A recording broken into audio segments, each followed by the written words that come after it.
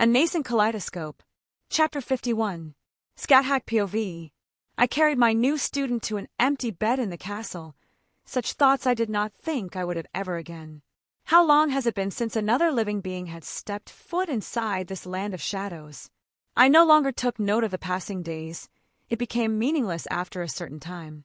To actually have someone seek me out once more, to venture into this deathly place for my tutelage, it was a strange feeling. I accepted him immediately, something I had not done often in the past. It was supposed to be a test to simply arrive here, the treacherous perils that awaited one who stepped into my realm. If they couldn't even appear before me, why must I teach them?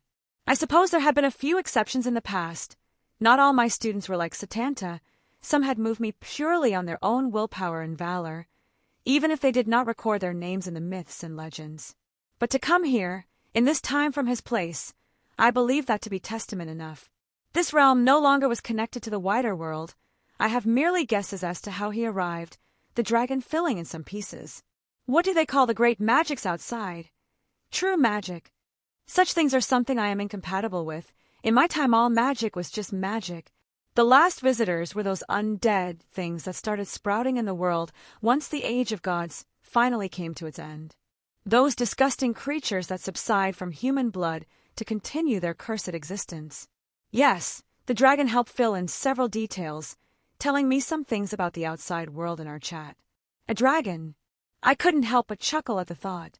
I have met dragons before. I have killed dragons. Never had I shared a conversation with one, not to mention one who boasted such power. How I would have loved to test my spear against its mighty scales. Maybe it would have been able to kill me. Was I excited when my new student arrived in front of me? I wanted to test his worth, to see what I was working with, so I engaged him in battle, my spear seeking his heart on the first thrust. He was not the worst I've taught so far. Potential. That was the best way to describe it. The dragon had told me some things. The boy's situation, to be related to such a grand figure, he would go very far in life. But he was wasting it, relying too much on who he was as opposed to who he is now. There was no fire in his belly, no drive to truly surpass himself, to become something more. But even so, feelings I hadn't felt in a very long time swelled up. My hands itched, my desire to groom him into a warrior. I decided to toss him on that cursed mountain. I wished to see him push himself and work to achieve his first results, otherwise he would take everything further for granted. To have him suffer, to experience hardship to achieve his goals. He wasn't as bad as my other brat who I had to beat the arrogance out of, but I saw the seeds beginning to sprout. It was better to nip those in the bud. I was delighted to see him understand his own flaws by himself. My intention was to continuously send undead at him, forge him through combat, but he decided to stay at the base of the mountain and hone his own blade. Less than a month, yet the progress he made in that short amount of time was substantial. It was to be expected. He had so much bubbling under the surface, waiting to be let loose. I allowed him his time to hone his own skill, not interfering. It was amusing to watch him swing his sword for days on end, focusing so intently for the first time. How his movements become sharper and cleaner with each hour that passes. Certainly, no master yet, but he took a large step forward. Watching him climb the mountain.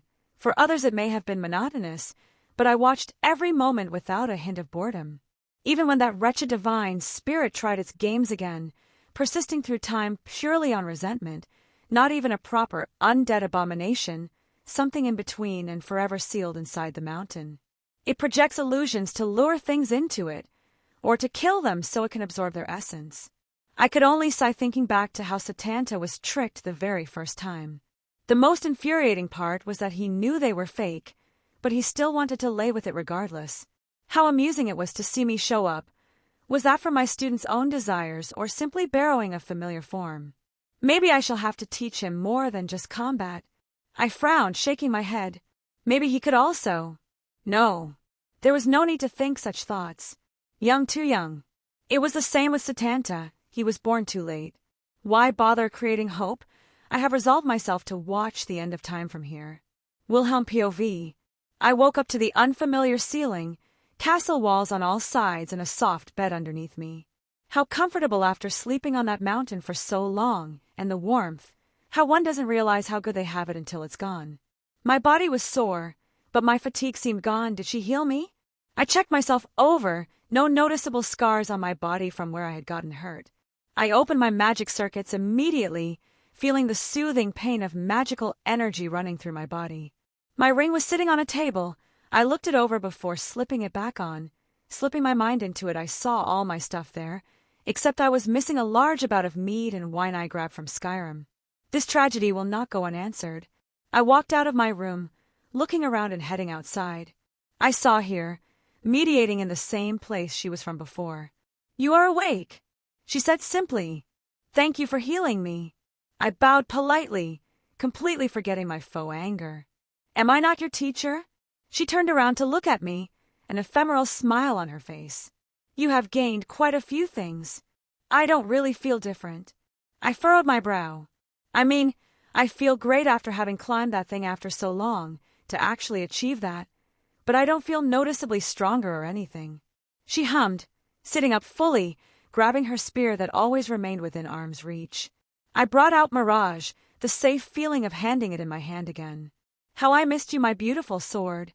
Without warning, she jumped into the air and lunged at me, erupting in magical energy and bloodlust as her deathly spear once again sought out my heart.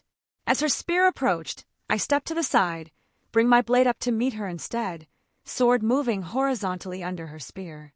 She leaned back, riding the momentum to slide under my attack, only a few strands of hair flying off from her head. She adjusted her grip on her spear, digging her feet into the ground and utilizing her lower center of gravity to swipe at my legs with a large sweep. I quickly spun my sword, recovering from my own attack, and slammed the tip into the tundra, blocking her strike. Scat abandoned that avenue attack quicker than it took me to blink, her elbow swinging towards my face, only to meet the palm of my hand. My hand struggled to hold her back. "Still think you gained nothing?" She raised an eyebrow. I released my grip, and she lowered her arm. I didn't even realize where that came from. Wow, it felt so fluid and easy. It wasn't anything spectacular. Scat was holding back substantially, but it just all felt right. "Don't get cocky." A fist found my face, disrupting my thoughts.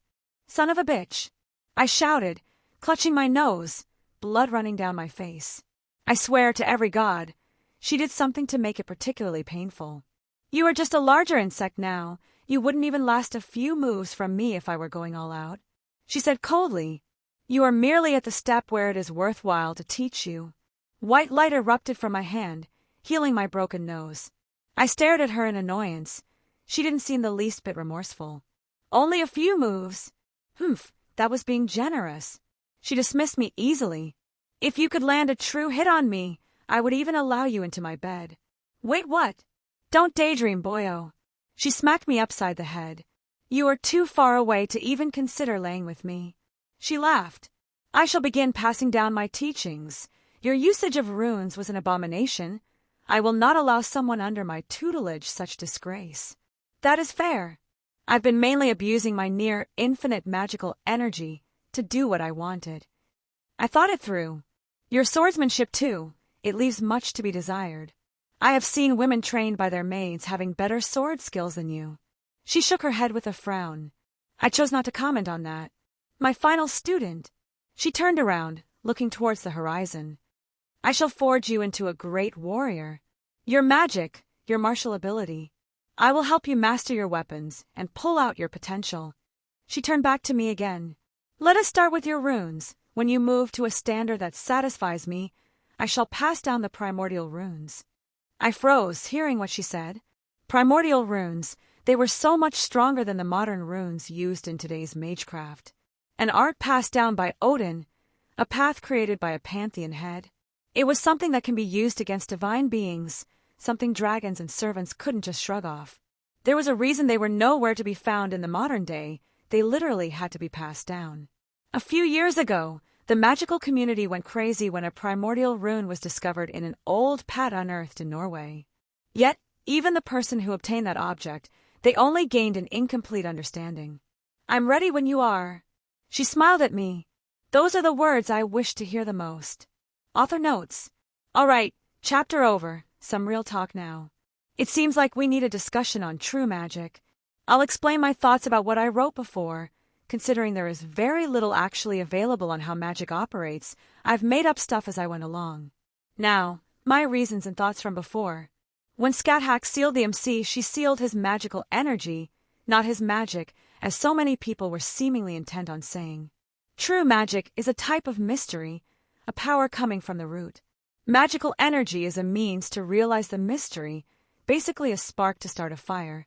I know some people were vehemently against the idea that true magic requires the utilization of magical energy, and frankly, we don't know one way or the other, but if it didn't require magical energy, then couldn't mundane people theoretically realize the mystery? There are billions of humans on the planet. Has none ever touched upon the mystery if it didn't require a certain valuable commodity only possessed by a very small portion of the people? That's my thoughts on the matter, whether I'm right or wrong, meh. I do enjoy the discussion, so don't take this as me being angry or anything. I just wanted to clear up some possible misconceptions without delving too heavily into Nasu lore. That is a rabbit hole I don't have time to properly talk about in a meaningful capacity right now. Chapter 52. Like this. No. Scat weaved runes through the air before dismissing them and starting over. She seemed solely focused on her experiments that nothing could disturb her. I had explained to her my rune usage, my path I was taking, and what spells I was developing. It was a surreal experience, watching her reverse engineer my spells from some basic hints. Usually I'm the one doing that. I only told her my thoughts and what I had created already, and she started trying to replicate them. Ansaz and Tekenes then Rado. No, that wouldn't work either. They would diminish each other, unless. She quickly swiped her hand, allowing a spell to actualize. What did you call it? Fires of Muspelheim. She laughed, creating a massive torrent of flame in front of her, burning everything in that direction. I could only sigh. It had taken her less than an hour to recreate my spell. Your turn. Scat turned to me abruptly, hands on hips, expectant. Did she want to compare them? Whatever, let's just trample all over my self-esteem while we're at it. I activated my circuits, gathered my magical energy, and actualized my runes. Foolish! She scoffed, flicking a rune into my sequence, disrupting the whole thing, and making the magical energy go wild and disperse. Again, I gripped my teeth and started up the spell sequence once again. I stared at her intently. As the spell was about to actualize, she moved. Another flicked towards me, but I dodged out of the way this time, only to blink as several more collided not just with my spell but my body as well, hurling me back into a snow pile. Foolish boy! She frowned. Do you think I am just disrupting you because I find it amusing? Yes, I said without hesitation.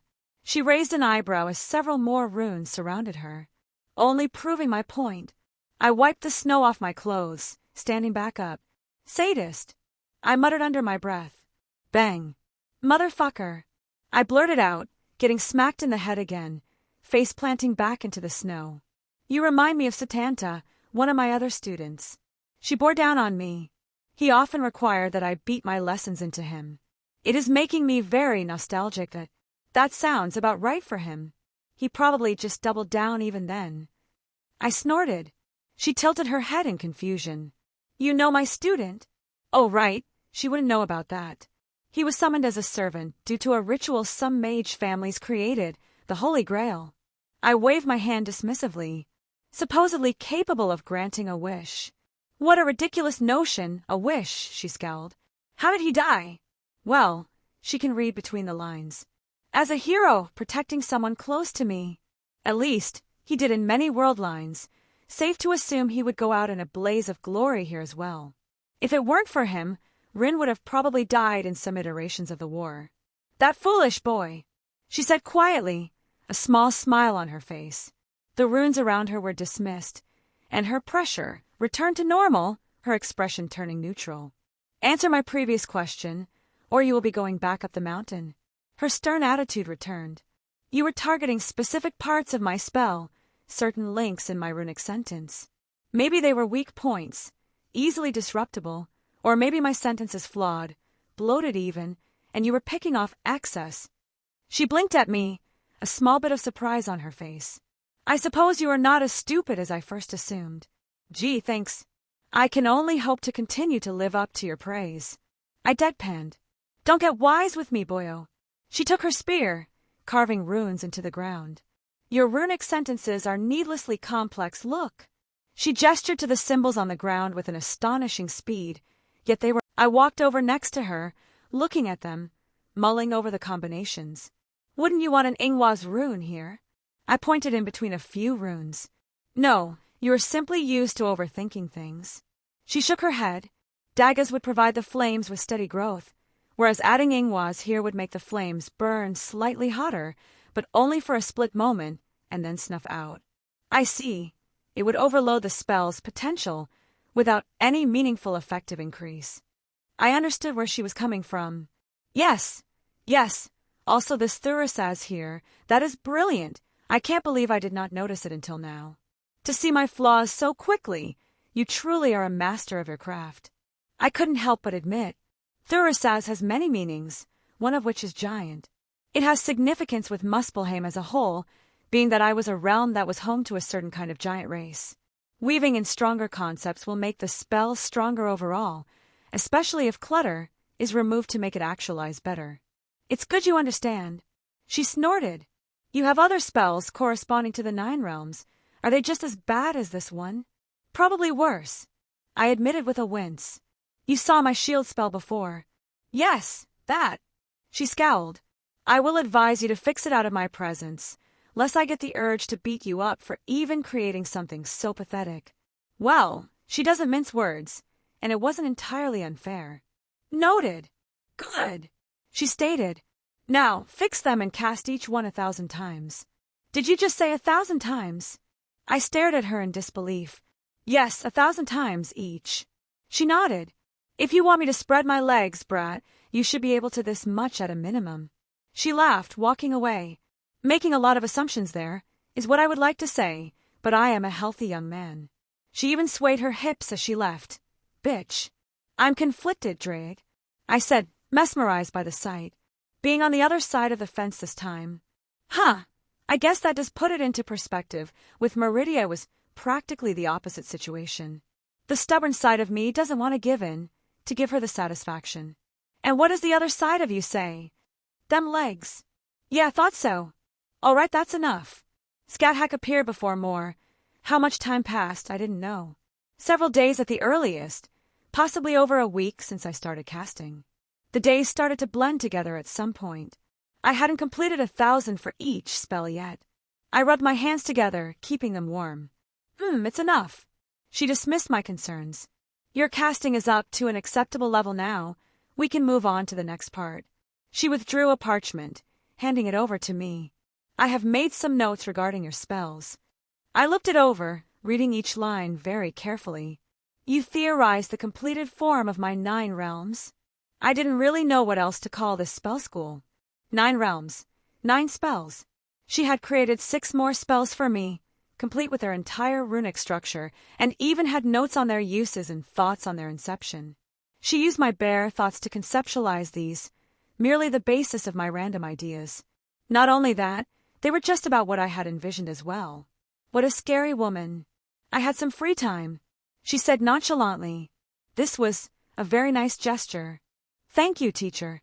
Honestly, seeing this gentle side of her made it really hard to hold any kind of resentment, even knowing she would kick my ass later if I said or did something she didn't like. No need for that. She had a small smile on her face. I had one final thought regarding this method you are creating. You are missing one very important concept to link them all together. One final concept. Link them all together. Oh, I see where you're going with this. I rubbed my chin, thinking it through. Yggdrasil, the world tree, the conceptual basis for the entirety of the Norse cosmology, and what physically linked all the realms in that layer of reality. Good, but you will need to complete this yourself. I fear I may stymie your growth if I give you an answer here. She shook her head. I already theorized the other spells at a prior time, but I had to even consider this aspect. I guess she wouldn't completely give me any answer like that. Some time of linking mechanism? Perhaps to combine multiple spells together? No, that would grind under the original concept. The world tree links, but it doesn't combine. Maybe some sort of amplification. using the world tree as a basis to spread a single spell over a large distance, or maybe to just empower a single spell to an absurd level. There were many paths I could take here. Much more testing was required. You have helped me a lot already. I waved the parchment. This has saved me many days of research. It matched my initial thoughts as well. This is more or less what I would have created when I had time and sat down. Very well. She didn't dwell on it any longer. Now, swing your sword 10,000 times. I just sighed. I guess we're back to this now. Yes, teacher. I expect perfect form on each swing. Otherwise you will be starting over. You worked your mind and your magic. Now you shall work your body, she said with no room for argument. Not that I disagreed with her assessment. Finish this, and we will spar again. I will even allow you to use your magic. Another spar, huh? Honestly, the thought was exciting. It was one of the best ways to get stronger. And I would be lying if I said that I don't enjoy fighting. I just hope I don't turn into a battle maniac in the future. Chapter 53. I sprinted along the tundra, explosions erupting in my wake, magical attacks launched at obscene speeds, and I was barely managing to dodge. Slow! A shout was heard behind me. I narrowly ducked to avoid a bloodthirsty spear from impaling me from behind. My back foot pivoted. Turning around, I retaliated, sword lashing out towards the woman aiming for my life. Her feral grin almost made me waver, but I forced all my strength into my blow, locking against the shaft of her spear. Lightning cloak! My weapon crackled with power. Scat looked surprised, jumping back, staring at me as she clutched her hand a few times. Cute! She narrowed her eyes, taking a few steps round me. I smirked, mimicking her movements in the other direction as we circled each other. My grip on Mirage tightened and I moved. 10 birds! My blade flashed out. Blades of magical energy flew out towards the immortal witch. I saw her adjust her grip on her spear, hand down near the tip, using it almost like a sword. With a full body motion, she swung her spear at the incoming barrage. Her own version of sword phantoms collided with my attack, the air crackling with magical effects at the epicenter. Neither of us were deterred. Our eyes stayed focused solely on each other. We moved at the same time, leaping through the air, spear meeting sword at our highest point. An explosion pulsed out, blowing away all debris and snow on the ground. Better! Scat loudly declared, thrusting her spear several times in a blink of an eye. Do not stay flat-footed. Weave each movement into your follow-up attack, or use your footwork to retreat without opening yourself up. Her spear slipped past my guard, cutting into my shoulder, but she did not relent. It continued to pour onto me. The smallest opening was another wound on my body, and my clothes were already torn at this point, and I was bleeding from several places. I said, "Don't stay flat-footed," she shouted, increasing her speed several notches and sweeping my legs out from under me. I didn't even have time to hit the ground before she pivoted and lashed out with her foot, sending me spiraling into the distance. The world around me spun, my body skipping across the ground before I could regain my footing. She wouldn't give me the chance to get back up.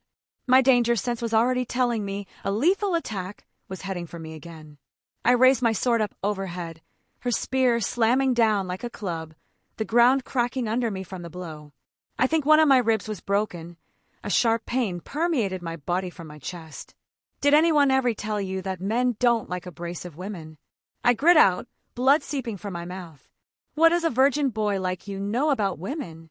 She retorted, knee slamming into my chest, the exact spot I was hurting.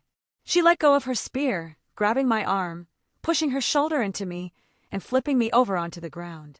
I rolled to the side, just barely dodging a spear form skewering a very important part of my lower body. Low blow, I shouted, getting up as quickly as I could to gain some distance. Scary fucking bitch. It's not like you would ever need it. She laughed. Already on my ass, spear lashing out. It took everything I had to deflect her incoming barrage, not even having a moment to retaliate. I stomped on the ground, erecting dozens of earthen walls between us, merely only good for buying the briefest of moments. I quickly took a handful of talismans out of my ring. I didn't sit idle before this spar. I prepared several things beforehand. Metal enriches water. I threw my first talisman up into the air. I saw the look on my teacher's face. She didn't recognize what I was doing. I guess she didn't read through that book when she had my stuff. Fuck! I spat out, dodging another spear strike. Was she keeping me from completing the creation cycle? She probably didn't know what it did, but for the intentions of training, she probably wasn't going to allow me to cast it without effort. My sword swept towards her haphazardly, almost like I had regressed a step. I saw her frown, about to tongue lash me, one of the few times she would pause in her assault. Water nurtures would. I threw the second out into the sky, allowing the partial spell to further enhance. She narrowed her eyes at me, realizing I had tricked her. I smirked, lunging at her with a thrust. She stepped in, knocking my sword away with the shaft of her spear, flicking the butt of it at my head. It was practically instinct at this point to duck out of the way, but her knee caught my chin, knocking me off my feet. I felt the world spin around me, briefly dazed as my back hit the cold ground. I felt my hand empty, sword fallen down somewhere. I didn't have time to search for it, so I reached out and pulled Dawnbreaker from my ring. She came at me with a basic thrust, but her whole body was behind it, punishing me for staying flat-footed again. I had no choice but to meet her head-on. I grabbed Dawnbreaker with both hands, and with all my strength I swung down at the tip of her spear, knocking it into the dirt on her charge. This didn't stop her at all. She followed the movement, putting her own strength into the new direction her spear went, and used it to pole vault up into the air, redirecting her spear with a spin.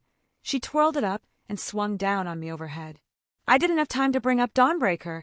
I abandoned it in favor of summoning the boosted gear to use as a shield. My legs shuddered under the weight of the blow. She clearly put more into it than normal. I grit my teeth in annoyance. I didn't want to use the boosted gear in this spar. I planned on training with it later, but for now I just wanted to keep improving myself. Wood feeds fire. The words were forcibly pushed out, my talisman thrown to the side as it flew up into the air along with the others. Slowly actualizing the spell, way up in the air, piece by piece. Several more talismans enter my hand, different than the elemental ones used to forge the spell. I held them between my fingers and thrust towards Scathach.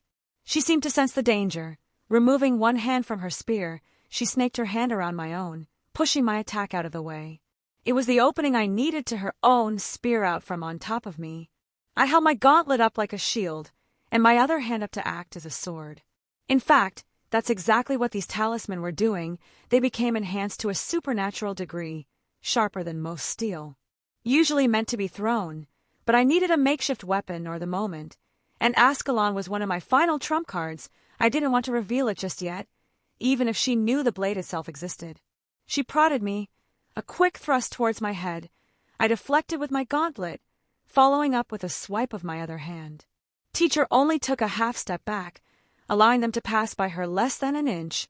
She spun on her heel, swinging her spear in a large arc towards the side opposite my gauntlet. It was no surprise how quickly she noticed my openings. I decided to do something stupid. I thrust towards her body, opting to allow her blow to land. She looked at me, with no small amount of surprise on her face, turning into a smile. I felt something in my arm crack, as my talismans were halted a breath away from her chest, a single rune blocking them as they started to tear and fall to the ground. No doubt my arm was at the very least fractured. "Nice try," she smirked, swinging her leg up towards my head. I clutched my hand, forcing another earth wall to erupt from the ground, hitting the bottom of her leg, disbalancing her. "Fire dries earth." I threw another talisman as the last entered my hand. And finally, earth refines metal. The last of the talismans shot into the air. Finalizing the spell sequence, a visual phenomenon appears in the sky. Scathach paused, easily recovering from my disruption of her rhythm, curiously looking up, then back down to me. Confusion written all over her face. "Did you cast it correctly?" With a last smile, I summoned all the runes around my hand, thrusting my arm to the sky. I think I finally got a serious reaction out of her. For the first time I could tell she felt a foreboding sense of danger. She didn't attack me. All I saw her do was flick her hand and summon her own runes. No time to dwell on it. The two spells harmonized, the talismans representing the Eastern creation cycle, bolstering my runic spell to an obscene degree. There was a resonance. Similar concepts intertwined between the creation cycle and the application of my 9 realms. Both the basis of our cosmetology, the origins of life form where they originated.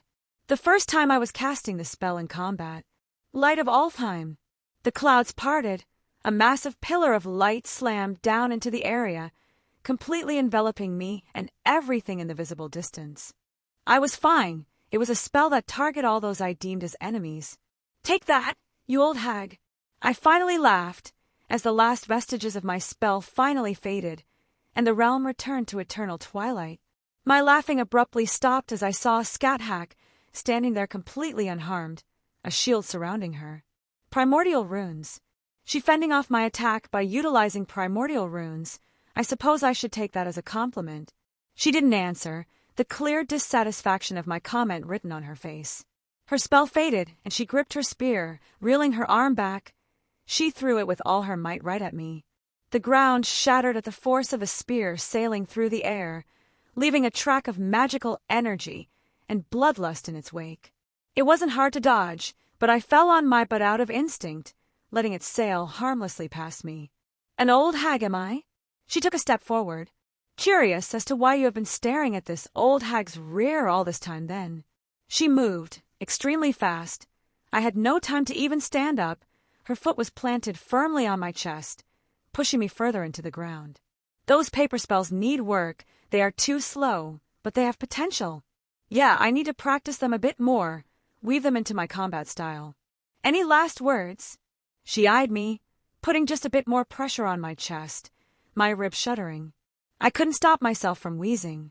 I think you're awakening something in me. You have chosen poorly. She deadpanned. Wait! I shouted. She paused for a moment, looking down at me. For the record, I was staring at your legs. I smiled innocently. Death it is then.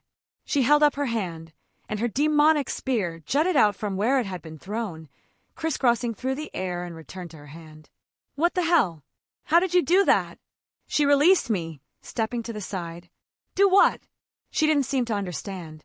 Summon your spear back like that. To control it so well through telekinesis.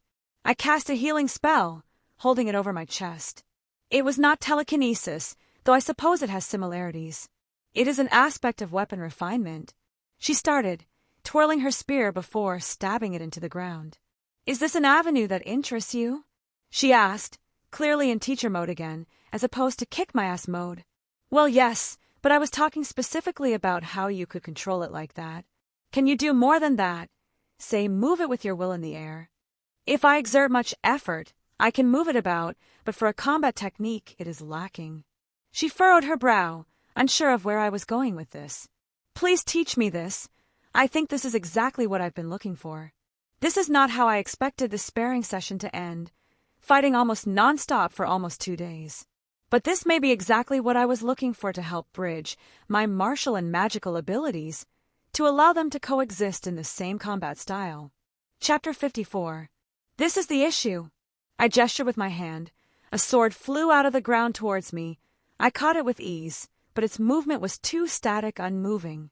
I did the equivalent of wrapping an invisible lasso around it and yanked it toward me. Scat tapped her finger against her chin, squatting down and poking at another sword I had stabbed into the ground. Do it again. I shrugged, tossing the sword into the ground a distance away, and pulled it to me again with telekinesis. Wrap it in your magical energy and keep it floating in front of you, she said, standing up and walking next to me. I did as she said, allowing Mirage to float in front of me as my magical energy wrapped around it like a blanket. Clearly, movement is not the problem, at least one-dimensionally. I've used it in the past, thrown one of my swords and guided it with telekinesis and such, but never for any maneuvers beyond straight lines.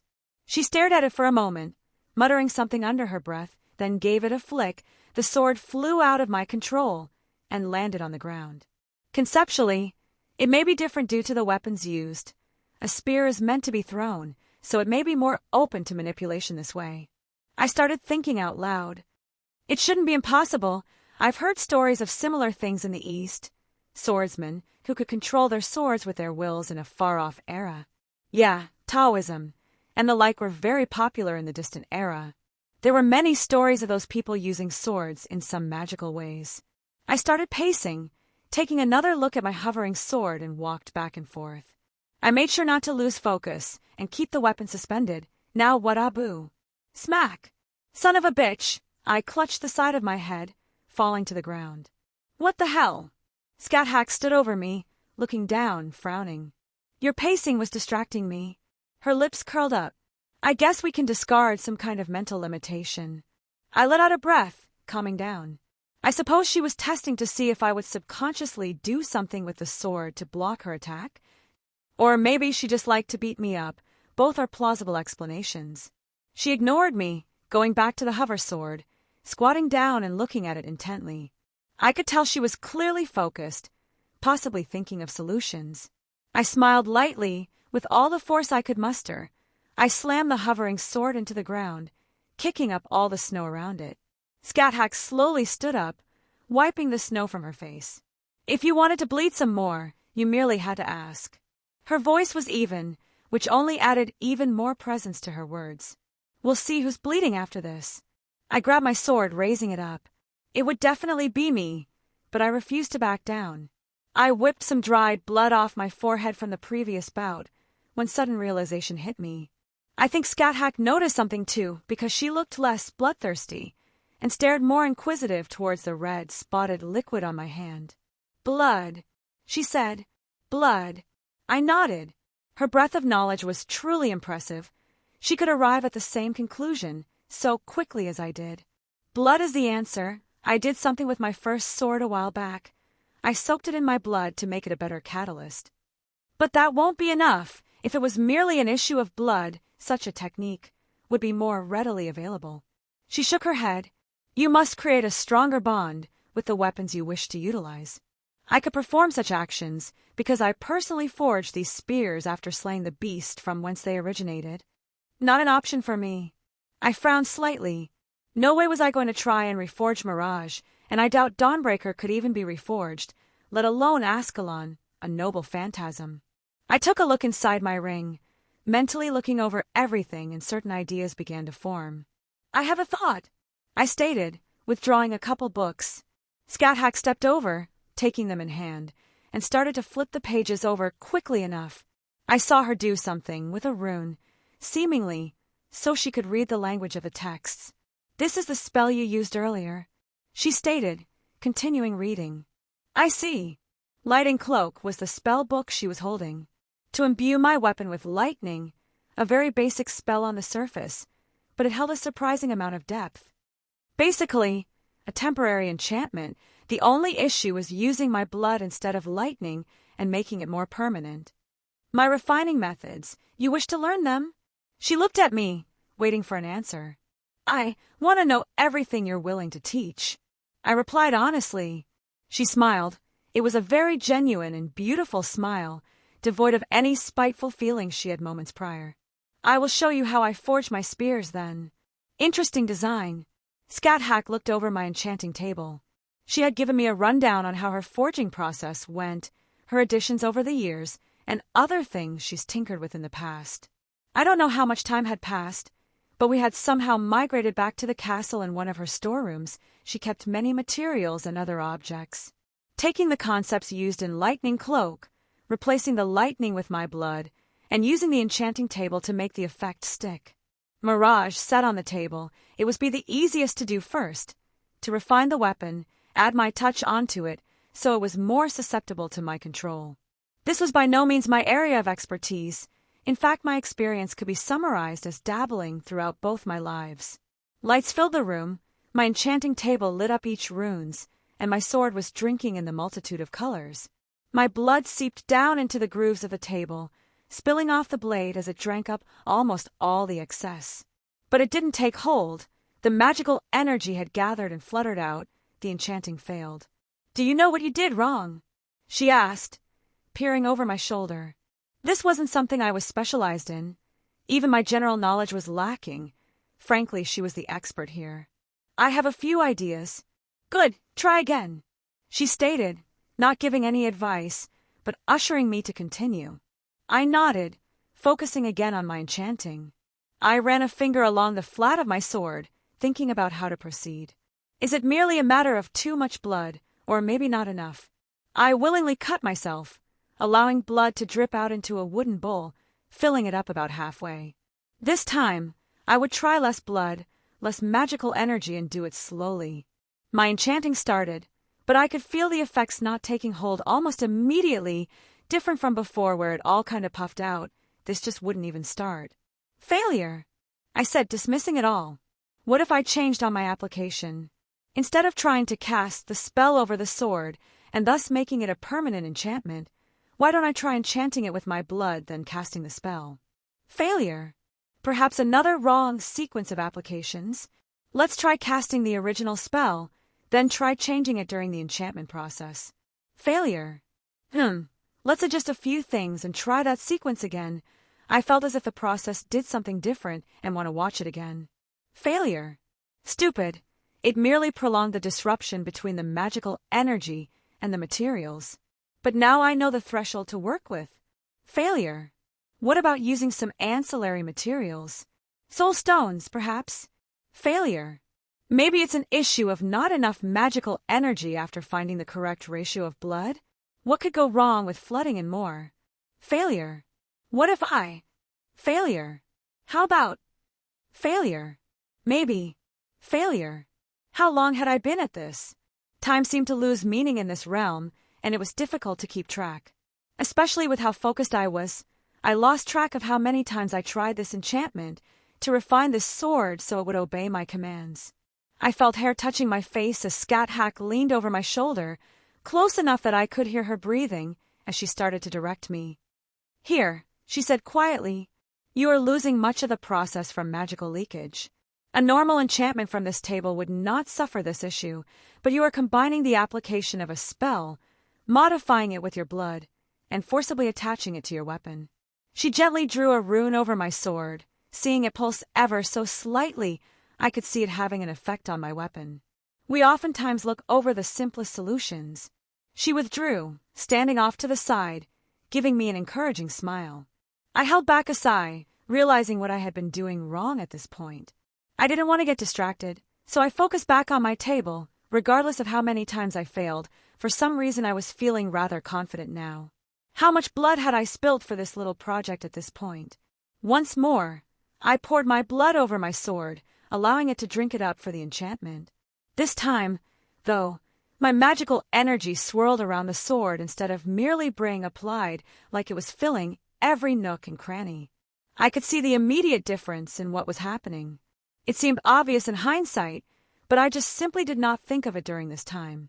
There was no thunderous sound to applause my success, but as it all finalized, my sword just pulsed slightly, taking in the enchantment. I stood up, almost not daring to touch my sword. Moment of truth? I reached out with my telekinesis. It was merely a bridging of intent. Once I connected to my sword, the spell wasn't necessary. The enchantment did most of the work. I merely needed to activate it. My sword lifted off the ground, and I gestured with my hand for it to fly up and down, and I spun my hand in a circle, only to watch with amazement as the sword followed my commands. Well done! Scat Hack sneaked up on me. I couldn't help but turn around and wrap my hands around her in a hug. I did it! It was only when I heard a soft giggle in my ear that I realized what I was doing, quickly separating from her. Smooth, Will smooth. Forgot myself for a moment, don't even know how long I had been at this, and then it was finished. And I will ignore how nice she smelled. When was the last time I accomplished something after working on it so diligently? It was an exhilarating feeling. Scat Hack looked at me, an amused smile on her face. Good, now since our last sparring was interrupted, we make up these past few days with another one. Few days? Goddamn, no wonder my back felt stiff. Well, I really do want to test this out. And I'm never really against sparring with someone stronger than me. Case in point, Artoria and Sasaki Kojiro. Let's hope you can keep that confidence. She smirked. Because you will not be allowed to touch your weapons throughout. Regrets? Many. That's fine, you'll need the handicap. When in doubt, double down. A vicious grin emerged on her face, one that promised quite a bit of pain. My little student, all grown up. I guess I will not need to hold back anymore. She turned around, flipping her hair back and walking out the door. You fucked up. I may have fucked up. Chapter 55. I stared at my teacher. The environment around us was completely destroyed. Craters littered the ground. Any kind of foliage was devastated. and nothing more than scraps. There were places charred from intense flames, other places where ice had exploded out in hazardous thorns. My clothes were ragged, my breathing was uneven and sweat mixed with blood as it dripped down my face. A white light emitted from my hand, holding it up to my face to heal my swollen eyes so I could see better. Scat walked towards me, each step the same length, almost like a predator who finally cornered their prey. Despite the lackadaisical nature of her movements, there were absolutely no openings for me to exploit. This woman had not been going all out, but certainly not been going easy on me either. My body ached and hurt in every which place.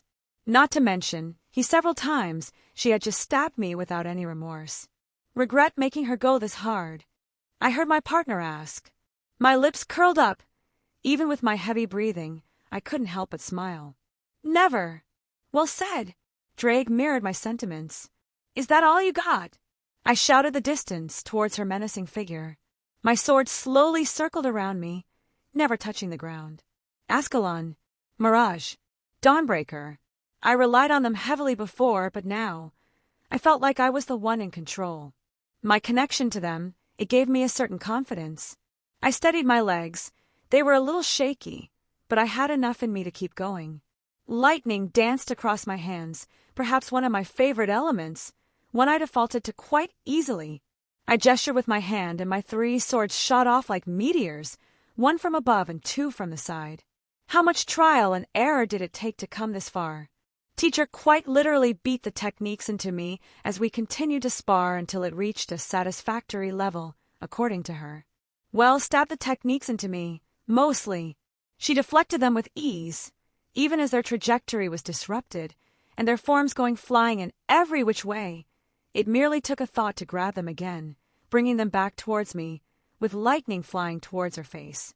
Scat leaned down, ignoring my spells as they harmlessly passed over here, and she broke into a sprint that displaced all the snow around her, and a shockwave appeared where she had been previously. So fast, and this wasn't even her fastest. Her spear was in front of my eyes. I narrowly dodged, her spear slicing the side of my head. Blood flowing through the thin line opened up. I moved towards her, our faces only a breath apart, my hand moving up to grab her spear. She quickly shot her knee towards my chest, only for her to pull back as Ascalon rocketed from the side, ready to skewer her leg if she continued the attack. She was quick to adjust her footing, allowing it to pass in between us, only the fabrics on her clothing to get the slightest bit severed on its passing. Scat narrowed her eyes, casting a rune with such speed that I barely even noticed, taking the initiative to flick it towards Dawnbreaker before I could follow up on my attack. The spell collided with my sword, enveloping it in magical energy and forcing it to drop to the ground. I could feel my connection to it still, but all my effort to call it were met with insane resistance. Was it a gravitational increase? I had no experience dealing with such a thing, not something I could unravel at moment's notice in this situation. Definitely something I'll need to be conscious of in the future.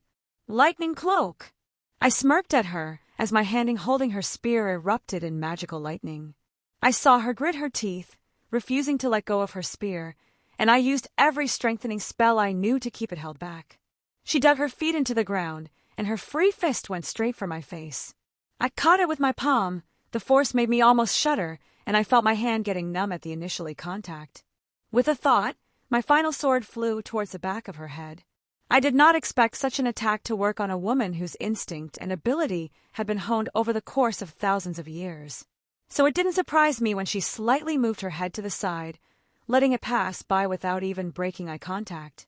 But she must have noticed something amiss when I smirked, letting go of her fist and grabbing the hilt before it could fully fly by. I then slashed down at her, redirecting all the momentum. Her pupils dilated ever so slightly, her attack retreated, and a rune appeared in her open palm as she used it to block my sword. A primordial rune. The second time I forced her to use them so blatantly.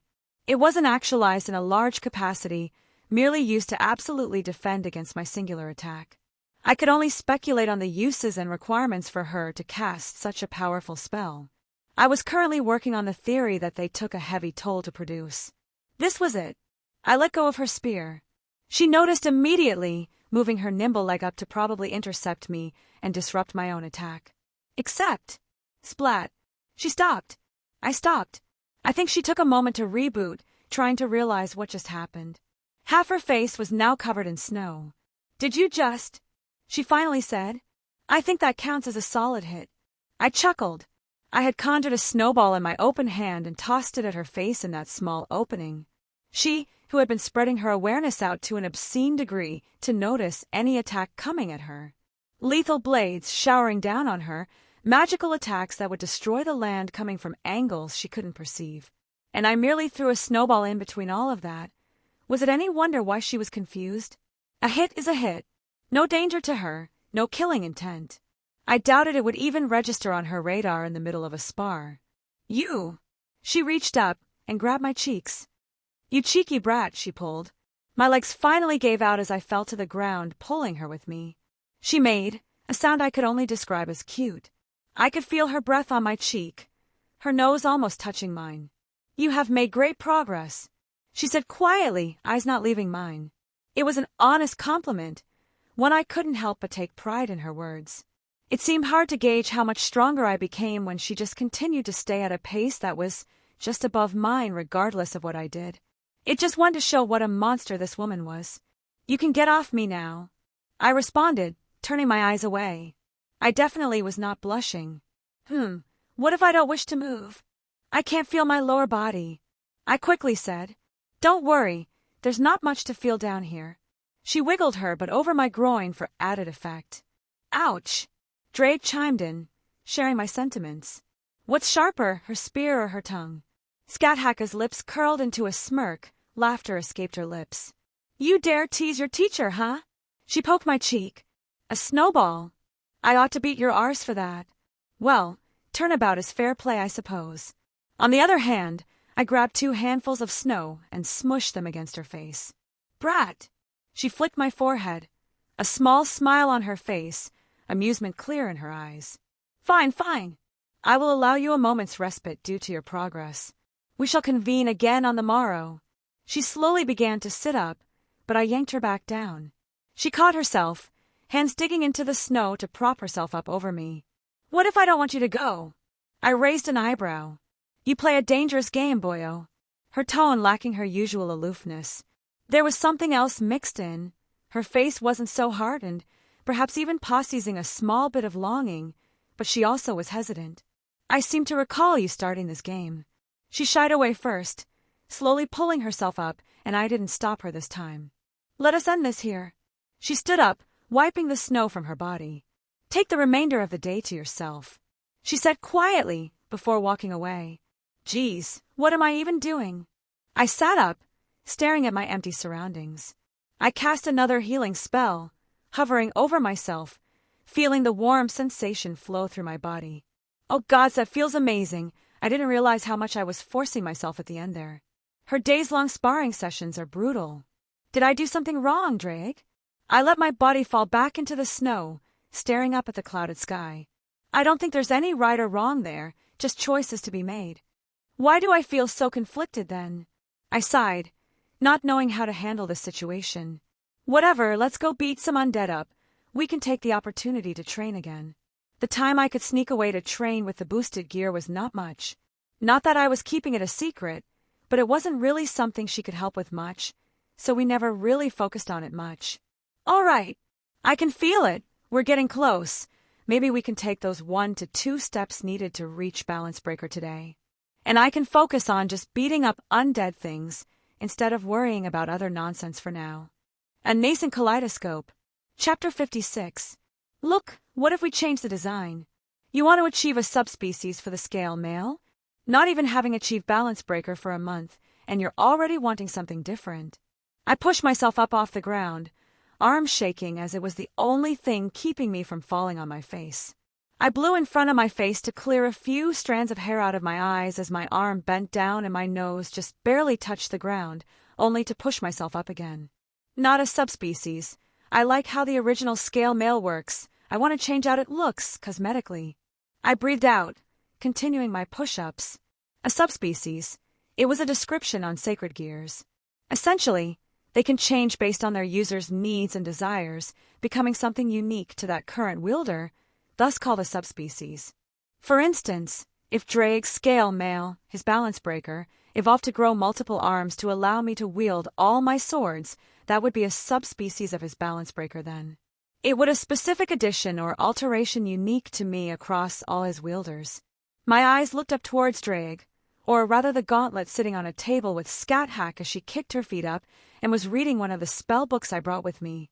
The one on my OG arts. She was curious about that particular school of magecraft and wanted to understand it better.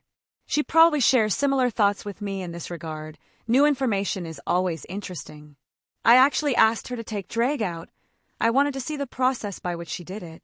And Drake enjoyed being out and about sometimes as well, actually being able to have conversations with other people, or just Scat-Hack. It didn't hurt me any, and why not make my partner happy when I can? What makes you think I can even do that?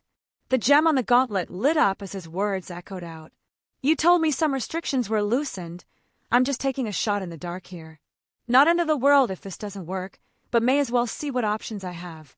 That design is iconic. Everyone knows it belongs to me. Well, that's not a denial. I'm not dissing your look, I'm just saying, it isn't optimal for me, it's too bulky. Are you calling me fat? Yes, I said without hesitation, unable to stop myself from smiling. More weight. More weight. Scat-Hack looked up from her book. More weight. He confirmed. Scat-Hack nodded, picking up a large boulder sitting next to her chair and tossed it on the one already weighing down on my back. Dick! I shouted as the weight almost made me collapse. I was about to bring my other hand down to catch myself, but either keep one hand off the ground or you can lose one permanently. Scat-Hack didn't even look up, flipping another page. Yes, ma'am. Oh, take his right. That's the one he uses to. Shut up, you fat dragon. I quickly cut him off. I'll paint the boosted gear white and call it divine boosting, don't test me. I dare you. Boys! Scat-Hack interrupted, not even raising her voice. Fine. I calmed down. But seriously, it's not good if I'm going to be wielding a sword. What's wrong with it? You did fine against that dragon before. Please, I could have beat it up with a ladle and the results would have been the same. I rolled my eyes. It was designed for a brawler. How many wielders of yours were proper martial artists or did more than just punch things harder? I hate that you have a point. He conceded. Yeah, the vast majority of his previous wielders joined the club of let's punch things as hard as possible. It wasn't particularly their fault. The boosted gear lent itself towards that development right from the get-go. Adding on to the fact that almost all his previous wielders started out as mundane humans, they didn't really have any other options at the start. Sacred gears usually awaken under great stress. Not many mundanes are going to take the time to learn something like martial arts or swordsmanship if their lives are being threatened like that. Fastest way to power was the way to go for the majority.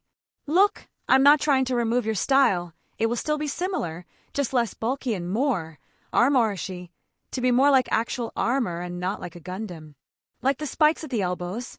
They limit my full range of motion and interfere with my sword. Have you ever heard about elegance and simplicity? Don't get me wrong, I actually like how the balance breaker looks, but it's just not practical for me. Changing it into something resembling armor is the best course of action. I already have a few thoughts in my head on how to go about it. Fine, I will consider your words. Draw me some sketches and maybe I will change the design. Drake grumbled. I'm sure we can find something you like and will work well with my abilities. What are you up to? Scat-Hack asked. Just past 1300. I replied, pushing myself up. You were supposed to do 1,000. She just stared up, blinking. I shook the rocks off of me with a loud thump and stood up. My arms were sore and I moved them around to get the stiffness out. Meh. I shrugged. She just shook her head with a small smile on her face. Well, that is a good warm-up, I suppose. She reached out and her spear jetted towards her open palm. Prepare yourself. I smiled, letting my swords fly out. I leaned back, enjoying the feeling of hot water washing over my entire body. The feeling of my bruises being subsumed under the warmth was something I couldn't quite describe. There was a hot spring behind Teacher's Castle, and I apparently just now found out, after being here almost a year, because someone didn't tell me. Bitch, how's the water? I opened my eyes, looking up, unable to keep the surprise off my face. My teacher stood there, scat hack, right above, pleatly naked. Error. Reboot in progress. How long do you intend to stare? She laughed, walking over to the ledge and dipping her feet in. It would be difficult to describe how beautiful this woman was, and the confidence she walked around under my gaze. She truly did not feel any amount of shyness to be naked in front of me. As long as I can, I shot back. On a side note, that illusion did do her justice. Her lips curled up, amused at my words. Perhaps there is hope for you yet. She slid down into the water, allowing her ample cleavage to stay just above the water line. I have seen heaven. Death no longer scares me. Are you just here to tease me? I asked, turning my gaze away, but the image was forever burned into my mind. I doubt any healthy men with a desire for the fairer sex would forget something like that. Perhaps it is just a side benefit. She smirked, scooting closer to me. Does it make you uncomfortable? She said, shyly, using her arms to push her breasts together. Her eyes locked with mine for a moment before she broke down and started laughing. You're so similar to Satanta, yet so different, he wouldn't have waited even a moment to jump me. Don't compare me to that mutt. I scowled. The very epitome of every hole is a goal. I thought with a certain part of my body, often, but I at least had some standards. Shall I also teach you my friendship of the thighs then? She stood up, looking right at me. Isn't that what you said before? You were taken by my legs? She gave a sultry look. It is my duty to teach you everything I can. I don't know how to answer that question. I don't think I've ever been in a situation like this before, and I find myself uncertain on how to proceed. I'm no stranger to a woman's touch, but this was just something else. I believe I owe you a reward after all. She got close enough to whisper in my ear. How about it? Do you wish to share my bed tonight? You merely have to say the words. Was she trying to get me to give in? Was it just some sort of game to her? I was tempted. Oh, I was so tempted, but I also had my own pride. I turned to face her, my hand coming up to gently caress her cheek. Our faces were a breath apart. Gently, I placed my lips against hers for a brief moment. No, thank you, I replied, breaking away. The look on her face was one I would treasure, the look of utter bewilderment at my declaration. Has anyone ever said no to her like this? I'm sure she's used to any man she propositions to practically jump at the chance. Hell, it took a lot more willpower than I was willing to admit to decline. Even so, I couldn't help but smile at her dumbfounded expression. I'm proud of you. Drake said I got out of the hot springs, leaving my teacher to her own thoughts. Though I am curious as to why you didn't, you know. Fuck! I couldn't help but chuckle. I'm not a child, I said, shaking my head. But to be honest, I'm not 100% sure myself. I think it just feels kind of cheap, like she wasn't really into it beyond pure fucking, and if we cross that line, I don't think I could stop myself from falling, and it would make our relationship awkward if it was just my one-sided affections. Chapter 57. The past few days had been odd. Particularly, the relationship between me and Scat Hack had taken a strange turn. She was acting different than usual. Well, somewhat different than usual. Touches that lingered a little bit longer, excuses to get closer less. Venomous with her words when the mood struck her. I mean, she would still go for the metaphorical jugular when the opportunity presented itself, but there was no bite there like before. I thought for sure she would be more distance, or perhaps even annoyance, yet it seemed like the exact opposite. Don't get me wrong, she still kicked my ass without any remorse. Her spear still drilled holes in me when I revealed any openings, and even when I didn't. She at no point was willing to concede a defeat to massage my ego. Her spear remained ruthless and precise. Her job as a teacher was never compromised. It's just, I suppose she was acting more gentle. Truthfully, I didn't know how to take it. When did I even start feeling this way towards her? I had no intention of even starting something like this. It isn't like I seek out anything with a nice pair of legs to woo or develop feelings for. With Meridia, I liked her immediately, so I took a chance, even against better judgment. There was no need to complicate things. I was even prepared for rejection. It all worked out in the end, and I still care about her dearly. This time away was something that grated on me. I looked forward to when I can see her again, to hear her voice, hold her in my arms. I could only sigh, shaking my head. Artoria was a bit similar but also different. That relationship is still rather ambiguous, and I don't know if it will even develop further, but after about a year away, I still think of her fondly, and these lingering feelings still persist. So more than willing to give it a shot if she's open to it as well. I suppose I started off with a good opinion of her from my childhood, having my mother take me to watch a King Arthur play, something rare in Japan, and I became obsessed with that until some other whimsical thing took my attention. Some of my fondest memories, I would be lying if I said that didn't skew my initial perception of her. But I quite enjoyed her temperament, her dry sense of humor, and her overall personality. Relationships have been started on less, but I still need to talk to her about everything, and I don't know what her thoughts will be. I refuse to start a relationship on lies. Scat is, I don't know. Physically, I can objectively say she is one of the most beautiful women I've ever laid my eyes on. From that alone, she garners a certain amount of attraction, and anyone who tells you that physical attraction is irrelevant is a liar. It's not the most important thing in a relationship, but it's damn well important to be attracted to your partner.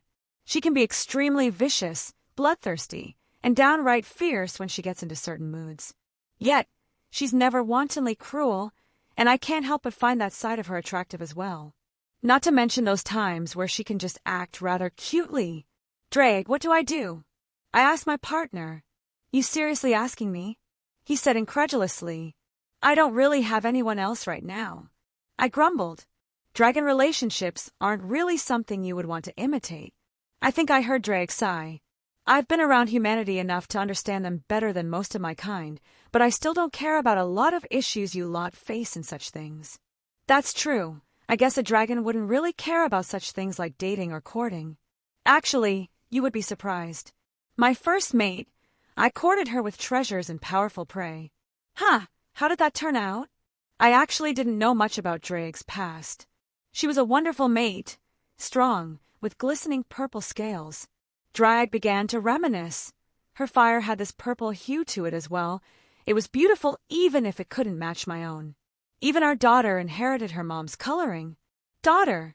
I was genuinely surprised. Did you think I haven't had children in the past? Drake chuckled. I am very old, brat. I can't boast about the age some of these gods walking around with, but even your teacher is still young compared to me. What about your kids? What happened to them? I truly never heard of this before. His children should have been powerful. They died many centuries ago. My son and daughter, barely more than whelps when they were killed. His voice turned, quiet. I have not had children since then. After that, I suppose I never found a proper mate again. Though, I think I may have come close with Tiamat, but then I screwed that up. Tiamat, the goddess of life and creation, specifically of salt water. I was surprised to hear about that as well. Not so much a goddess these days. She no longer has any divinity. The whole, separating her body to make heaven and earth was somewhat literal. It was half of her divine half that was used to make what the ancient Mesopotamians considered the world. She only retained her draconic nature. Honestly, the era back then was similar to your layers that existed in this world. An interesting thought. I hadn't even contemplated how that world operated that long ago, what logic dictated things. I wasn't around back then, but from what I understand, the world was quite literally bigger before humanity took over. That's to be expected. Belief and imagination drive many metaphysical concepts.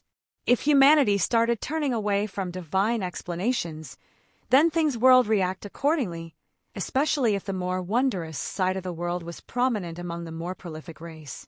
Though I also had one thought clear in my mind.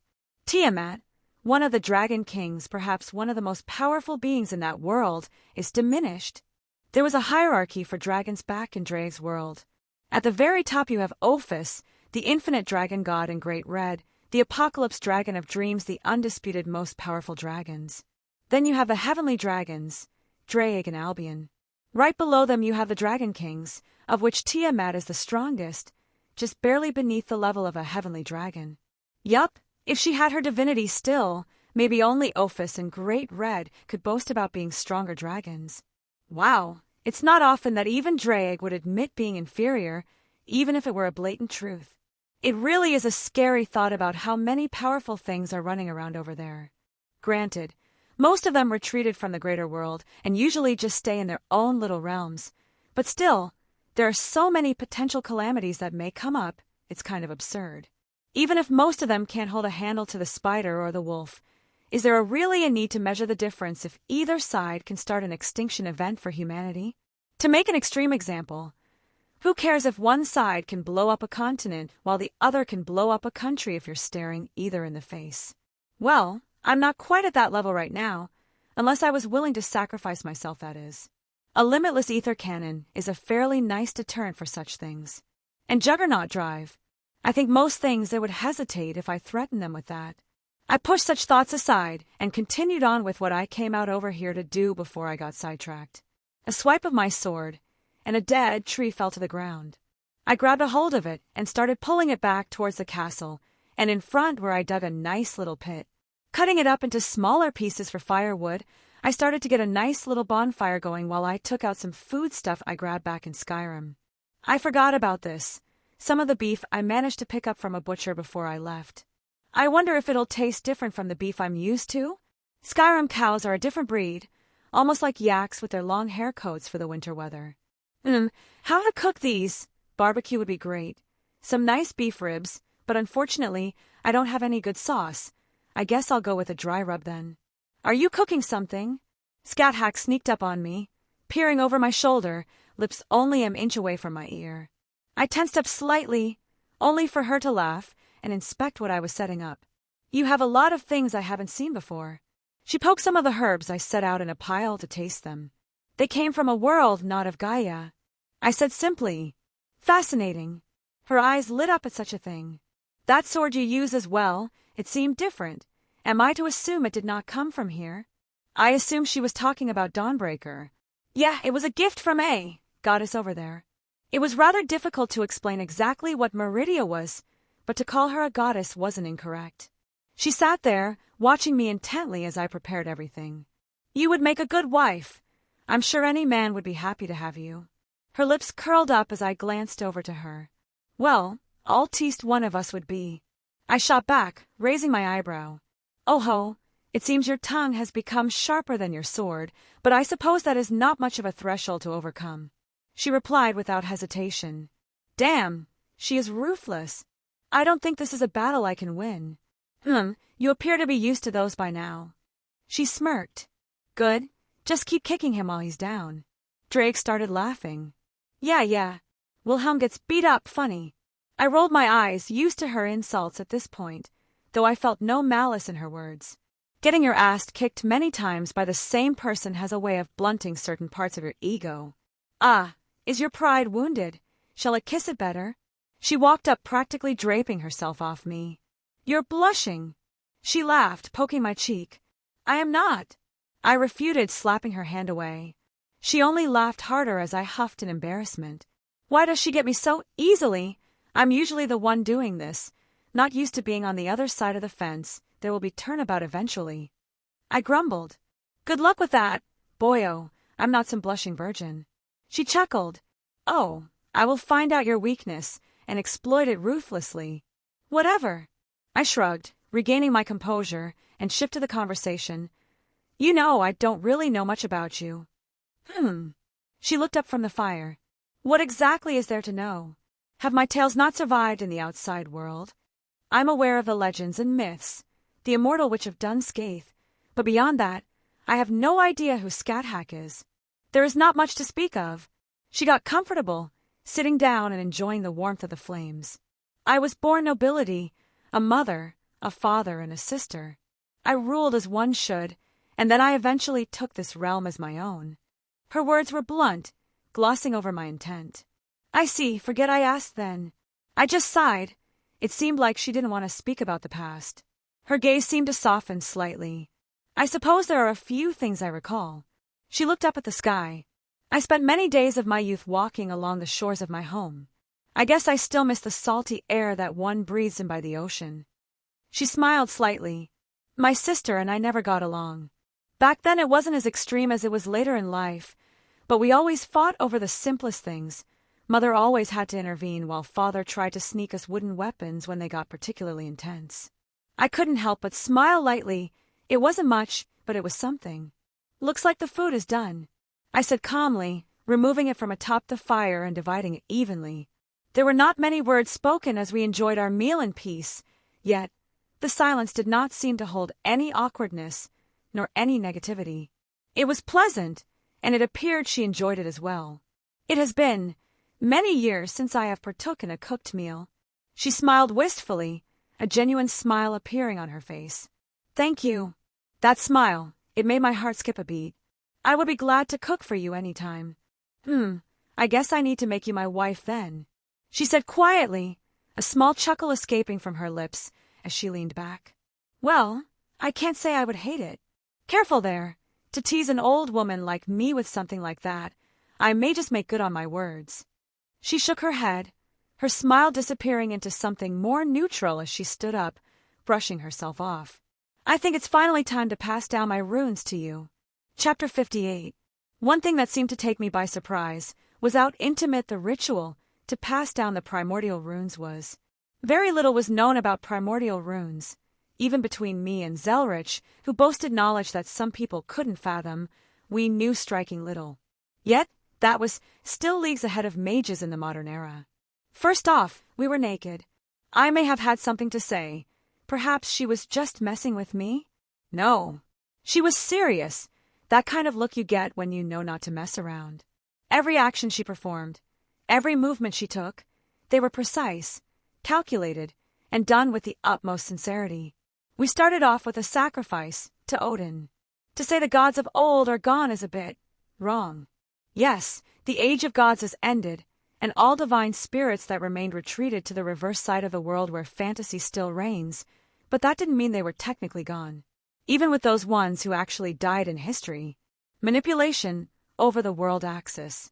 It was something divine beings were capable of. Well, I suppose the more powerful of the lot were.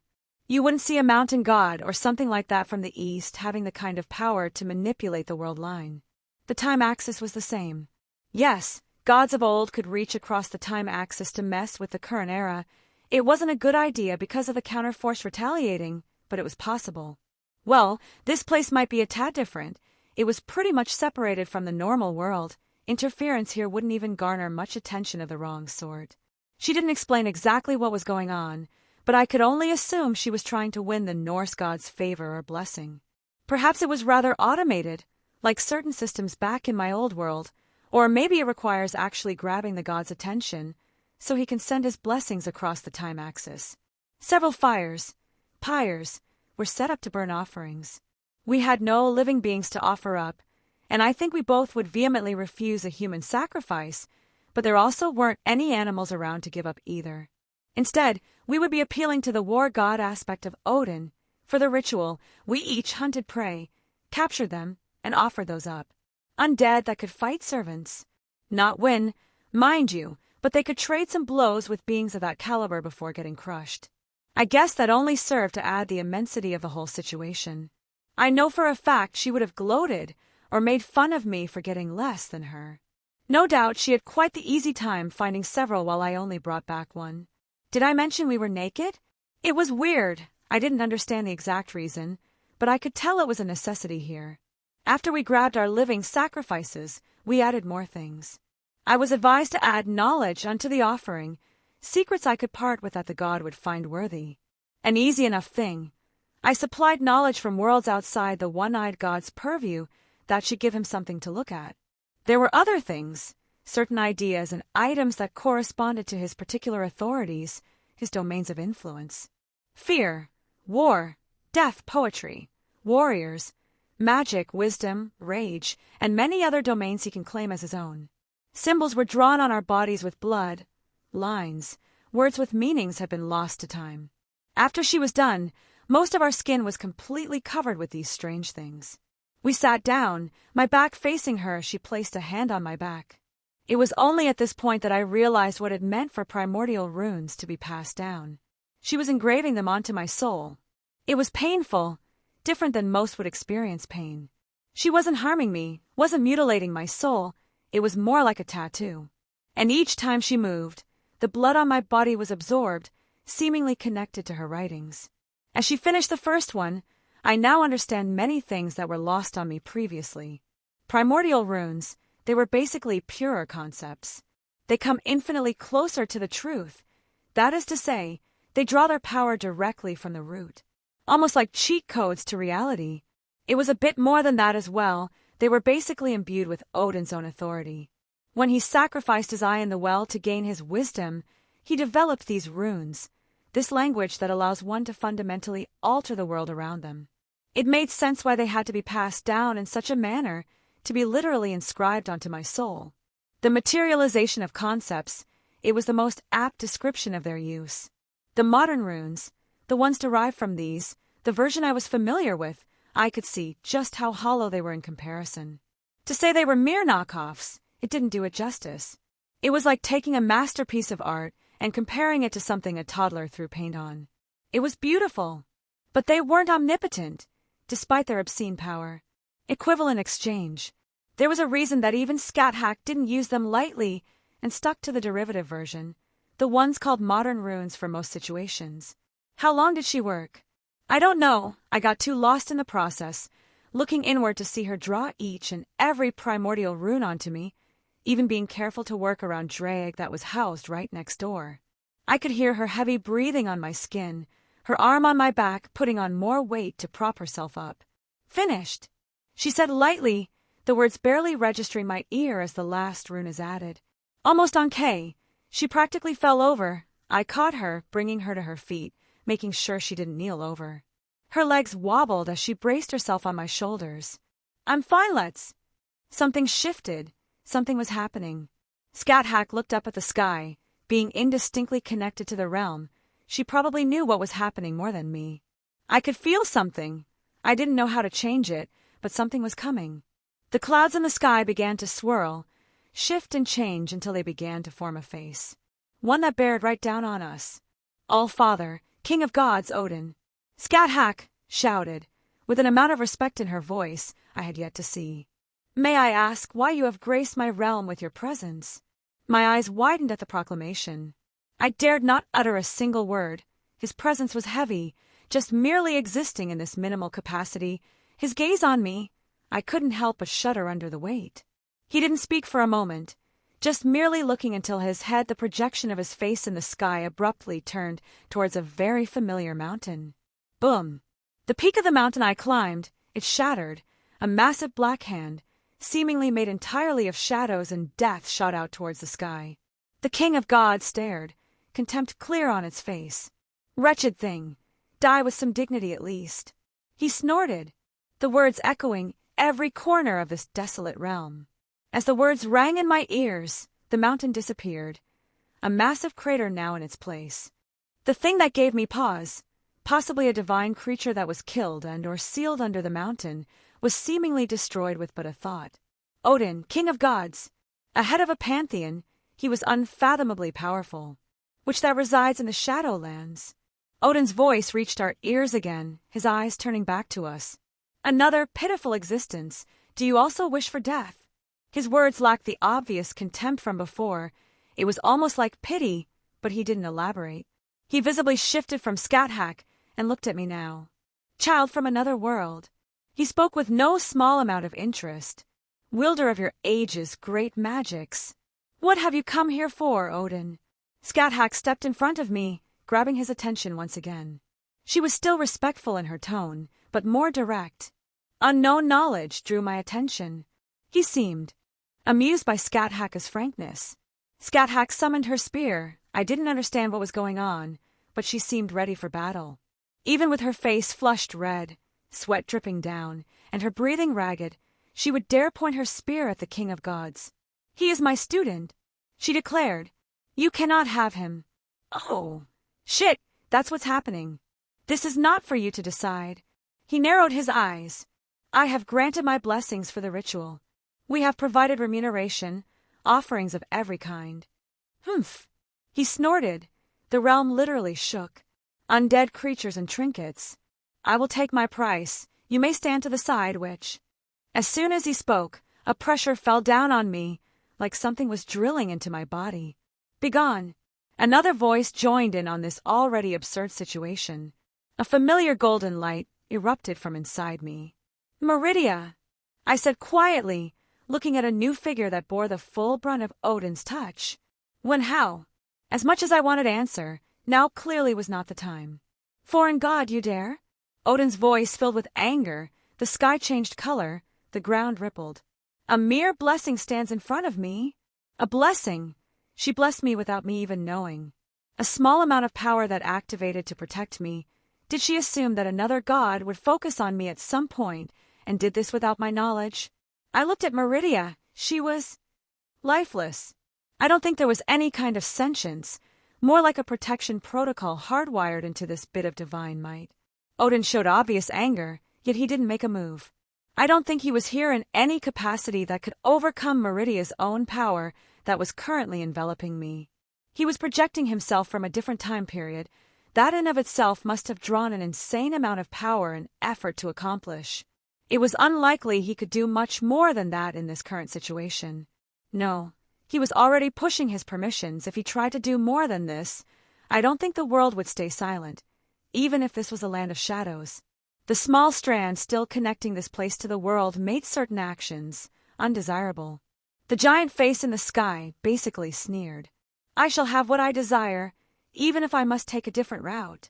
He looked towards Scathach. He wanted the things I knew. Why?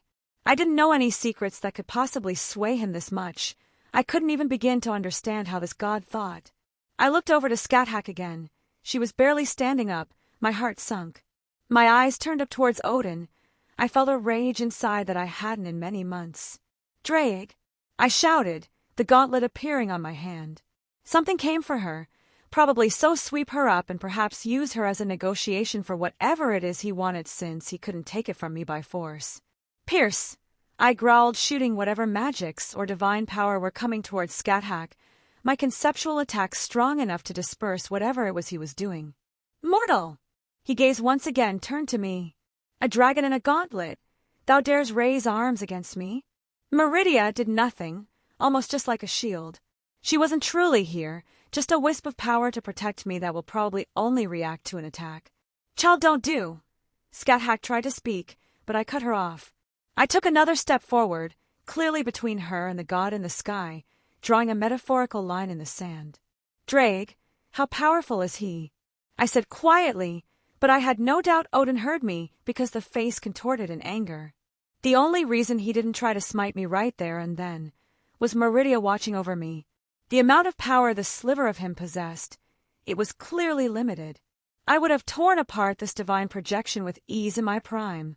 Unfortunately, I don't know if you would be able to, even with Balance Breaker unlocked. Doesn't matter. I refuse to allow her to come to harm. If I must fight a god, so be it. I took a deep breath, staring right up at the god who looked down on me. "I, who am about to awaken." "You've barely awakened Balance Breaker if you try to force this too. Brat, Juggernaut Drive isn't something the current you can handle. It's a death wish. This won't be a repeat of you forcing Balance Breaker like before." Draig's words echoed in the back of my mind. But an invisible force seemed to carry along with my words, like a pressure of its own to match what was already emitting from the sky. A god of wisdom, he could understand my intentions immediately, to see through what I was about to do. What caught me off guard was the fact that the god began to laugh. It was hearty, almost whimsical in a nature as he let out his long bellows. "Mortal, you amuse me." He finally spoke, and the pressure he was emitting almost immediately disappeared. "Take my blessing." The eyes on the projection lit up, and something shot into my body. Nothing harmful, I could assume, as Meridia did not move either. At that, the clouds dispersed. Whatever was peering over the vast distance of time and space had gone with it, and the realm returned to its peace. When the god disappeared, so too did the fake Meridia that stood in my presence. But try as I did, I could not find any source of her divine touch inside of me. Something to think about for later. "Foolish boy!" Scathach grabbed my shoulders. "Do you understand how close you have come to death just now?" "Yes, but how could I live with myself if he did something to you?" I said quietly. "You, silly child." Her expression softened considerably, only for her to shake her head. A god's greed is not something so easily dissuaded. I should have considered such a thing, to present unknown knowledge to a god who rules over wisdom. The only thing that can stop it is their own fickle nature. If you hadn't earned his approval by daring to challenge him, if he was in a different mood, the same actions could have just as well condemned you. Yeah, many ifs were there. Many things could have gone wrong, but there wasn't really any chance to think things through. Scary. I don't ever want to be in a situation like that again, to feel my existence continues only at the whim of another being. My thoughts were broken as I quickly went to catch Scat-Hack, who almost fell to the ground. Her spear escaped her grip, landing on the cold soil below. Her eyes were closed, her breathing still just as heavy, almost swaying in place. She was very much overextending herself. To even have considered defending me in this situation, it made my heart beat just a little faster. I picked her up, cradling her gently in my arms and keeping her spear in my ring for now. I took her back to her castle, finding the master bedroom almost completely untouched. I laid her gently in the bed, pulling the covers over her. Stay! A hand gently grabbed on my hand. I saw her eyes half opening, peering into my own. Please. Her voice was gentle and sweet in a way I had trouble processing. She looked so vulnerable, completely different than how she normally portrays herself. The ritual must have taken so much out of her to perform, even ignoring what came after and the stress that she probably felt at the time. I didn't need to speak. I think I answered her back with my actions. I slowly climbed into the bed with her. I felt her arms wrap around me, her face burying in my chest. Her heartbeat could be felt, and her breath tickled against my skin. I couldn't help but push a few strands of hair out of her face, and she made a noise I doubt she was conscious of. Why was she so cute like this? She fell asleep almost immediately, and I wasn't far behind her. Chapter 59. I woke up with hair tickling my nose. That familiar purple hair, resting right below my chin, burying itself deep into my body, only a few strands swaying at the movement of my breath. Scat-Hack was surprisingly clingy when she slept. I don't think she let me go even once during the night, and even now she was wrapped around me. I didn't particularly mind. I suppose I prefer being the big spoon. I reluctantly decided to dislodge myself from her embrace, quickly putting a pillow in her arms as I slipped away. I put some spare clothes on I had in my ring, quietly as not to disrupt her sleeping form, but plans don't always pan out. Turning around, I already saw her sitting up, her eyes a little drowsy, but otherwise full aware and awake. Good morning. I offered to break the awkward silence. Are you okay? She looked at me for a moment before sighing, rubbing the bridge of her nose. I am not at 100%, but I recovered a fair amount. The ritual took a lot out of me, spiritually. That was understandable. My mind was still on overdrive trying to analyze these things. What was the phrase often used in various literature? A frog in a well. Yeah, it felt like I saw the true sky for the first time, with regards to runecraft. Come here, she commanded. I just tilted my head, wondering what she was wanting as I walked over. She pulled my sleeve, almost making me stumble, and flicked my forehead rather hard. Ow, ow. I rubbed the spot. The hell do you think you were doing? She stabbed her finger in my chest. I'm your teacher. It's my duty to protect you while under my tutelage. She hissed, hands balling into fists. You stupid boy. Standing up to a fucking divine spirit, ahead of a damn pantheon. She threw her hands up in exasperation. Satanta had been stupid, but you're damn near suicidal. No, you're worse. You're a smart idiot. I don't know what romanticized shite you've read about in your era regarding gods, but they are greedy, manipulative, and vengeful. It is never a good thing to get within their sights, and you waved your cock around like it meant something. You were lucky, extremely lucky. She sneered, looking at me, but looking away again with clear anger on her face. I'm sorry, My words cut off as she grabbed me again. She pulled me in, lips pressed against mine. I couldn't help but widen my eyes as I felt her tongue invade my mouth. It was long and passionate. It only ended when she finally decided it was enough. Don't you dare take this the wrong way. I am still absolutely livid with you. She huffed, still clearly angry at my actions. But I'm not so cold that such actions can't move me either. She crossed her arms, looking away from my eyes, and perhaps I was seeing things, but she looked the slightest bit bashful. Get out of my room, go train or something, I don't care. She quite literally kicked me out. I just sighed, walking away. It seems like she had a lot on her mind and didn't want me around right now. I found a nice spot outside and just plopped down, allowing my swords to fly out as I mentally commanded them in the air. Drake, I have no idea what I'm doing. Well, I don't think anyone really is in situations like these. He was silent for a moment before continuing. She seemed pleased that you were willing to stand up for her, even if she hid it behind her anger. Ha! I let out a long breath, falling onto my back, letting snowflakes lightly touch down on my skin. 1 step forward, 2 steps back. At this point, do I even ask her what's going on between us? I still could recall the kiss, vividly, and I doubt that was going away anytime soon. I just shook my head, pushing those thoughts away for now, and retrieved a book from my ring, deciding to read it while I let my swords dance around. Scat POV. Stupid boy. Stupid, stupid, stupid. I ought to tan his hide, kick his face in until it's entirely unrecognizable. I'm his teacher. When I took him in, it was my duty to watch over him. If I had to die so he lived while under my tutelage, then so be it. How dare he willingly put himself in harm's way to merely save this old life? How dare he make me feel things like this, to have my heart beat faster in my chest? He refuses my bed, then he goes and does some nonsense like that. Infuriating brat. Maybe we could. No, I can't. To even consider something like that. It would merely be a cruel joke. Regardless, we can't be anything more than teacher or student. I have no continued existence beyond this realm, and to even consider having him stay here. How it would make my heart flutter, but such a thing is cruel beyond measure. How vicious fate is, to dangle something like this, right now in front of me again. If only he appeared all those years ago, perhaps I would not have decided to venture here and spend eternity in the lands of death and shadow. Such thoughts are no longer allowed to me. I am destined for the loneliness of ice and void. He would not want this old woman's affection anyways. I retrieved sufficient clothing. A small smile rose on my face when I remember the first time he saw me naked. What a cute face he made. I wanted to devour him right there. I could only shake my head and continue to dismiss those thoughts. Regrets. Why does this continue to happen?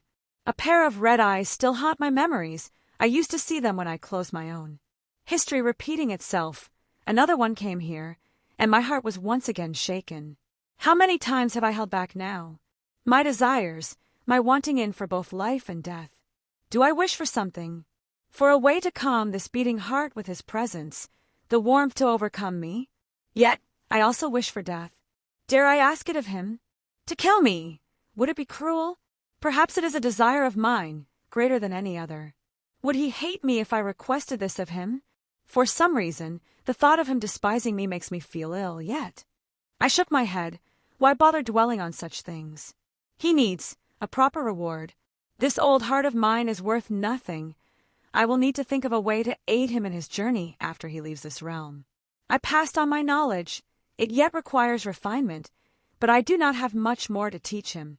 I would give him one of my spears like I had in the past, but he does not wield one. Vexing. I suppose I have not crafted something in quite some time, and I have several spears remaining. Why could I not mold one of them into a sword for him to use?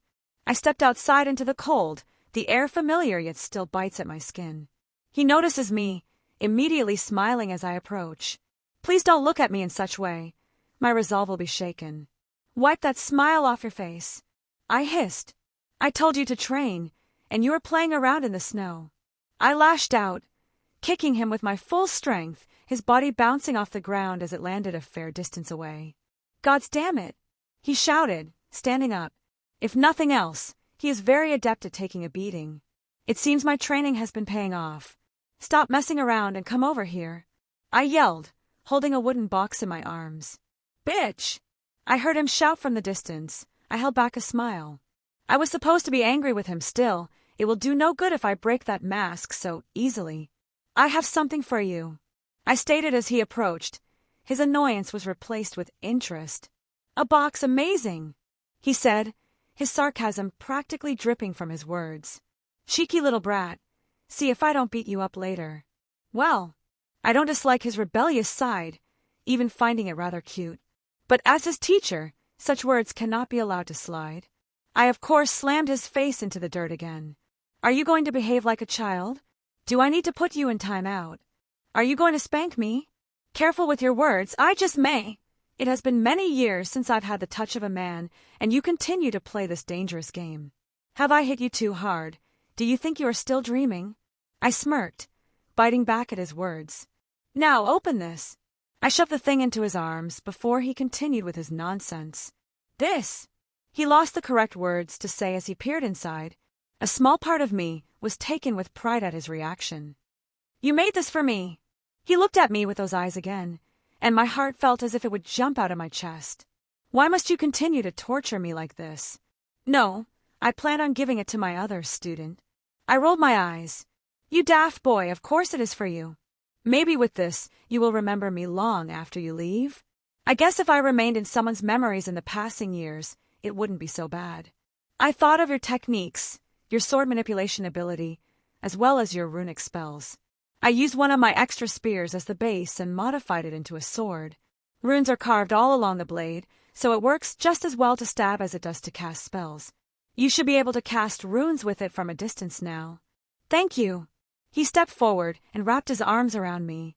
The sudden action surprised me. He is usually more conservative with things like this, but I don't dislike the frankness either. Yet, I hesitated. I wanted to return such affections, but I did not believe I should. Was it okay to be greedy? Was I allowed to indulge, even if it was fleeting? I still had some to teach him. He will remain here for the foreseeable future. My arms returned the gesture, the warm feeling flowing through my body. I guess I can enjoy this even if it won't last forever. Chapter 60. I jumped from a tall peak, allowing my wings to glide me down. My swords flew out, cleaving hordes of undead before they could even react. I slammed down into the center, rotten bodies and old bones blown away at my impact. The remaining numbers all turned towards me like a tide. I reached out. Mirage flew into my hand as Dawnbreaker and Ascalon hovered nearby. My newest sword shot up into the air. Whisper, I had been calling it. It was the way it cut through the air due to the runic engravings. It almost sounded like a whisper on the wind. 30 birds. I swung Mirage. The sword phantoms shot out, cleaving more oncoming abominations. Dawnbreaker didn't stay still, its golden light exploding out, burning away all that came into its path. Roar! A big one came stomping over, half its body skeleton, the other made of rotten flesh with several additional appendages haphazardly attached to its body. Ascalon impaled it in the head, so fast and powerful that its head was utterly blown away at the impact. The undead body falling over, crushing smaller ones. Behind me, a massive spider-like creature emerged from the ground. Dozens of arms adorned its body. It began to spit out a corrosive acid. I stepped back, dodging the splatters liquid with ease. Withdrawing a talisman from my ring, I slammed it onto the ground. Order! I activated it. A pentagram formed under the spider, connecting to another one a few feet above it in the sky. They connected and obliterated the undead that was stuck inside. Seems wasteful for something on that level. I muttered, flinging a handful of talismans at some oncoming undead. They zipped through, turning into lights and shooting like stars across the distance before dispersing. Hundreds fallen, yet even greater numbers took their place. My body tilted down and I burst forward, slashing into another larger thing. Its rusted armor cleaved through in a single swing. I pivoted on my momentum and lashed out with a horizontal swing, decapitating a dozen or so more. It was easy to dance around the archaic weapons that swung towards me. I could do it quite literally with my eyes closed. Flicking a rune here or there to destroy any who annoyed me in particular. I continued my assault on their endless numbers, my sword never stopping, body parts and more corpses piled up, only to be trampled on by their kin. My eyes shot up. I looked over my work and I realized it was time. My magical energy burst out, and I began to draw a single rune in the air. A primordial rune. It was a shield that Scathach performed against me in a duel all those months ago. This attack of mine would be indiscriminate, but I wanted to test it out. The runes way up in the sky began to actualize, my whisper taking the job of drawing them under my mental commands. It became darker, clouds gathered and lightning crackled. A massive figure formed in the air, completely made out of lightning that discharged from these intimidating storm clouds. Thor's hammer. The figure raised up its hammer and slammed it down onto the area. Everything went white, bodies disintegrated, those capable howled in terror and distress, and even as the power began to die down, only a scorched crater remained. Phew! I let out a breath, my shield fading, and Whisper returning to my side. Primordial runes still takes him out of me. And that last attack looked good. What do you think, Draig? It had good power. The combination of Whisper to cast the spell while also not hampering your combat ability is impressive. I shared similar thoughts. If I tried to cast that spell before I came to this realm, well, it would be nearly impossible to actually get off if someone just sat on me and pressured me enough. I ran a hand over Whisper, feeling each rune that was engraved. What a wonderful idea. I still can't get over how well this sword worked out. And my new spell worked out amazingly. It wasn't connected to any of the 9 realms as one may think. I already solidified those spells together into their own little category. This was merely another one I created. Different than the Light of Alfheim, Thor's hammer is pure destruction, whereas my Alfheim spell is more cleansing in nature. I don't think it would have any effect on something like an angel. But there are good and bad points about every spell. I wasn't too worried about that little tidbit. I thought for a moment, taking out a piece of parchment and a writing utensil, jotting down a few notes on how the battle went. Well, everything here was cleaning up nicely. Time to head back. I walked through the massive castle doors, and I could immediately smell something delectable emanating through the entirety of the stone building. Are you cooking? I saw Scathach turn around, seeing me walk into the kitchen. To call it a kitchen was like calling a mansion a shelter. I was in the mood, she replied, setting her wooden ladle down next to a large pot. She walked up to me, rather closely, and began running her hand through my hair. It is getting very long. Do you wish to cut it? I was a little surprised by her abrupt touches, but I calmed down immediately. This was pretty much par for the course these past several months. I tugged at the length, almost going past my shoulders. Huh, I didn't realize I could even have my hair grow. I'm supposed to be a minor shapeshifter. Perhaps an unconscious thought? She offered. Probably. In the back of my mind, I assume it should grow, therefore I do it over time. I pushed my bangs out of my eyes. To be fair, I did like how full my hair felt right now. I watched her step just a tad closer, reach her hands around my head and start fiddling with my hair. She bound it in a small little piece of fabric, giving me a ponytail. How do I look? I asked, our eyes meeting. You will no longer be mistaken for a vagabond, she said evenly, turning around. I quickly wrapped my arms around her. Does that mean you like it? I felt her lean back just ever so slightly, allowing me this moment of closeness. It is something I find attractive, she admitted. Now release me. She poked my arm. I must finish the meal. I let go, allowing her back to her work, sitting down at the table. Though I think she was messing with me, bending over just a little more than she needed, shaking her rear right in front of my view. You know what would go good with this meal? Some alcohol. I saw her freeze up for the briefest moment before continuing her work. How unfortunate that someone had drank it all. I recall no such thing, she replied without giving anything away on her face. Maybe that's the side effect of drinking all my alcohol in one sitting. I snorted, and I meant that quite literally. I don't even really remember how it started. We had a drinking contest or something like that. To say she outdrank me, that would be like saying the ocean was a nice little puddle. There were times where I was drunk, and she did something to make me sober up, just so she could continue to beat me. She is really ornery when she's intoxicated too. I wouldn't say mean, but she definitely is more aggressive in her desires, be they fighting or something else. Not to mention her words get very sharp as well. Since the incident, our relationship had just become this strange thing, and we didn't put any labels on it. When she wasn't in teacher mode, she was almost bashful, if I were to give it a term. She was willing to be close, to accept affection. Otherwise, it was warrior queen that did not hold back and was more than willing to kick my ass at the slightest offense, of which I admittedly gave her many reasons. Frankly, it was more of a game at this point. Scathach walked over to me, setting a plate down and a bowl of soup she made. I wasn't aware what ingredients she made it with, but it smelled wonderful. Before I could dig in, she plopped herself right down on my lap, looking at me smugly. Yeah, this is how this woman did things. If she wanted something, she merely took it. There was very little hesitation on her part. Not to say she didn't respect boundaries, but she didn't pussyfoot around with her desires. Are you not hungry? She tilted her head to get a look at me in the eyes. Or perhaps, are you hungry for something else? Her lips curled up as she wiggled her butt in my lap. Dangerous. This woman is absolutely dangerous in more ways than one. Truthfully, at this point, I don't know why I still didn't give in. It wasn't really my pride anymore, it's just, for some reason I didn't want to cross that line until something was more official. Not like I was at all a prude. I still was perhaps holding out. Yes, the irony of the reverse in gender roles for this specific situation wasn't lost on me. My hand slid down, grabbing hers lightly as I brought it up, giving it a small kiss. Thank you for making this for me. Maybe you can be a decent housewife after all. She let out a small huff. You would be lucky to have me as your wife. She gently poked me, leaning back into me.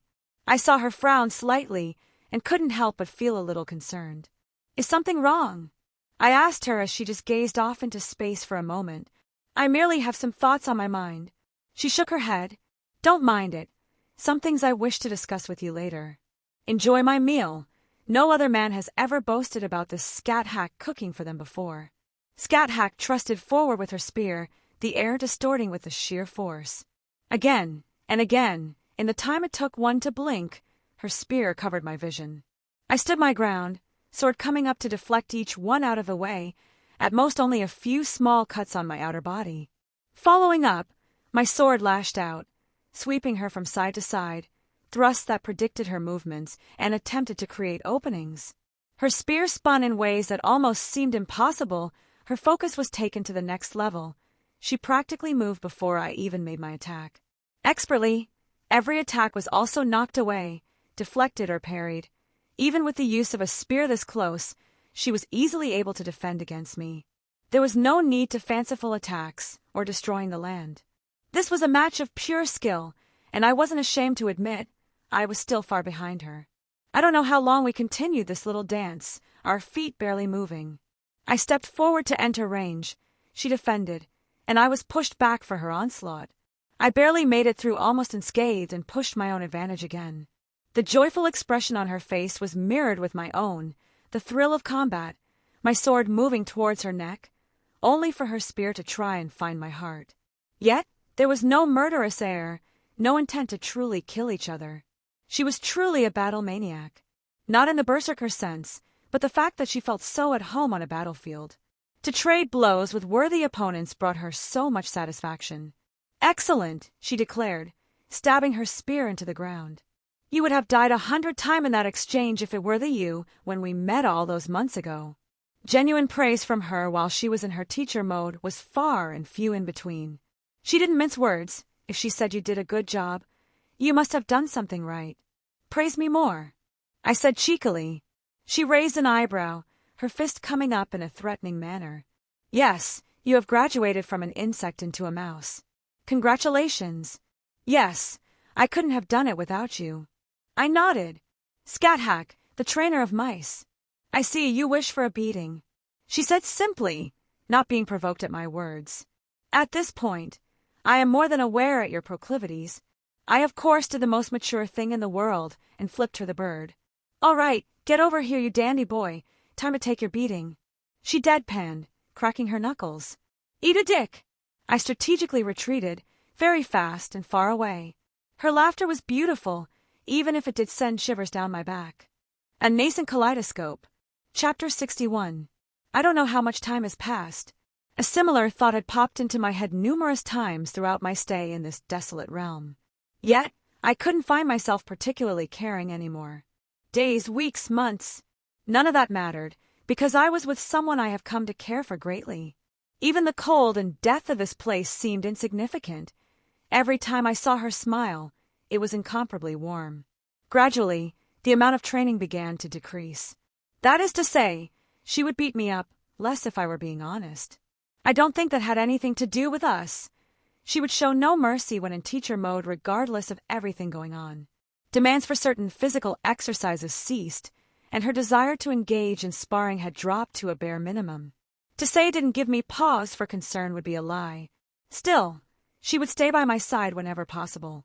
Even if we had no words to each other, We were content to merely stay within arm's reach. There began to be days where I didn't even touch my sword, times when she took me on adventures throughout the land of shadows, or times when I told her stories of the outside world. I don't know how much time had passed, is something I kept telling myself at this point, because if I kept count I knew I would regret it. But I suppose it didn't matter. Certain words I dreaded eventually came, words that made my heart drop in my chest. "It is time for you to leave." She didn't even look at me while saying it. Was it a courtesy for me? I don't know if I would want her to see me when those words reached my ears. "I still haven't learned enough. I still can't beat you, She turned around, placing a finger on my lips. "Silly boy, do you expect to be trained until you surpass me?" She gave me a sad smile. "You will never be able to surpass me if you stay here. You exist for the outside, to spread your wings there and live your life. You no longer require my tutelage. You can venture forth on your own path now." I wanted to argue, but the look on her face, she didn't give me any room. "Come with me." I grabbed her hand, letting my fingers brush against hers. She looked at me, her eyes. I could tell what she was going to say, but I couldn't help myself. "Please." Her eyes softened considerably, squeezing my hand. "I cannot." She pulled away. "It's easy. Just come with me. I can take you out of here." "It's not that simple," she said quietly. "You were originally guarding this place, not allowing the dead here to escape, but it's not connected to the world anymore. Nothing can escape. Your duty is over. You don't have to stay here any longer." I pointed out. "Yes, nothing here can leave anymore." She mimicked my words. I just stared at her in confusion before a horrifying realization came across me. "You can't leave either." "My age is past." I persisted because I became something no longer human. She quietly explained. "You're bound here, not in a metaphorical way. If I were to forcefully take you from this place..." Scat shook her head. "It would be the most unpleasant death one could imagine." Bound, it was quite literal. This place sustained her existence, but it also was her prison as much as any of the abominations that still walked its snowy tundra. A death by being forcibly separated. Maybe it would be worse than persisting here through eternity. "No. There has to be a way. We can think of something." I quickly tried to reassure her, but she had a resigned look on her face. "I don't want to lose you." I couldn't help but have some tears form at the corners of my eyes. "You sweet boy." She gently moved her hand up, cupping my cheek, thumb wiping away the liquid. "Just because it wasn't for a lifetime, it doesn't mean this time we spent together wasn't wonderful. You need to let go. I no longer belong outside." "I don't care." I clenched my teeth. "Fuck the world. Fuck that nonsense. I'll think of something." I clenched my fists, and my mind was turning up blank. "What if I..." She flicked my forehead, a scowl forced on my face. "If you were about to suggest staying here with me, I will become very angry." She shook her head again. A bittersweet smile replaced her previous annoyance. "I won't allow you to waste your life searching for something that does not exist." She looked hesitant. She wanted to say something, but the words didn't seem to form. "Don't let this old woman drag you down. There's something you're not telling me." I immediately pressed. Such a thing was unlike her, to actually not speak her mind and look so reluctant. "Please don't ask. My resolve will shatter." Her words barely a whisper to my ears. "Tell me." I pressed again. She turned away. "Kill me." What? I couldn't help but have my eyes widen in surprise. "Kill me." Her eyes hardened. "Take your blade and defeat me. Plunge your sword through my heart." How could I possibly do something like that? I was taken back by her sudden request, my brain practically coming to a halt, unable to properly process her words. "I am no longer human. I exist as something that will never die a natural death." "My existence turned into curse," she stated. "I have killed gods, men, demons, and everything in between. I no longer age. I will no longer die. I have turned into something that is immortal. My happiness is that I was able to raise warriors such as you throughout my existence. No one will ever reach here again. My purpose has thoroughly been extinguished." "No, not in a no-no." Her words were heavy, filled with countless emotions she had been holding in for who knows how long. "Please allow me to die as a person, spear held high, the warrior I wish to be. To ask of me something like this, knowing how I feel. I couldn't find the correct words. You are. I know, I am a cruel woman. There were tears streaking down my face at this point. If it were possible for you to exist outside this realm, would you go with me, content to stay by my side?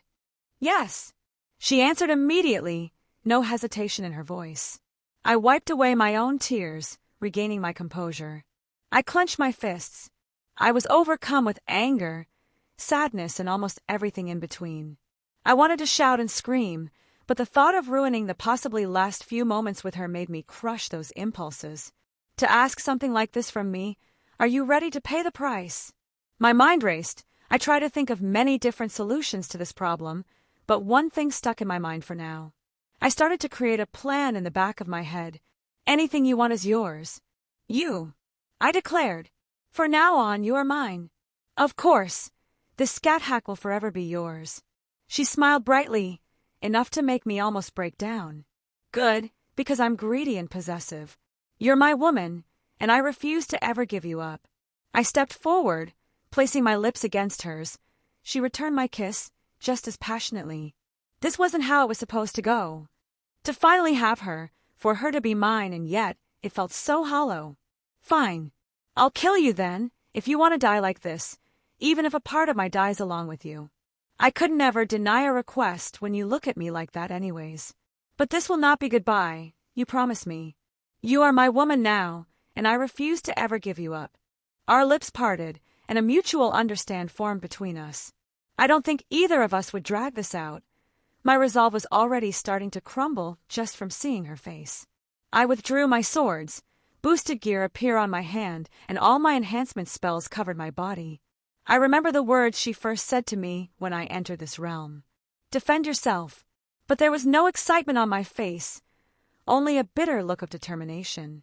I limped across the snow, pulling along several wooden logs, stacking them up nice and tidily into a funeral pyre. There was dried and frozen blood all over my body. Clothes had been torn to shreds, and I had new holes in several places. Even with copious amounts of magical healing, I was barely on my feet, yet I couldn't stop moving. Even if it was painful, even if the tears wouldn't stop falling, I couldn't cease my steps. I set everything up, taking out flowers to set alongside the pyre to make it acceptable for someone like her, a proper send-off. Alchemic resources, precious commodities, but this was far more important. I retrieved her body, eyes closed, a content smile on her face, and I almost dropped to my knees alongside her. In my heart, I knew this was only temporary. I was already devising plans, but I couldn't help it. Gently, I placed my lips on her forehead, giving her one last goodbye. I made sure to tidy up her body, wipe away any bloodstains, not that were many, a small stream that had dripped down her lips, and a small wound right above her heart. One last time for who knows how long, I held her in the arms and carried her to the last leg of her journey involving this wretched place. I would not allow this place to claim her corpse, for it to be defiled by the disgusting things here. Setting everything up, putting her on the pyre and finishing my last touches, I looked over her again. Fuck you. I spat out. I tried to be angry, but I think the tears made me look just pathetic. Fuck you for making me love you, then asking me to do something like this. I wiped my hand across my eyes again. I slowly drew a single rune in the air and flicked it towards the pyre. It ignited without any effort, the flames overtaking the wood in a matter of seconds and the fire reaching high up into the air. And fuck you for letting me win. We both know I lost that fight. I was going to kick her ass the next time I saw her. I don't care what I have to do. I will bring you back and I'll never allow you to leave me again. I just need to get my hands on a holy grail.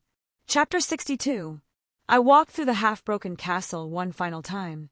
I've spent many days here, not ever fully exploring it, yet I couldn't bring myself to do so even now.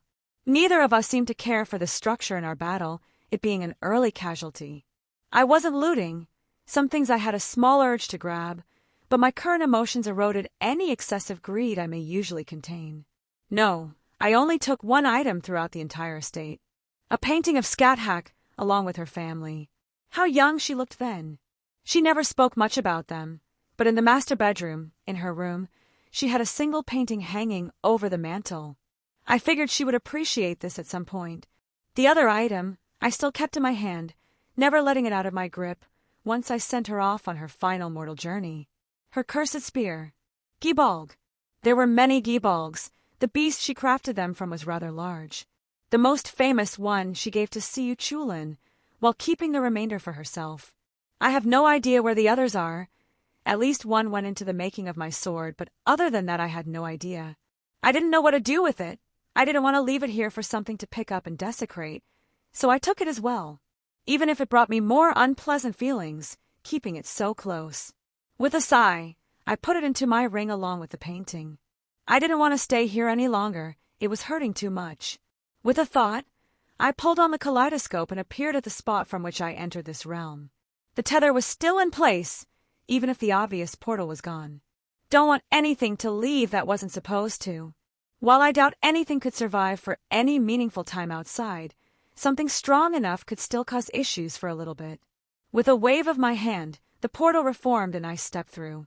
The harsh cold, the scent of death and decay disappeared. I didn't realize how used to it I actually was until I finally left. No longer did it feel like something was looking over my shoulder constantly. No more did I feel a biting cut into my skin every time I stepped outside. Even if I was high up on a mountain, it was warmer than I had felt in years at this point. How long was it? I looked up into the sky, seeing the sun had long disappeared and replaced with the moon, both of which were something I hadn't seen in a long time. A little over 2 years, if my guess is correct. Drake answered. He had been quiet since the fight. How were you even able to keep track of time? I asked in mild surprise. Experience. Oh, right. I turned my eye, seeing the familiar signs of the kaleidoscope being used. Zelretch stepped out, flanked by both Artoria and Rin. There were several bounded fields around this area. Several of them probably detected me and alerted him of my return. Hey, old man, it's been a while. I forced a smile, greeting my grandfather. You've changed. He stared at me intently. Similar to before, yet it felt less intimidating. Perhaps even the pressure was something I could ignore now. Indeed, Artoria chimed in. Your presence is significantly sharper and much more calm. Well, I've had a productive time. How long has it been on your end? I swept my gaze around, not noticing any major changes, so I don't think it's been that long. A little over 2 weeks, Rin stated, giving me a look. Nice hair. That got a small chuckle out of me. Thanks, I kinda like it. What do you think, Artoria? I eyed her with a small smile on my face. I didn't realize how much it would alleviate my current emotions to see her again. It is pleasant to see, she replied. Oh gods, how I miss teasing her. Rin just gave me a smirk and a quick thumbs up. Was she rooting for me? Isn't it supposed to be the other way around, telling her friend that I'm not good enough, etc., etc.? Or maybe I've seen too many teen dramas. What was the Land of Shadows like? How long were you there? Did you get anything good? It seemed Rin finally started to bombard me with questions. Cold, a bit over 2 years, and yes, I said bluntly, much to her annoyance. She made a scrunched face that I couldn't help but smile at. Teasing Rin was always fun, too. I walked over to my staff, still sitting there keeping the spell from puttering out. How I missed you, my beautiful. I grabbed it from the ritual site, destroying the spell sequence in the process, and allowing the portal to disperse. How's everything? Anything exciting happen while I was gone? I shifted the conversation away from the topic of the Land of Shadows. Zelretch eyed me for a moment before answering. Rin has been making great progress. In fact, I had been heavily considering your words regarding the world you mentioned before. Rin seemed to brighten up. I guess she was aware of the situation. I've been studying the underlying thaumaturgical principles of the magecraft you gave me. She furrowed her eyebrows. It's odd, but I guess that's to be expected, considering it's from another world. They also don't differentiate between magecraft and magic. To them, all of what they do is magic, even something as simple as lighting a candle with a small flame. I shot a look at Zelretch, and his face told me he was keeping his hands out of Rin's research. Something I could agree with. Allow her to venture out and learn from her own failures and successes. How dangerous is that world? Artoria asked, her tone very protective. No doubt she intended to follow along, not that I had any expectations to the opposite. They seemed really excited about this trip. Perhaps they've been waiting for my answers for a while now. Fairly dangerous at the moment. Apparently dragons have started to resurface for the first time in many centuries, and divine spirits are active here and there. Not to mention all the phantasmal species that still run about. I used terms they were familiar with to make it easier to understand. I would also give a more detailed explanation later, but this would suffice for now. I fear we're getting into a topic that may need to be discussed in a more leisurely setting. Zelretch interrupted. Perhaps we should convene at a later date to discuss this more? Fine, I can tell when I'm being shooed away. Rin sighed. I also want to show you what I've been working on when you have some time. Rin directed her words at me. The old man said you would be a better help with my project. Sure, I said happily, turning my gaze towards Artoria. So, She coughed lightly into her hand, stealing her face. Would you like to get coffee with me sometime? Her words sounded extremely rehearsed, and I saw her glance at Rin while she said it. That would be lovely. I couldn't help but genuinely smile for the first time this evening. One way or another, she deserves some answers and explanations. Artoria quickly caught up with Rin, who walked through a portal Zelretch opened, only giving me a quick look before departing again. Well, I hope you don't drag your feet with her. He spoke up after they disappeared.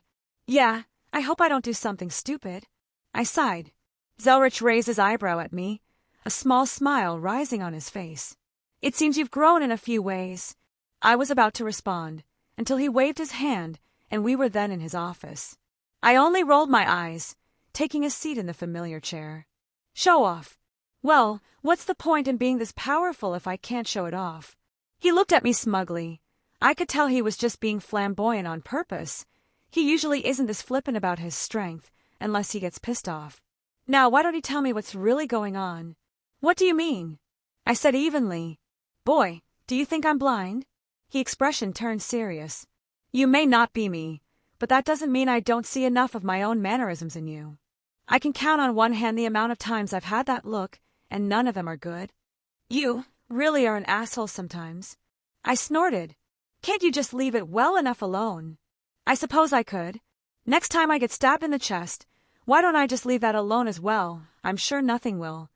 He paused, watching me flinch at his words. Oh, my child, I am so sorry. He didn't say anything anymore, going to his cabinet and retrieving some glasses and a bottle of scotch. We sat there and drank in silence until the bottle was almost empty. I really can't hide anything from him. I want a holy grail. I finally spoke. The look on his face seemed to relay that he understood what I was asking for. The one here isn't suitable. He chose the words carefully. Still corrupted. I was aware of that leech that original inhabited in the past centuries. The systems are heavily contaminated. Even if the thing is gone, they were corrupted for so long. I'm trying to see what's salvageable. He shook his head. Frankly, I'll be happy if the summoning function still persists when I'm done. That means no command seals, no wish, and no failsafes. Neither of us would care about the wish, but it was more than that. It was the ability to use the magical energy stored for more malleable intents. The wishcraft that was embedded and powered by an almost unlimited amount of magical energy, it allowed the Grail to do almost anything, even punch a hole straight to the root. There are other worlds, other Grail wars. Indeed, that is an option. But it is unlikely I can just wave my hand and cancel those huge events to present you the Grail. I don't need it handed to me. I resolve myself. I will take it, servants or not. Zelretch raised an eyebrow, a smile formed. Well, if that's the case, I have a few things I can look into. Some places that would be better off without a Grail. Really? You're not going to give me another speech about taking things when I shouldn't. I never said you can't take things. He shook his head. I just told you to take responsibility. The debts you owe will continue to accumulate. If you wish to even the scales more actively, so to speak, I won't say anything in opposition. I know. I sighed. I guess. I just wanted the words to be said. He looked thoughtful, tapped his chin for a moment.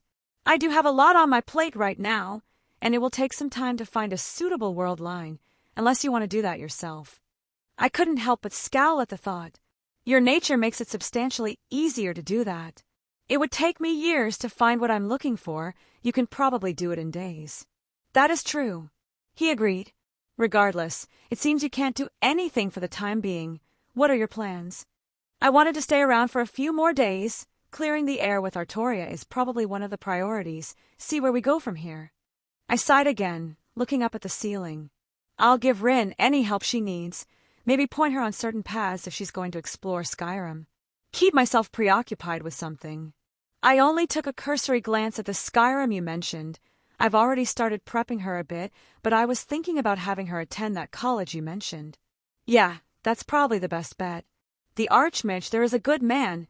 I would trust him with my life. I nodded, a small smile on my face as I recalled my time there. I know you're worried, but I have some people there that can give her some protection. Not to mention I'll also give her a hand. I hesitated for a moment, rubbing my hands together. I can lend her my staff for an emergency. I practically winced at my own words. I hated the thought of parting with my staff again, but at least that's for the future. And it was for a good cause. Rin was family. I would make sure she's safe, not to mention Artoria, who would be beside her the entire time. That is appreciated. He gave a genuine smile, making me feel better. Though I'm sure Ruby will be not pleased. He let out a small laugh before evening himself. But until then, what do you plan to do? I will probably head back to my birth world for a bit. I frowned, running a hand through my hair. Do you think it's wise? You don't have particularly fond memories of that place. Adding on. He trailed off, but I know what he was asking. Well, I could only smile bitterly. I can't exactly feel any worse than I do now. Maybe some closure over there will help me in every aspect. Chapter 63. You ready? I asked my companion, seeing Artoria, not standing awkwardly, but I could tell she was the tiniest bit nervous. I am. She nodded. I have selected one of these coffee shops that Rin has shown me. I couldn't help but smile at her antics. You look nice. I eyed her new wardrobe. It was more of the same, but slightly different stylization and perhaps a new sweater. Thank you. She lowered her head slightly. I could tell she was a little bit of pink on her cheeks. I knew she was still unused to being complimented in this capacity, yet I couldn't resist. I picked these clothes out myself. She added on quietly. Well, she had good taste, even if she didn't deviate much. She knew what she looked good in, which to be fair was practically anything. But far be it from me to dissuade her from what she likes. So, I'm curious, did Rin introduce you to coffee? It was practically a necessity for most mages.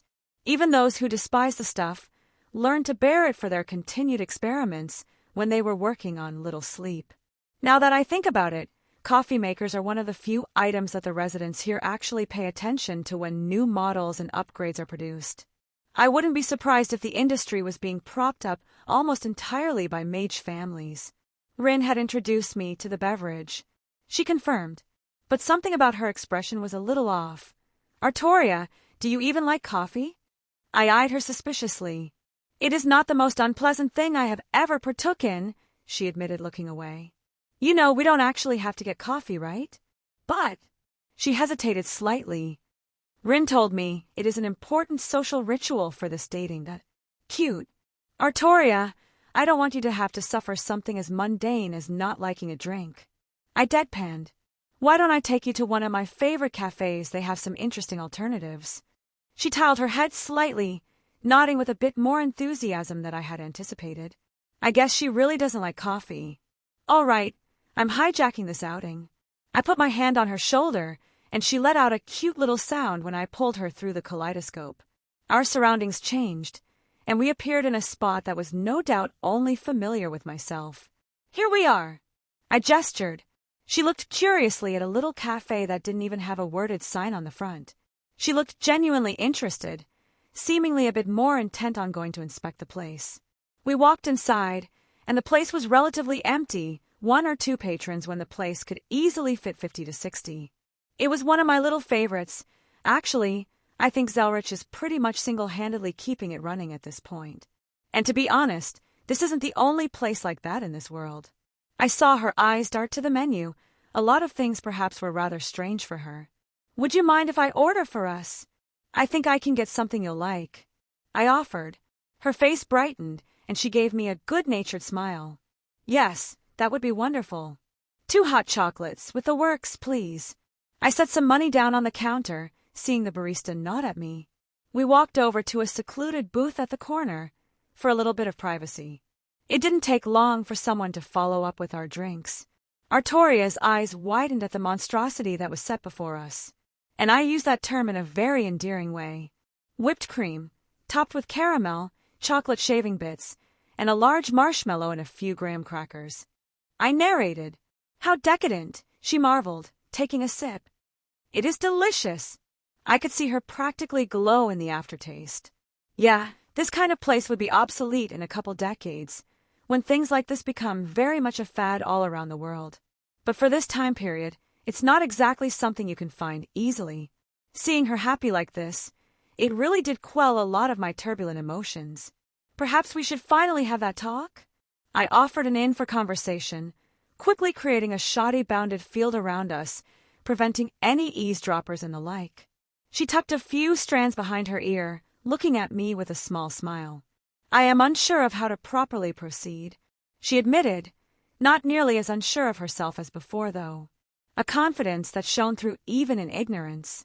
Well, before anything more comes about, you may rethink me after today. I sighed, seeing her expression turn pensive.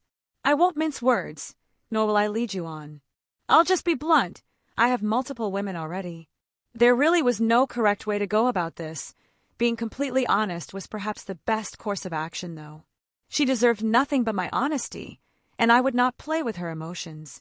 Her expression hardened, and she reverted to her emotionless mask she often wore. It made it exceedingly difficult to get any kind of read on her. You! She stopped herself, seemingly unable to find the correct words before opening her mouth again. Why did you tell me? Couldn't you have? She seemed dejected and slightly confused. Do you think this is something I would hide? I questioned. Do people really think the worst of me? Or maybe she was bringing some of her own self-esteem issues to light and making jumps in conclusions. I just shook my head. Artoria, what do you think the most important things in a relationship are? I am unsure. I have never had a proper relationship before, she said quietly, and my gut practically wretched at her words. Yeah, if I recall correctly, even her marriage was a sham, something basically done to hide her gender during those days. In my opinion, there are 3 facets that determine a relationship, with their importance in order: trust, communication, and love. I explained. I refused to start any kind of romantic relationship on a lie. If you couldn't trust me, then what was the point if anything more bloomed? What happens if I did not wish to pursue anything more? She hesitantly asked. Then we simply don't have anything more. I shrugged. There is no consequence. I won't get angry. I'm not going to pressure you in any way. I said simply, you have an obligation to find your own happiness. If you don't believe it to be with me, then you are free to find someone else.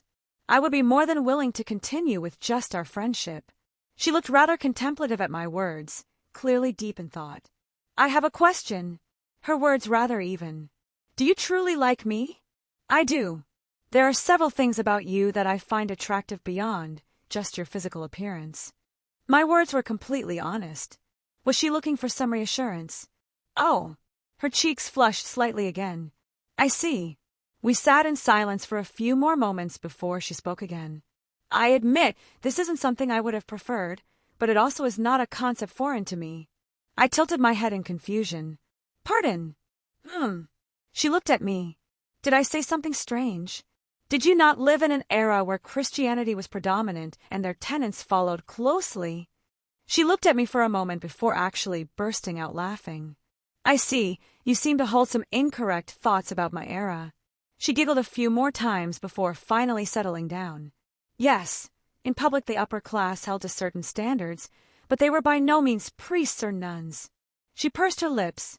Many of my nobles had dozens of mistresses and lovers, even if they only had a single wife.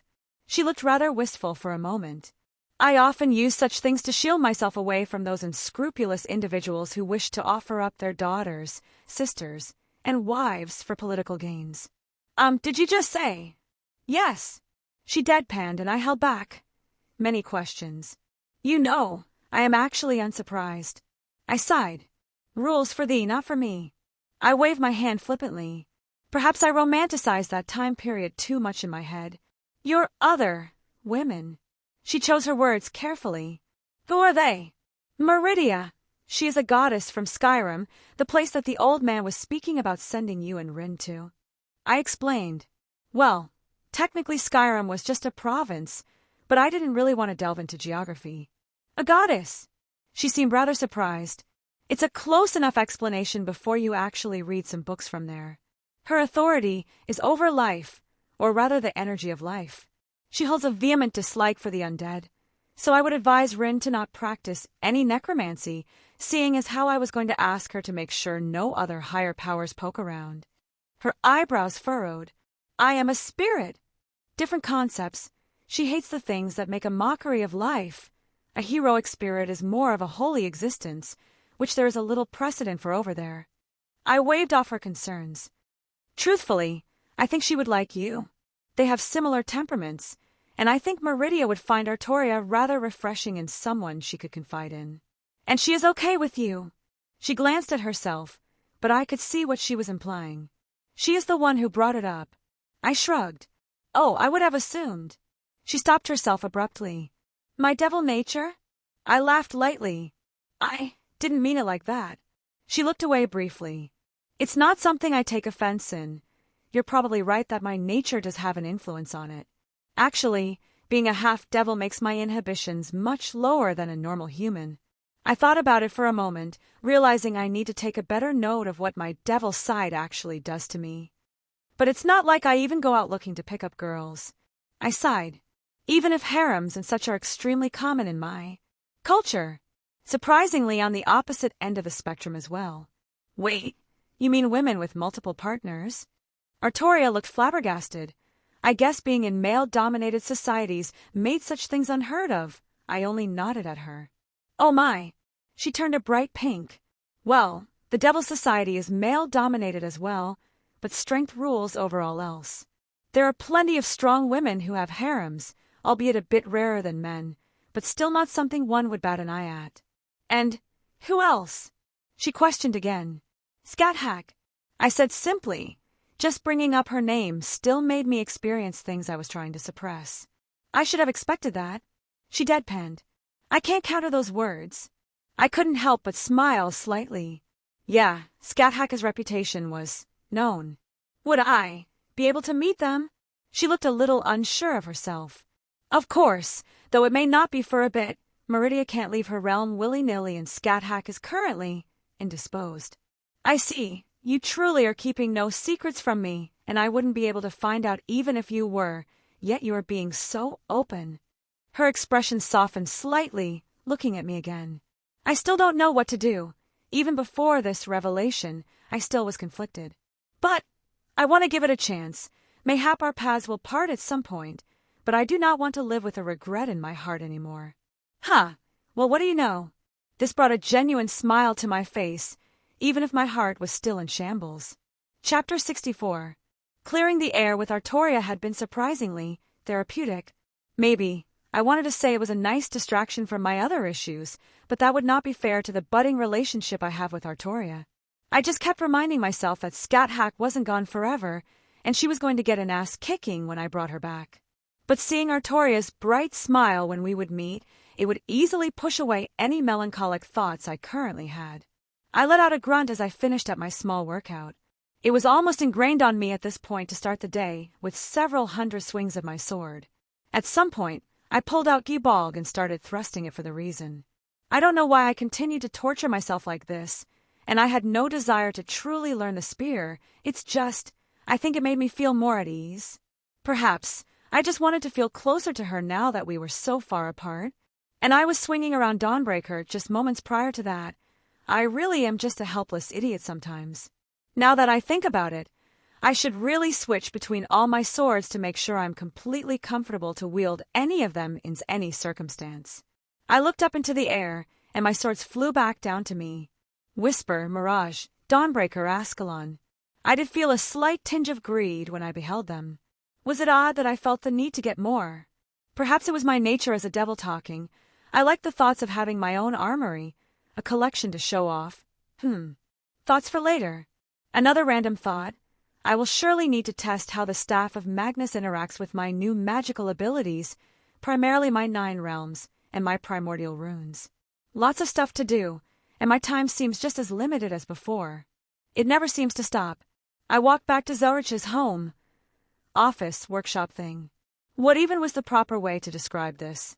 I suppose that most mages would refer to it as his workshop, simply because that is the most important facet inside. There you are! Rin exclaimed as soon as I walked inside. Come here, I'm going to show what I've been working on. Artoria flanked her from behind, a familiar sight at this point. She just looked rather amused by the whole thing as we shared a look. All right, lead the way. I offered no resistance as she practically dragged me into her workshop. It just went to show how much she seemingly trusted me this quickly if she was letting me in here. Realistically, I could come and go whenever I wanted. There was nothing she could do to stop me, yet she was willing to let me in here. The gesture, though, was heavily appreciated.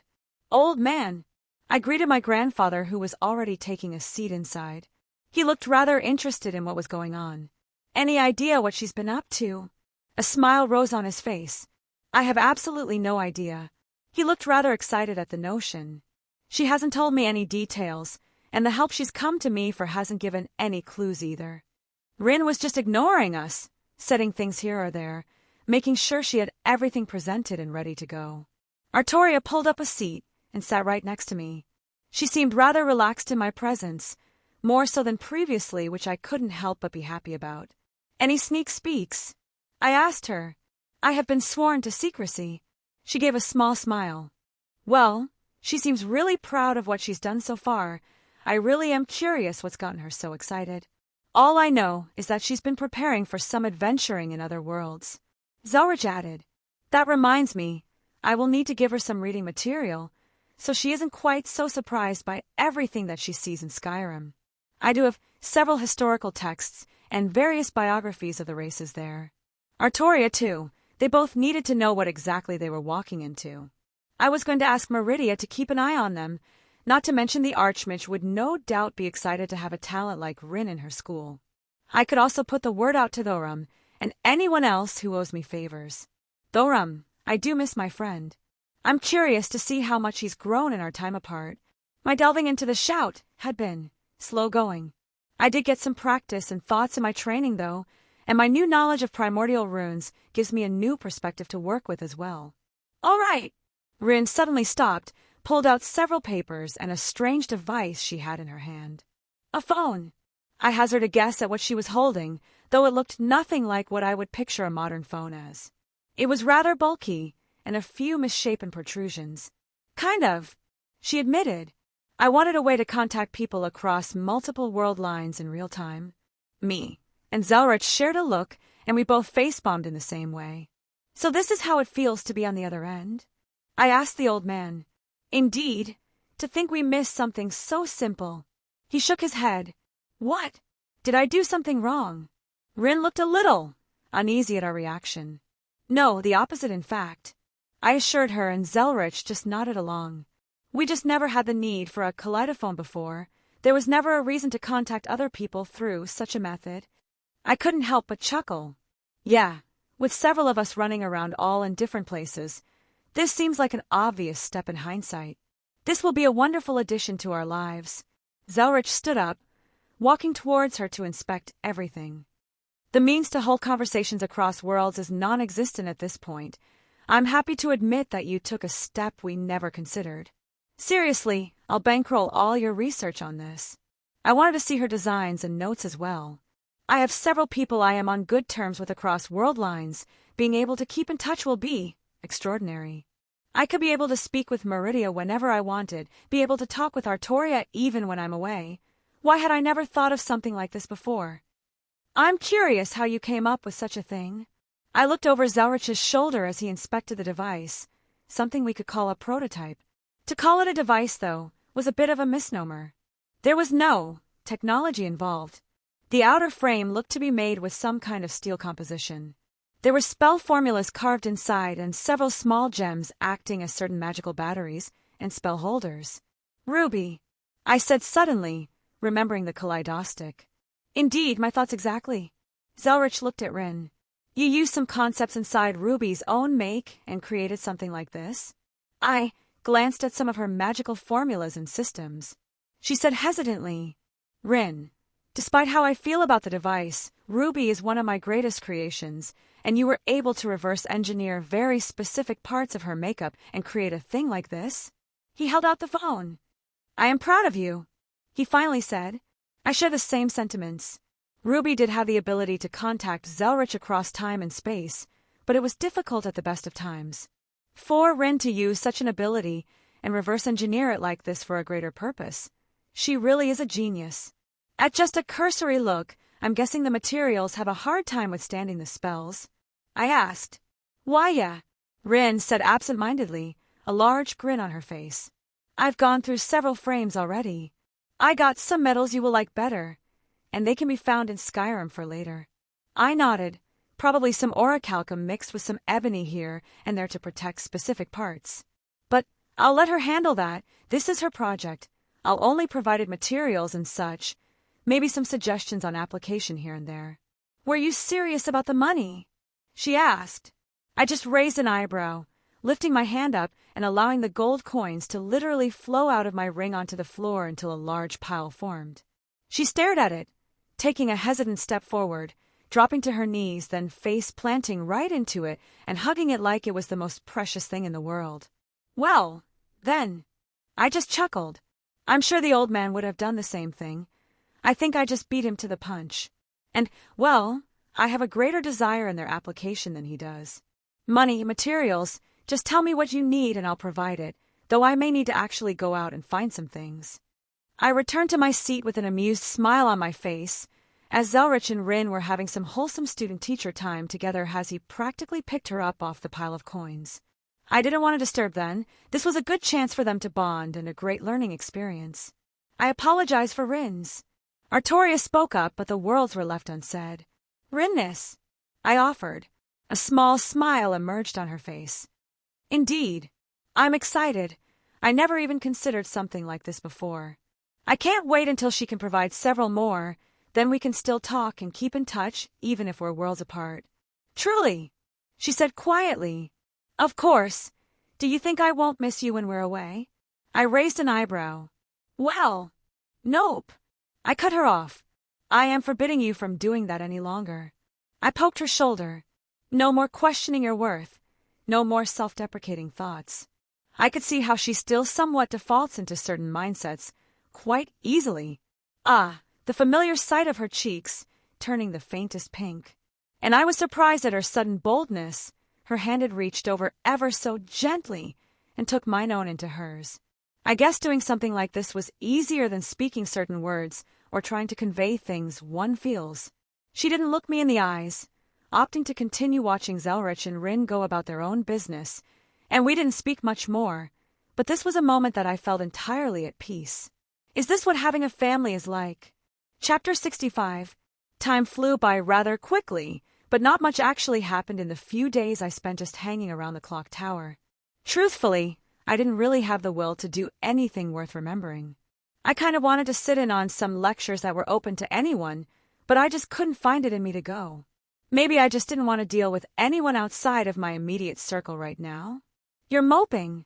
I turned to look at Zelretch, who was sorting through some things in the library while I had an open book in front of me. I'm not moping, I replied. Aha. He just hummed idly. I'm not.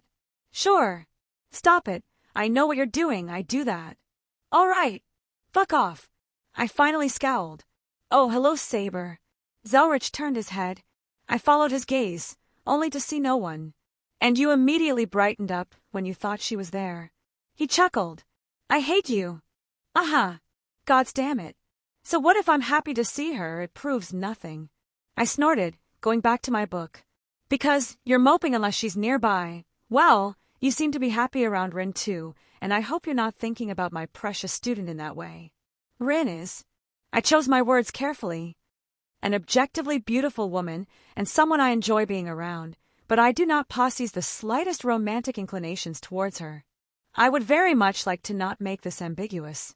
He just continued to hum nonchalantly, making my scowl deeper. He knew I didn't feel about Rin that way, just poking at me more. Gods, he can be really infuriating sometimes. When do you plan on leaving? He finally asked. Why, getting tired of me? Just curious. I want to try and get a time frame of when I need to finish up several projects. He said calmly, I did narrow down a few dozen world lines that may serve your purpose as well. Holy Grail. It had been on my mind for a while now, and it looks like he's getting close to finding a good one, so I can just take it without any major issues. I just sighed, setting my book down. All right, I am moping, I admitted.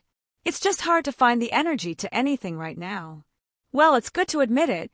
Just keeping it bottled up is never healthy. Zelretch nodded. Why don't you set out? I just blinked for a moment. Just like that? Open a portal and pop back to my birth world? Sure. He shrugged. It's not like you have anything tying you down here. That's not. Let me rephrase. You have nothing demanding your immediate attention. He corrected himself. And you're making assumptions that you can't just pop back over whenever you want. Oh, I really am stupid sometimes. I wanted to face bomb, but I held myself back. This wasn't like back in Skyrim where I was missing some important things, nor like the Land of Shadows where I was stuck for training. I can literally come and go as I please, Zelretch looked at me, a pleased smile on his face. It often requires someone else stating the obvious to us. Clearly knowing my thoughts, I ran a hand through my hair, thinking about my birth world again. I already decided to head back, but it felt like this huge hill to climb, yet it was as simple as snapping my fingers. Fine, I'll check back in within a few days, I guess. I decided, standing up. I would rather not give myself any more time to think excuses to not go at this point. Let's see. Anything in particular I need to grab before I go? I still have a significant amount of rare minerals, gold, jewels, and the like. I doubt my mundane currency will be usable, mostly because it came from another world. Let's not get any governments on my ass because of counterfeit money. I have a nice array of potions available as well.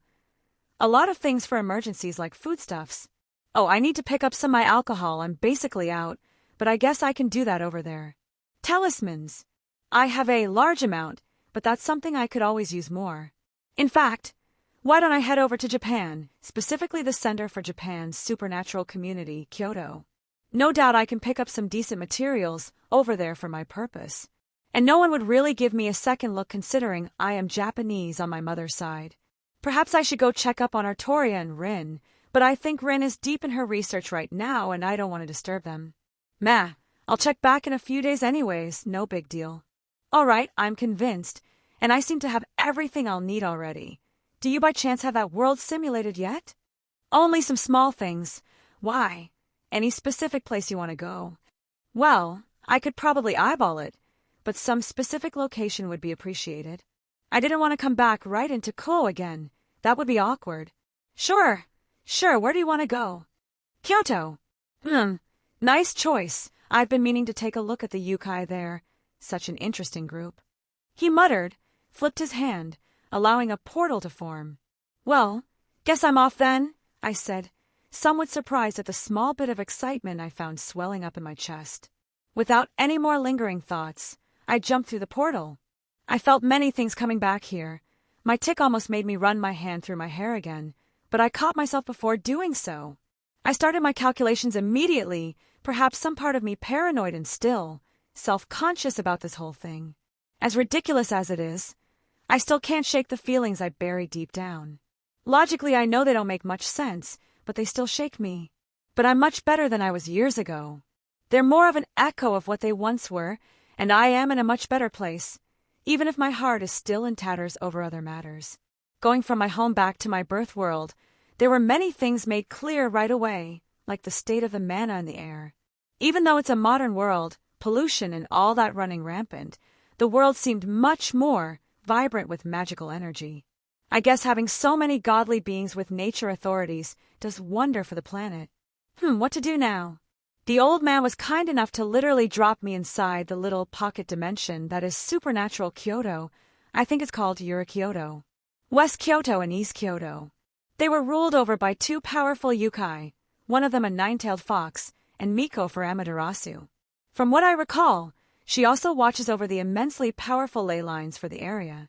On the opposite end is a rather famous yokai, New Rarihan. There is this weird coexistence between all the parties, East and West Kyoto, then all the major human families that practice various exorcism and onmyoji arts.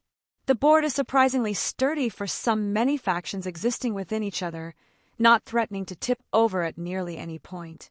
I headed towards the nearest looking bar, somewhat Western themed based on the decor. It would suit my needs perfectly. Walking in, there were only a couple people, none of them humans. I was only given a cursory glance, but from what I could see so far, humans weren't uncommon, and I doubt my heritage made anyone annoyed. Sitting down, the bartender gave me once ago. "What you want, kid?" I couldn't see what species of yokai he was immediately. He seemed pretty good at blending in. "Give me something strong." I set a couple gold coins on the table. He hesitantly picked one up, inspecting it and giving me a nod. "What else you want?" he asked, pulling something up from the back to start pouring. Well, he has good sense, knowing I overpaid for a reason. Been out of country for a while, some information would be nice. I set a few more coins down. He didn't even do a double take before sliding them off the table. Some place to get some money for gold would be appreciated, and maybe some news from the past few weeks. Surprisingly, most magical communities and supernatural species stuck to human currency. Frankly, it just made everything easier of them, for the most part. There were also supernatural authorities who monitored the stock market and such for any magical abuse. Not to mention America, literally, has a whole section of government dedicated to the supernatural with several sacred gear users.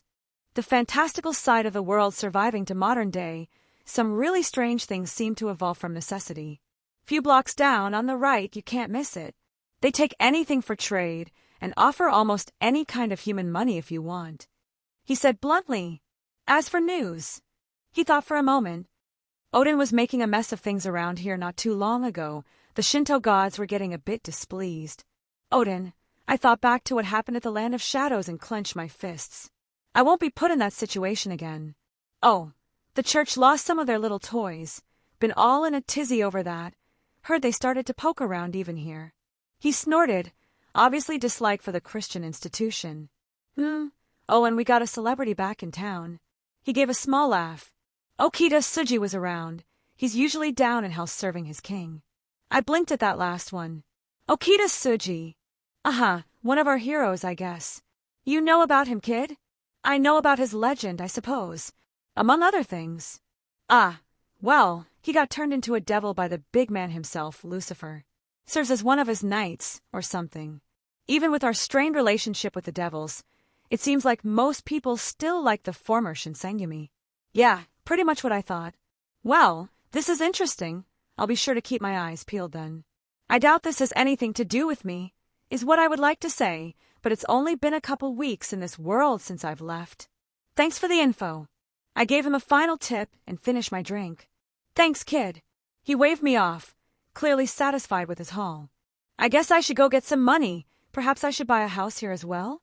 I wanted somewhere permanent, and that idea of overlaying the place on multiple world lines keeps popping up in the back of my mind.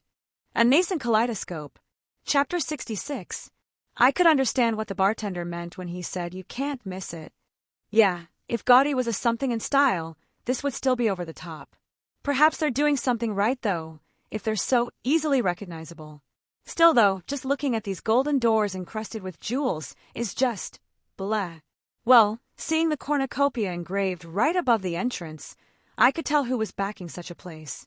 No doubt there were probably many branches all around the world. Plutus, Greek god of wealth and abundance. Need any more be said? The inside wasn't much different from the outside, even if there were many interesting things I might actually want at some point. Greetings, sir. A woman bowed as I entered. May I ask if you're selling or buying? Little of both, I replied, though I would like to change some gold to yen if possible as well. Of course, sir. She gestured towards the counter. Please follow me. Well, service is good. Welcome to the world's cornucopia. We have everything and anything you could want. How may we be of service? I was led towards an older gentleman. He appeared to be the true representative.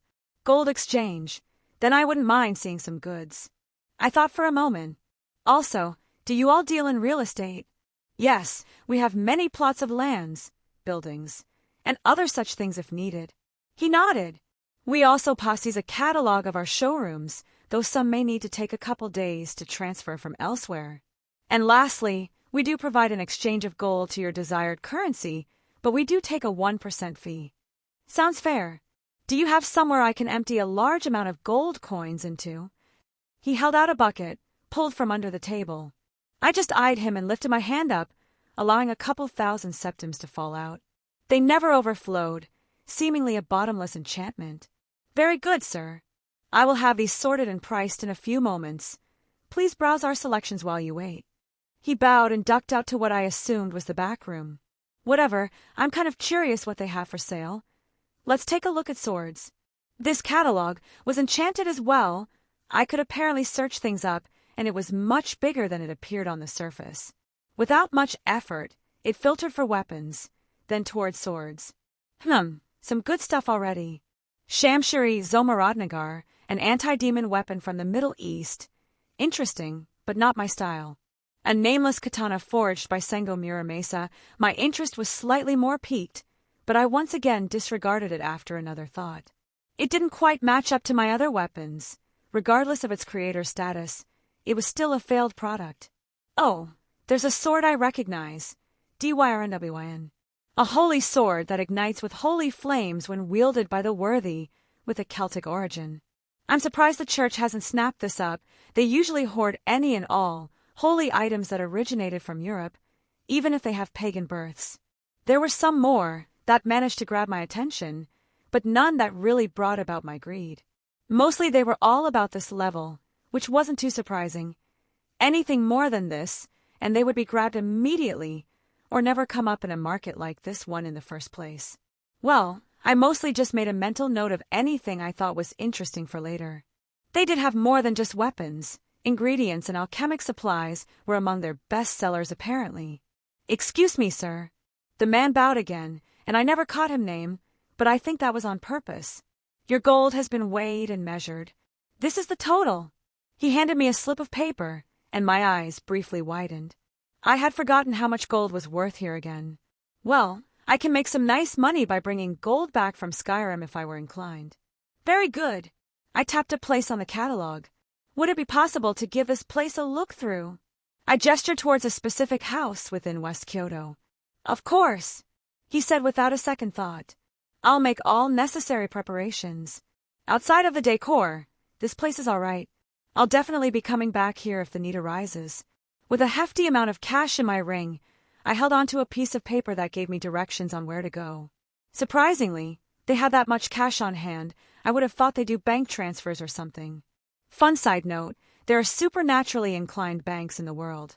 Granted, the ones that cater to specific supernatural entities are limited. Most just have a few branches here or there for that purpose. I'm really learning a lot of fun little things about this place that I didn't know before. You know, today has been a good day. Boom, is what I would have loved to say had not everything started exploding around me. I just sighed as a building down the street literally caught fire after what looked like a man in a mask ran out of it, throwing something inside and having it explode into pieces. Literally, almost everything was on fire at this point. There were many groups of people running around, what looked like armed guards, civilians, and a third group in masks and cloaks that were causing all sorts of chaos and damage. I just continued to walk, staring at the destruction around me, practically apathetic to it all. I had come here to essentially relax, to some small errands, walk around my birth world, and perhaps find some kind of spiritual peace while working through my own issues. Fuck it. This doesn't concern me, I'll just... Mommy! I stopped in my tracks, turning to the side. Some masked individuals were dragging off a female yokai, a little child being held away by another. They began pawing at her clothing, still almost in the middle of the street. Between that brief moment it took me to contemplate what was happening and allowing anger to set it, my swords already flashed out. I withdrew my hat, putting over the kid's eyes in time so he didn't see the bloody scene. The woman looked at me fearfully as I quickly cleaned up the new decapitated bodies around her with a few fire talismans. Magical fire, great for getting rid of bodies. Mommy, the little boy whispered as he hugged his mom, but the mother still eyed me warily. Go! I ushered, flipping my hat up and putting it onto my head. "Thank you," she said quietly, picked up her son, and running at speeds more in line with a non-human. I sighed again, my swords floating around me. I seemed to draw more attention onto myself as well. I saw a few people shouting and pointing at me, but their voices were lost in the background somewhere. I don't consider myself a hero, but some things I can't let slide. There are lines, ones I won't cross, and ones I will not allow others to cross as well. "You bastard!" One of the masked people attacked me, blood literally covering his hands, yet he said something like that. I just shook my head, not giving him any attention, as his head also rolled on the ground after a whisper passed by. "Kill him!"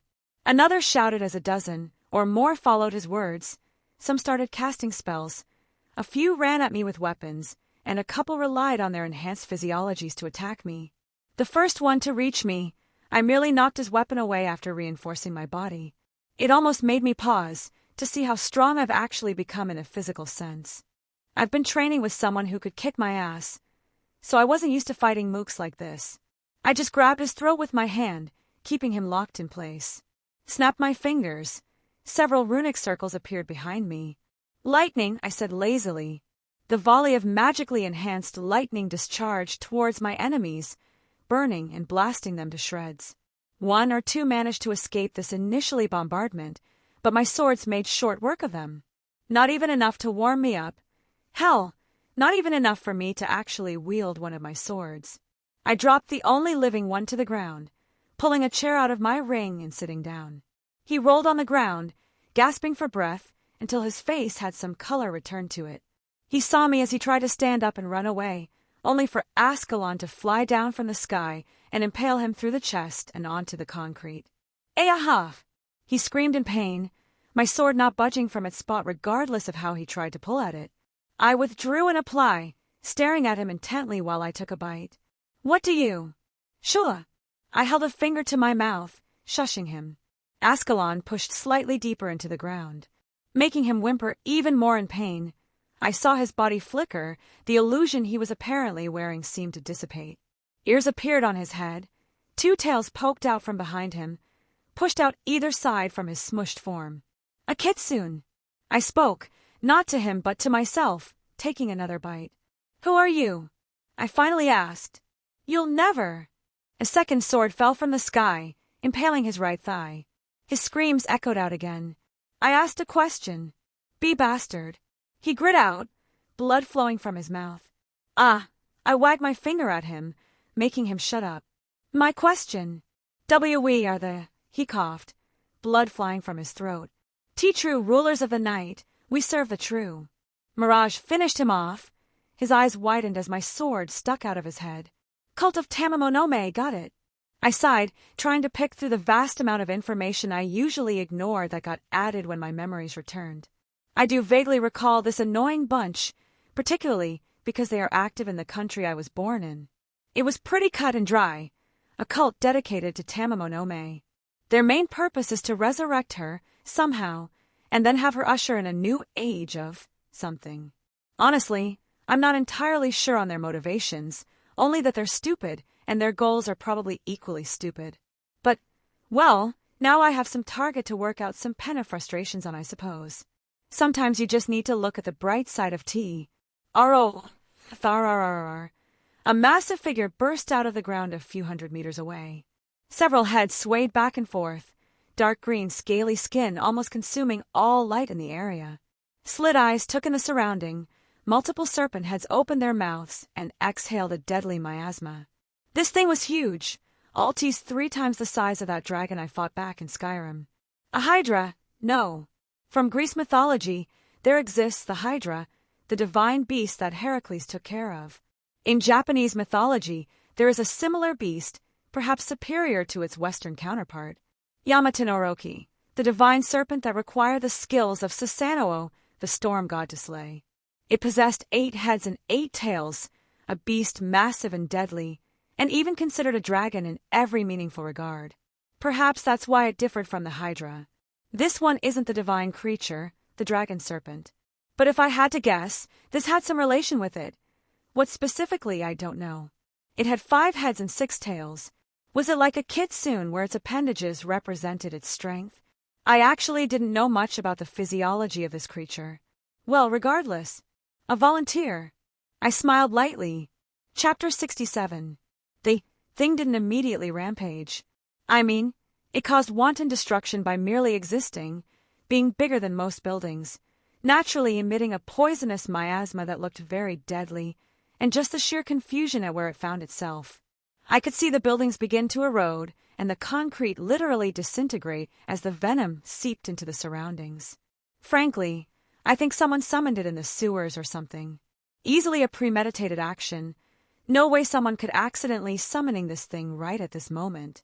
I unfurled my wings and took to the highest building I could get to within a few breaths to get a better idea of what was going on, because frankly, this whole thing was absurd.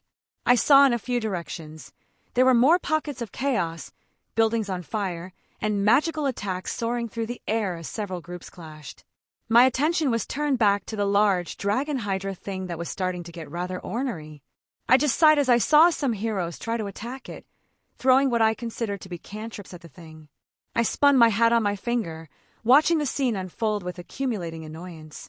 What do you think, Draeg? I met Yamato no Orochi on a few occasions. This thing's definitely pumping out poison reminiscent of it, though it's a very pale comparison. Probably some kind of magical snake creature yokai that was experimented on. Perhaps force-fed some remains of a serpent dragon. I wouldn't be surprised if it was originally a very, very distant relative, and they pushed some of that inside it to begin with. Draeg agreed. Look at its heads and tails. They should be even, yet it has only 5 heads to its 6 tails. That is heavily mutated, and not in a good way. Now that I take a closer look, some of its scales are dislocated and jutting out at weird angles, and there are some odd growths on parts of its body that look like bones. As much as I hate that stupid snake, this thing just makes me angry. Even if left alone, it would probably die by itself in a few weeks. Just as Draeg finished, one of the mouths opened up, and a condensed stream of green fire spewed out down the street. The surroundings didn't catch fire and burn, they dissolved. Is that poison? Yeah. Maybe it has some Hydra ancestry as well. Draeg pondered, and I could only nod my head. Some unholy combination. That isn't really unholy if I think about it. I mean, the serpent dragon was poisonous, but the Hydra was known for its poison, even to an extent that gods feared it. Maybe whatever happened to this thing, it merely latched onto Orochi's poison concept, and that's how it mutated the way it did. Just as Draeg said, this thing was breaking down and wouldn't last long by itself.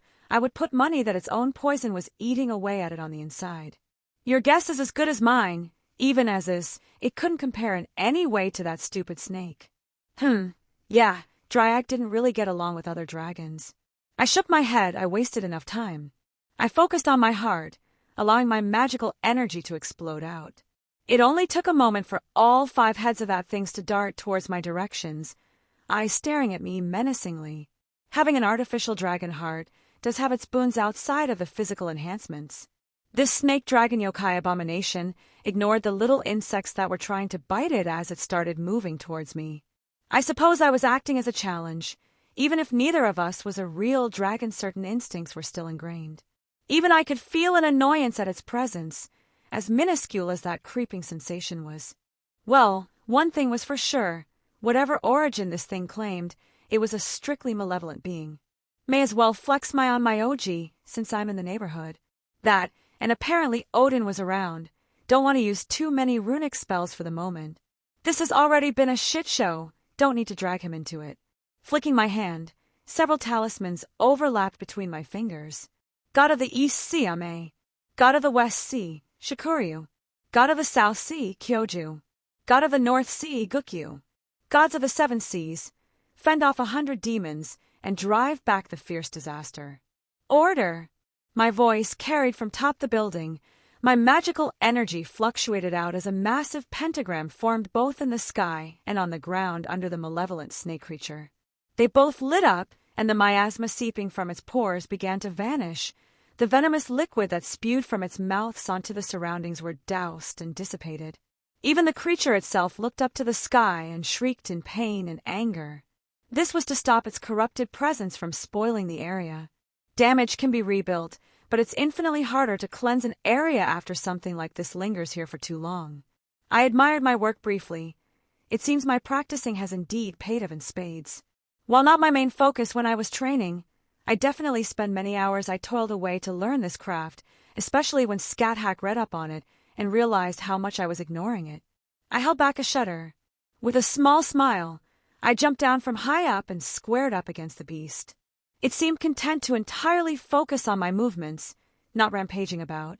Of course, it roared with all 5 heads, anger clear on its many faces. Noisy. I dismissed him. It was intelligent enough to understand I wasn't intimidated, but it would be difficult to test how sapient it actually is. I shook my head. Dawnbreaker flew out at lightning speed, its golden light shining bright as it decapitated one of the heads in that brief moment where it was not on its guard. It hissed in pain, roared in fury, and stared at me with madness. I only raised an eyebrow when the fallen head physically dissolved into a toxic puddle, and a new head grew in its pace at a visible pace. Did it trade physical ability for enhanced regeneration? I didn't expect my sword to cut off that head with such ease. It was by no means instantaneous like the dragon serpent would be, but that regeneration was top-notch for nearly anything else in the world. Its mouths opened up and the miasmic fire sprayed at me. As they approached, I continued my pace unperturbed. The space around me shattered, like glass, and I was a few feet out of the way, still continuing at an even pace, each step unabated. The head swept, melting the surroundings, and I would always appear in safe spot, much to the creature's annoyance. It may look like a cute little trick, but it was actually an advanced technique utilizing the kaleidoscope. I was essentially pulling myself to another dimension and allowing the world's natural flow to force me back into the correct path, but the time it took to do that allowed me to essentially sidestep attacks. Eventually, it got close enough to just try and pounce at me with one of its heads. Probably a smarter option, but still useless. Ascalon, I called gently. The anti-dragon's sword flew out of my ring, taking the head off at the base of the neck, except this time, there was no regeneration. The head flopped to the ground, lifeless. Impressive to actually see it in action. Drake commented, "The anti-dragon concepts really do devour anything remotely draconic. Perhaps it is even worse for this lesser dragon because it can't defend against such a thing even if it is slightly less effective in the end." I held out my hand, and Ascalon flew to me, fingers clutched around its grip. My knees bent, and the air behind me exploded at my abrupt increase in speed. My arms moved with a speed that had taken this creature by surprise. I rained down slashes on its body before it could reach. Several more heads dropped the ground around me, and the whole creature finally fell over. Its tainted blood seeping out and creating an entirely toxic environment. Even my spell was having trouble containing this malevolent venom. Well, not much I can do about that. Still better than letting it roam free. I sighed, kicking the corpse to make sure it was truly dead, but I doubt I would miss something like that again. Call it a small bit of self-consciousness after that whole dragon fiasco. Feel better? Meh, I replied. I just wasn't really into it. I mean, I had fun. I always like to test various magical things, but it wasn't a challenge. Maybe. I thought over his words for a moment.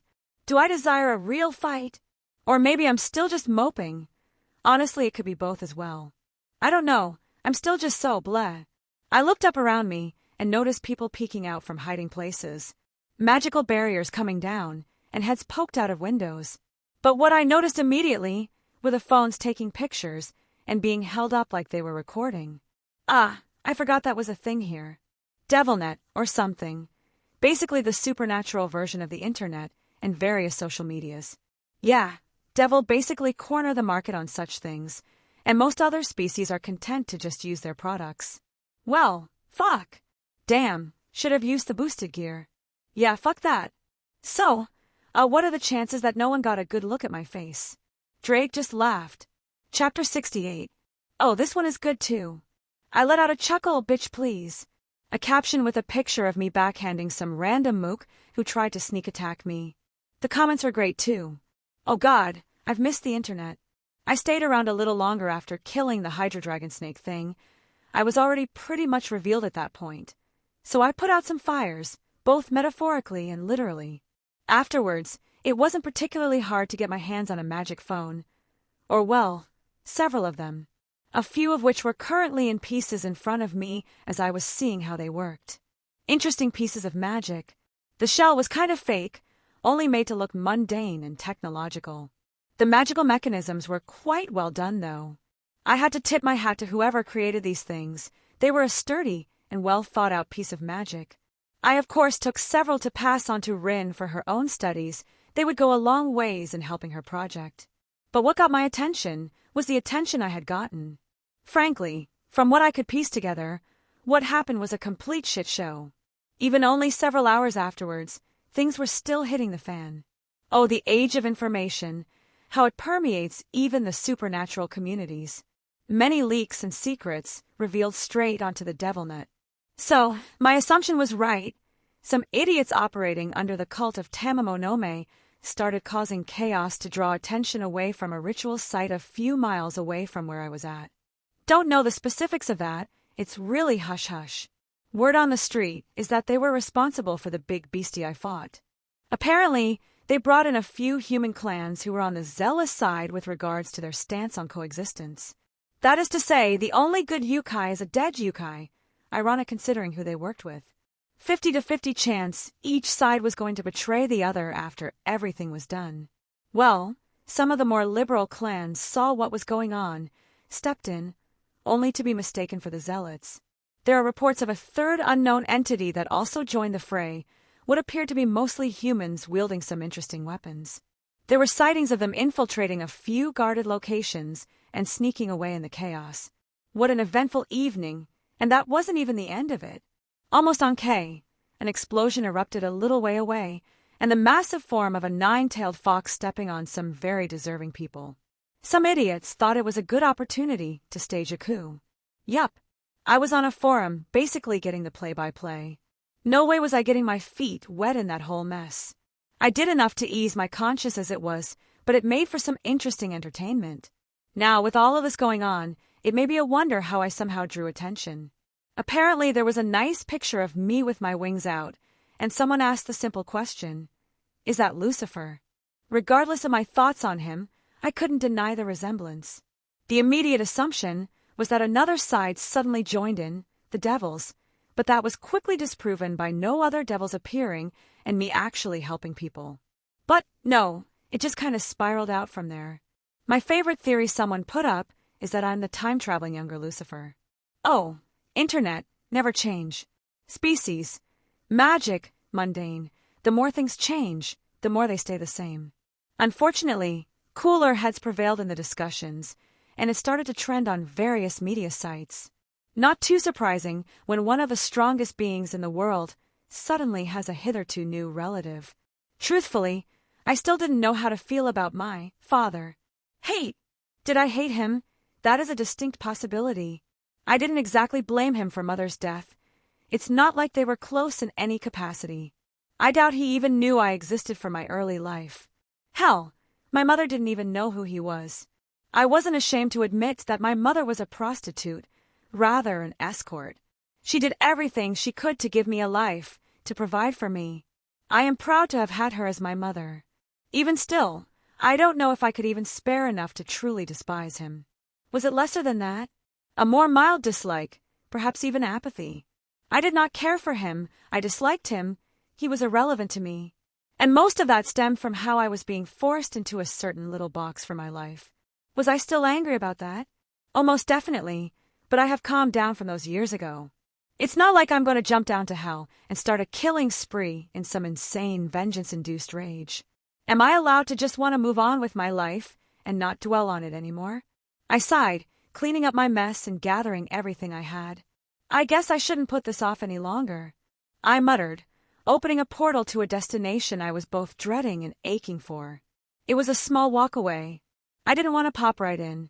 For some reason I felt it would be impolite, especially since I haven't seen her in a very long time. "Hey, Mom," I said quietly, stopping in front of a certain grave mark as Mieko Shimoda. It was a fair distance away from Kuo, so I rarely had an opportunity to visit. I was feeling things I thought I had gotten over many years ago, yet it seems like they reopen the moment I'm here. There were some weeds overgrown here and there. I got on my knees and started tidying up, placing some fresh flowers along with a few sticks of incense to properly pay my respects. It's been a while. I finally spoke, sitting on my butt. A lot has changed. I don't even know where to begin. I sighed, my eyes drifting up to the sky. I have a new name now. I squeezed out. New name for a new person, or something like that. I don't know. It seems like my reasoning back then was mostly out of spite and anger. I didn't want any connection to my old self. I felt so powerless back then. I don't really regret what happened. More so the reason for why I did it. I couldn't help but run a hand through my hair. Your son is strong now. I paused, twiddling my fingers. I'm also a magician. I let out a laugh. I think I said I wanted to be that when I was younger after we saw that magic show. Well, I suppose dreams do come true, even if it turned out a bit differently. I smiled faintly at that old memory. I also made a small promise to myself to learn stage magic. I also have a girl in my life, rather 3. I felt oddly bashful at saying that in front of my mother's grave. I wonder if you would be annoyed at me for that, but I care for all of them. I'm sure they would love you. They're all wonderful girls. The first one I met was Meridia. She's not human, but she's really sweet. I smiled as I reminisced about my first meeting with her. She's strong too. Could basically tell the world to F dash. I caught myself. Sorry, tell the world to sod off that. I corrected. Then there's Artoria. I'm sure you would absolutely get a kick out of meeting her. Yes, I had my night phase as a kid as well. We started to date more seriously recently. Well, kinda just accept our relationship as something more than a one-off, I guess. I glanced back down at my mother's grave. Don't worry, I'm not keeping any major secrets from any of them, nor do I plan to. Lastly, though, I stopped myself. It's hard to talk about her right now. It still hurts, Mom. I know it's not a final goodbye, but I miss her so much. I wiped away a little wetness in my eyes. Excuse my language, but I'm going to kick her ass the next time I see her. If I keep talking about them, I don't think I'll ever stop. I felt a small sense of genuine contentment at this moment. Why don't I tell you about some of my adventures instead? How about that time I fought a dragon with my friend Thorum? I took one last look at my mother's grave. I felt relief. I didn't realize how much I needed to get some things off my chest. It honestly felt like a weight was lifted from my shoulders. Scat was still a sore spot. I still almost wept when I thought about her, but I felt okay at this moment. I was content for the moment, and I felt like I could properly mourn without becoming a complete wreck. Even being gone for over a decade, Mom still knows how to make me feel better. Well, regardless, I could really use a drink right about now. My whole purpose for coming back here was to find some kind of closure for my own mental health. I would just enjoy my time while it lasted. No responsibilities, just have some fun and finish some projects that didn't need my immediate attention before. I stepped through a portal back over to Kyoto, close by where I left before. It was an area that was relatively untouched, so some places were still open for business. I recalled seeing a pub around here somewhere, or rather an izakaya. I wouldn't mind some comfort food as well. Been a while since I've had proper Japanese cuisine, even if it is the bar variety. My mind wandered as I just enjoyed my stroll. I was pretty much set on buying that property I took a few looks at. The house didn't really matter much, but the land was prime real estate for my need. And I wanted to get testing on this. I was quite interested on how this would turn out. To anchor a single location and spread it across several world lines and make it stable enough to support several different time flows. It will be fun, and I couldn't help but smile at the thought. Perhaps I should do a smaller test once I work the kinks out.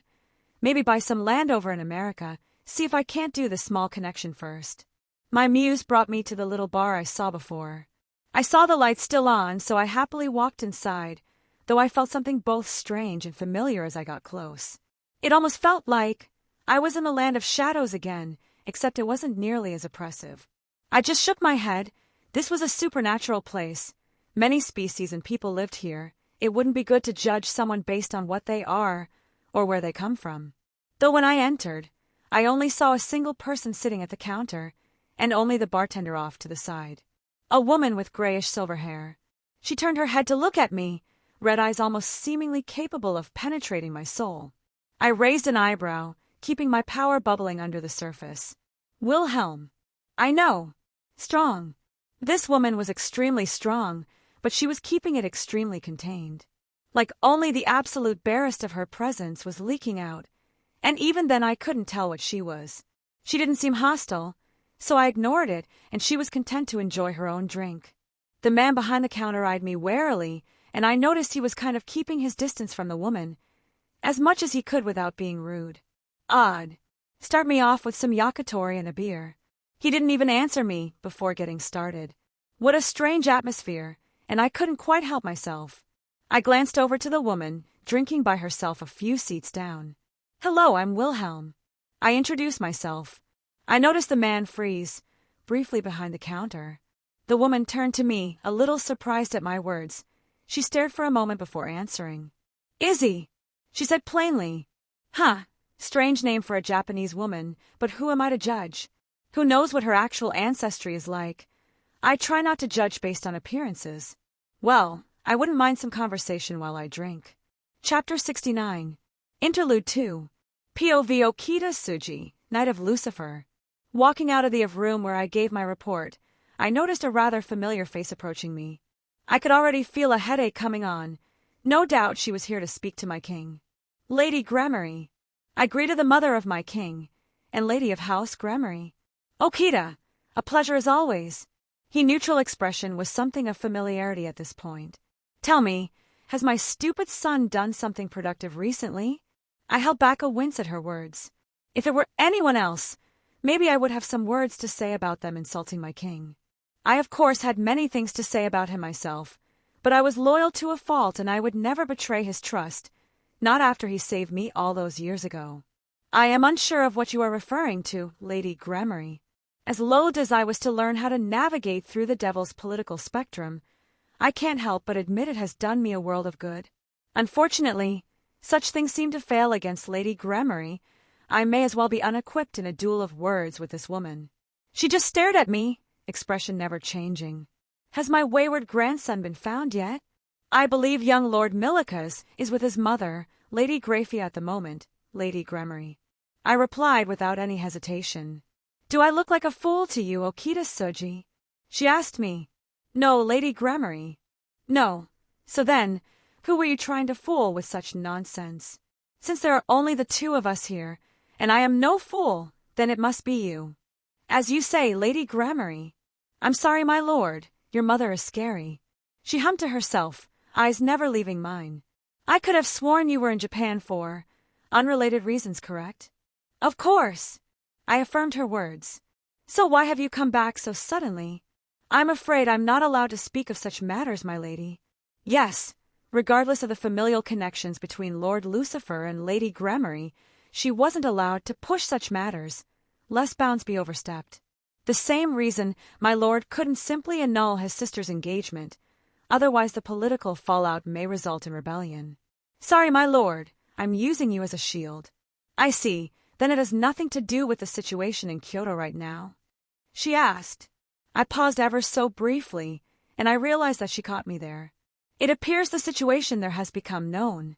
I could only sigh. Please. She rolled her eyes. You really need to get with the times, Okita.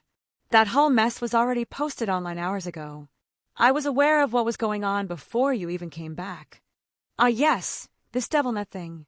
I never cared for it, if I were to be honest.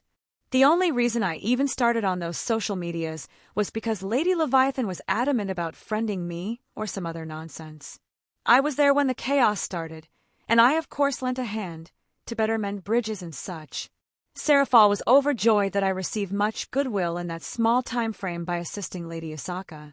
I believe this was the first time that Lady Yasaka willingly corresponded with Seraphal in decades. Even still, they were keen to kick me out, albeit more politely than that. They had much house cleaning to do, and it wouldn't do any good for an outsider to be there while it happened. I certainly could not fault them for that. Besides, I was needed to come back and give my report. Even though our relations are very strained, we are still considered allies with the Yukai. Granted, they are unlikely to lend us any meaningful help unless the more dire of emergencies occurs. And even that is iffy. Well, a shame. I was looking forward to meeting my grandson. He is such a cutie. She actually smiled for the first time. And the way he fought that snake, So dashing. She practically cooed. I blinked for a moment, registering the words. What? She tilted her head ever so slightly. You don't know. She withdrew her phone, pressed a few buttons, and flipped it around to show me a video. I stared at it in shock as the target of my search was right there fighting against some Hydra monster in the middle of Kyoto, where I had just been mere hours ago. A small smile rose on her face. It appears as though my idiot son's little indiscretion has become common knowledge. I was utterly speechless, yet she continued to prod me. I'm curious how he got so strong so quickly. If Rias and Sona are to be believed, he was either able to hide his power so expertly that they couldn't detect anything, or he was truly powerless back then. She mused.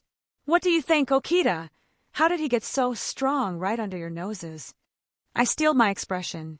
I guess the blood of my lore. Lady Gremory snorted, cutting me off. Yeah, his blood. She deadpanned. I'm sure that's it, as you can see his blatant use of our power of destruction. The sarcasm dripping from her words. That stupid son of mine. She scowled.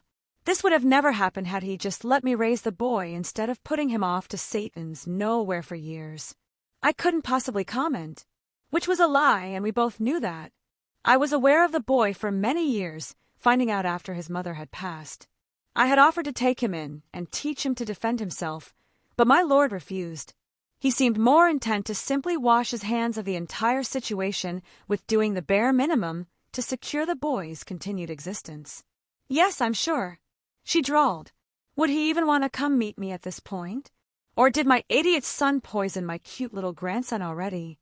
I'm sure we can convince him to return home. I said earnestly. Home? She raised an eyebrow. I doubt he considers anywhere near us to be his home. She let out an uncharacteristic sigh. I know that father is going to make a big deal out of this as well. Another, one of our bloodline without the power of destruction. We'll only be so lucky if that's all that happens. While I stay away from politics as much as possible, I am unfortunately forced to keep abreast of the many things that go on in the upper class of the Devil's Society. No doubt my lord will come under fire regarding his bastard son. Thankfully, Grafia is at least showing solidarity in public, even if they are still fighting behind closed doors. I need to find Beowulf and ask him to come make himself visible to help keep off the pressure. Unfortunately, I don't know where he is at the moment. He put in his vacation request a week ago and disappeared somewhere in Scandinavia. The only words back was he checked around for the boy in his free time. Surtur could help as well. He is quite the hit with children these days. I believe I heard his action figures are a top seller among children under 12. Well, maybe I should seduce him then. I almost choked as the words entered my ears, and I stared at Lady Gremory, my thoughts completely shattered. Lady Gremory! You think he likes MILFs? She smirked, pushing her large chest up. I heard that's what the young ones are saying these days. Oh, she's just doing this to get a reaction out of me. Hopefully. POV Sonacitri. Bucho, I'm done. I watched as Issei Hayato burst through the door. He paused staring at me, sitting next to Rias. Oh, Kaicho, you're here too. Indeed. I said evenly, even if I was annoyed at his actions. It seems that turning into a devil did nothing to diminish his inability to read a room. Rias just sighed. It basically the default reaction she had whenever she paid attention to Issei. I couldn't help but feel sorry for her, finding out that Issei didn't have a sacred gear at all. No, he just seemed to have some draconic bloodline that seemed to suddenly manifest. Honestly, it was an easy mistake to make. Rias's rook, Chiron, was their only means of sensing sacred gears, and that was mainly due to her very attentive nose and very conservative use of senjutsu. It was almost safe to assume that if a normal kid started smelling like a dragon, he likely had a dragon-based sacred gear, which there are a lot of. Unfortunately for everyone involved, Issei was barely better than a standard human, only requiring a normal pawn to reincarnate. His dragon bloodline did mean he had some decent potential to tap into, eventually, but that was slow going. His stamina, for instance, it was several times better than even Rias's knight. Too bad his other aspects aren't on the same level. But small mercies, that means he can train many times harder as well. We're having a meeting. Issei, sit down. Rias commanded her pawn, though with less force than I would have. Yes, Buncho. Issei said happily, taking a seat near his king. How did he get so strong so quickly? Rias bit her thumb, staring at the video being played. Shimoda, what have you gotten yourself into? Was it possible he was this strong before? I asked. I mean, it's possible. If he was that strong, then wouldn't be able to hide his power from us. Or something. Rias was grasping at straws, and even I was confused by what I was witnessing. Who is that? And what's he fighting? Is that a yokai? Issei started spitting out every question that entered his head. That's my nephew, Rias said quietly. Awesome, Bucho's nephew is so strong. You can handle that thing too, right? Issei spoke without filter, but his questions weren't exactly inappropriate either. He was still new to all of this. I think anyone would excuse such questions here. Well, no, I answered for her. Sona, Rias whined at my blunt dismissal. I could easily handle that thing. She huffed. Rias, you can kill it. That doesn't mean you can beat it. You lack almost any kind of defensive ability, and your spell repertoire consists of throwing your destruction at any enemy. Rias needed a wake-up call sometimes. I'll admit, she is a genius, but she relies way too heavily on her bloodline and thinks nothing else matters. Could you kill it before it spewed any of that venom from its mouths? A single hit of that and you're done. Rias favored overwhelming destruction above all else, forging even basic defensive means. If I had to guess, it's because her father can get away with such a thing, yet she is nowhere near his level, and it would hurt her pride to admit that to herself. Rias crossed her arms in annoyance. And I'm sure you can beat it? Yes, I replied without hesitation. I have more than just pure power. My ice will be able to immobilize it while I could implement a guerrilla-style attacks. Though I didn't admit that I would probably take everything I had to beat such a creature, and even then, it wasn't 100% guarantee. Who knows how much resistance to magic it has? And Shimoda was able to slay it with an ease like he was going for a walk. It was a hit to my pride. I watched almost all the material I could get my hands on regarding Shimoda's little debut in Kyoto. Some powerful-looking swords that flew around him, taking down enemies that I would need conscious effort to deal with. Magic that I couldn't understand as space around him shattered at his whims, and the large-scale Eastern magics he employed with relative ease. How? The way he moved, the way he acted, so calm, like it was merely another day, not literal chaos and pandemonium erupting around him, not a giant snake dragon yokai thing barring down on him with the intent to kill. I could only clench my hands in frustration, as Rias and I tried to analyze everything we saw, trying to dig out the secrets of Shimoda's newfound strength. Suddenly, I questioned my ability to get even with him for blowing me up. Chapter 70.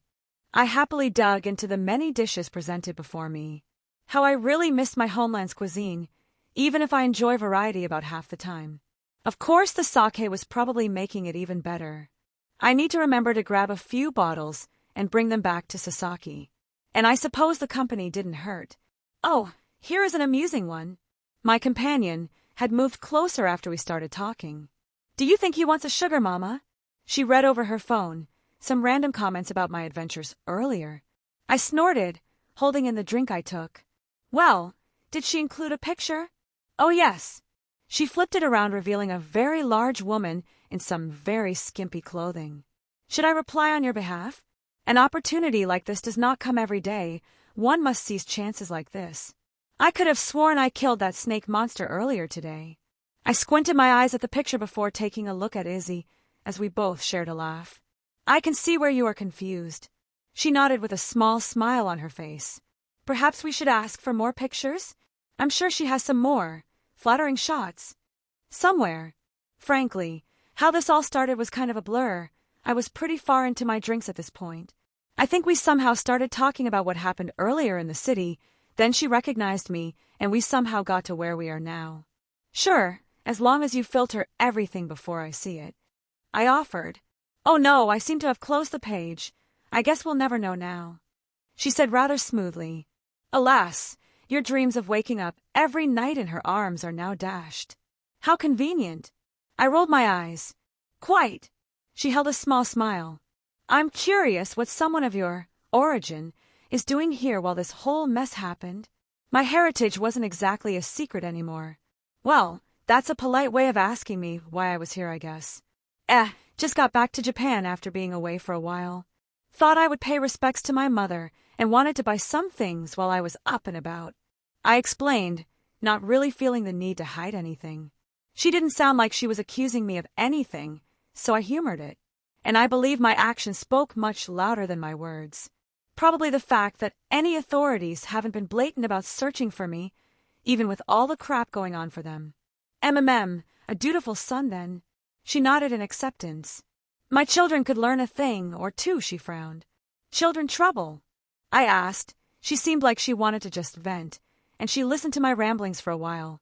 She let out a sigh, downing the remainder of her drink. I have not seen my children in years. She shook her head, finishing off a glass of her own. Just because we live long lives doesn't mean I don't miss them. Have you tried reaching out on your end? I offered. She pursed her lips, staring at the ceiling. It would be unwise for me to pop in on them. She seemed rather melancholic. They have rather high positions, and I don't want to cause them any more issues like I have in the past.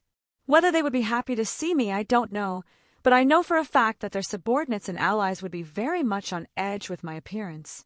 Simply call them, then. I don't think they even use such things. They're a bit old-fashioned. She admitted. I only learned because I've been. She cut herself off and sighed. Not too surprising, considering she wasn't human herself, though I had no idea what she was. A letter, then. It doesn't even have to be anything important. Just say you miss them and haven't heard from them in a while. She tilted her head at me. And you think that will work? She said quietly.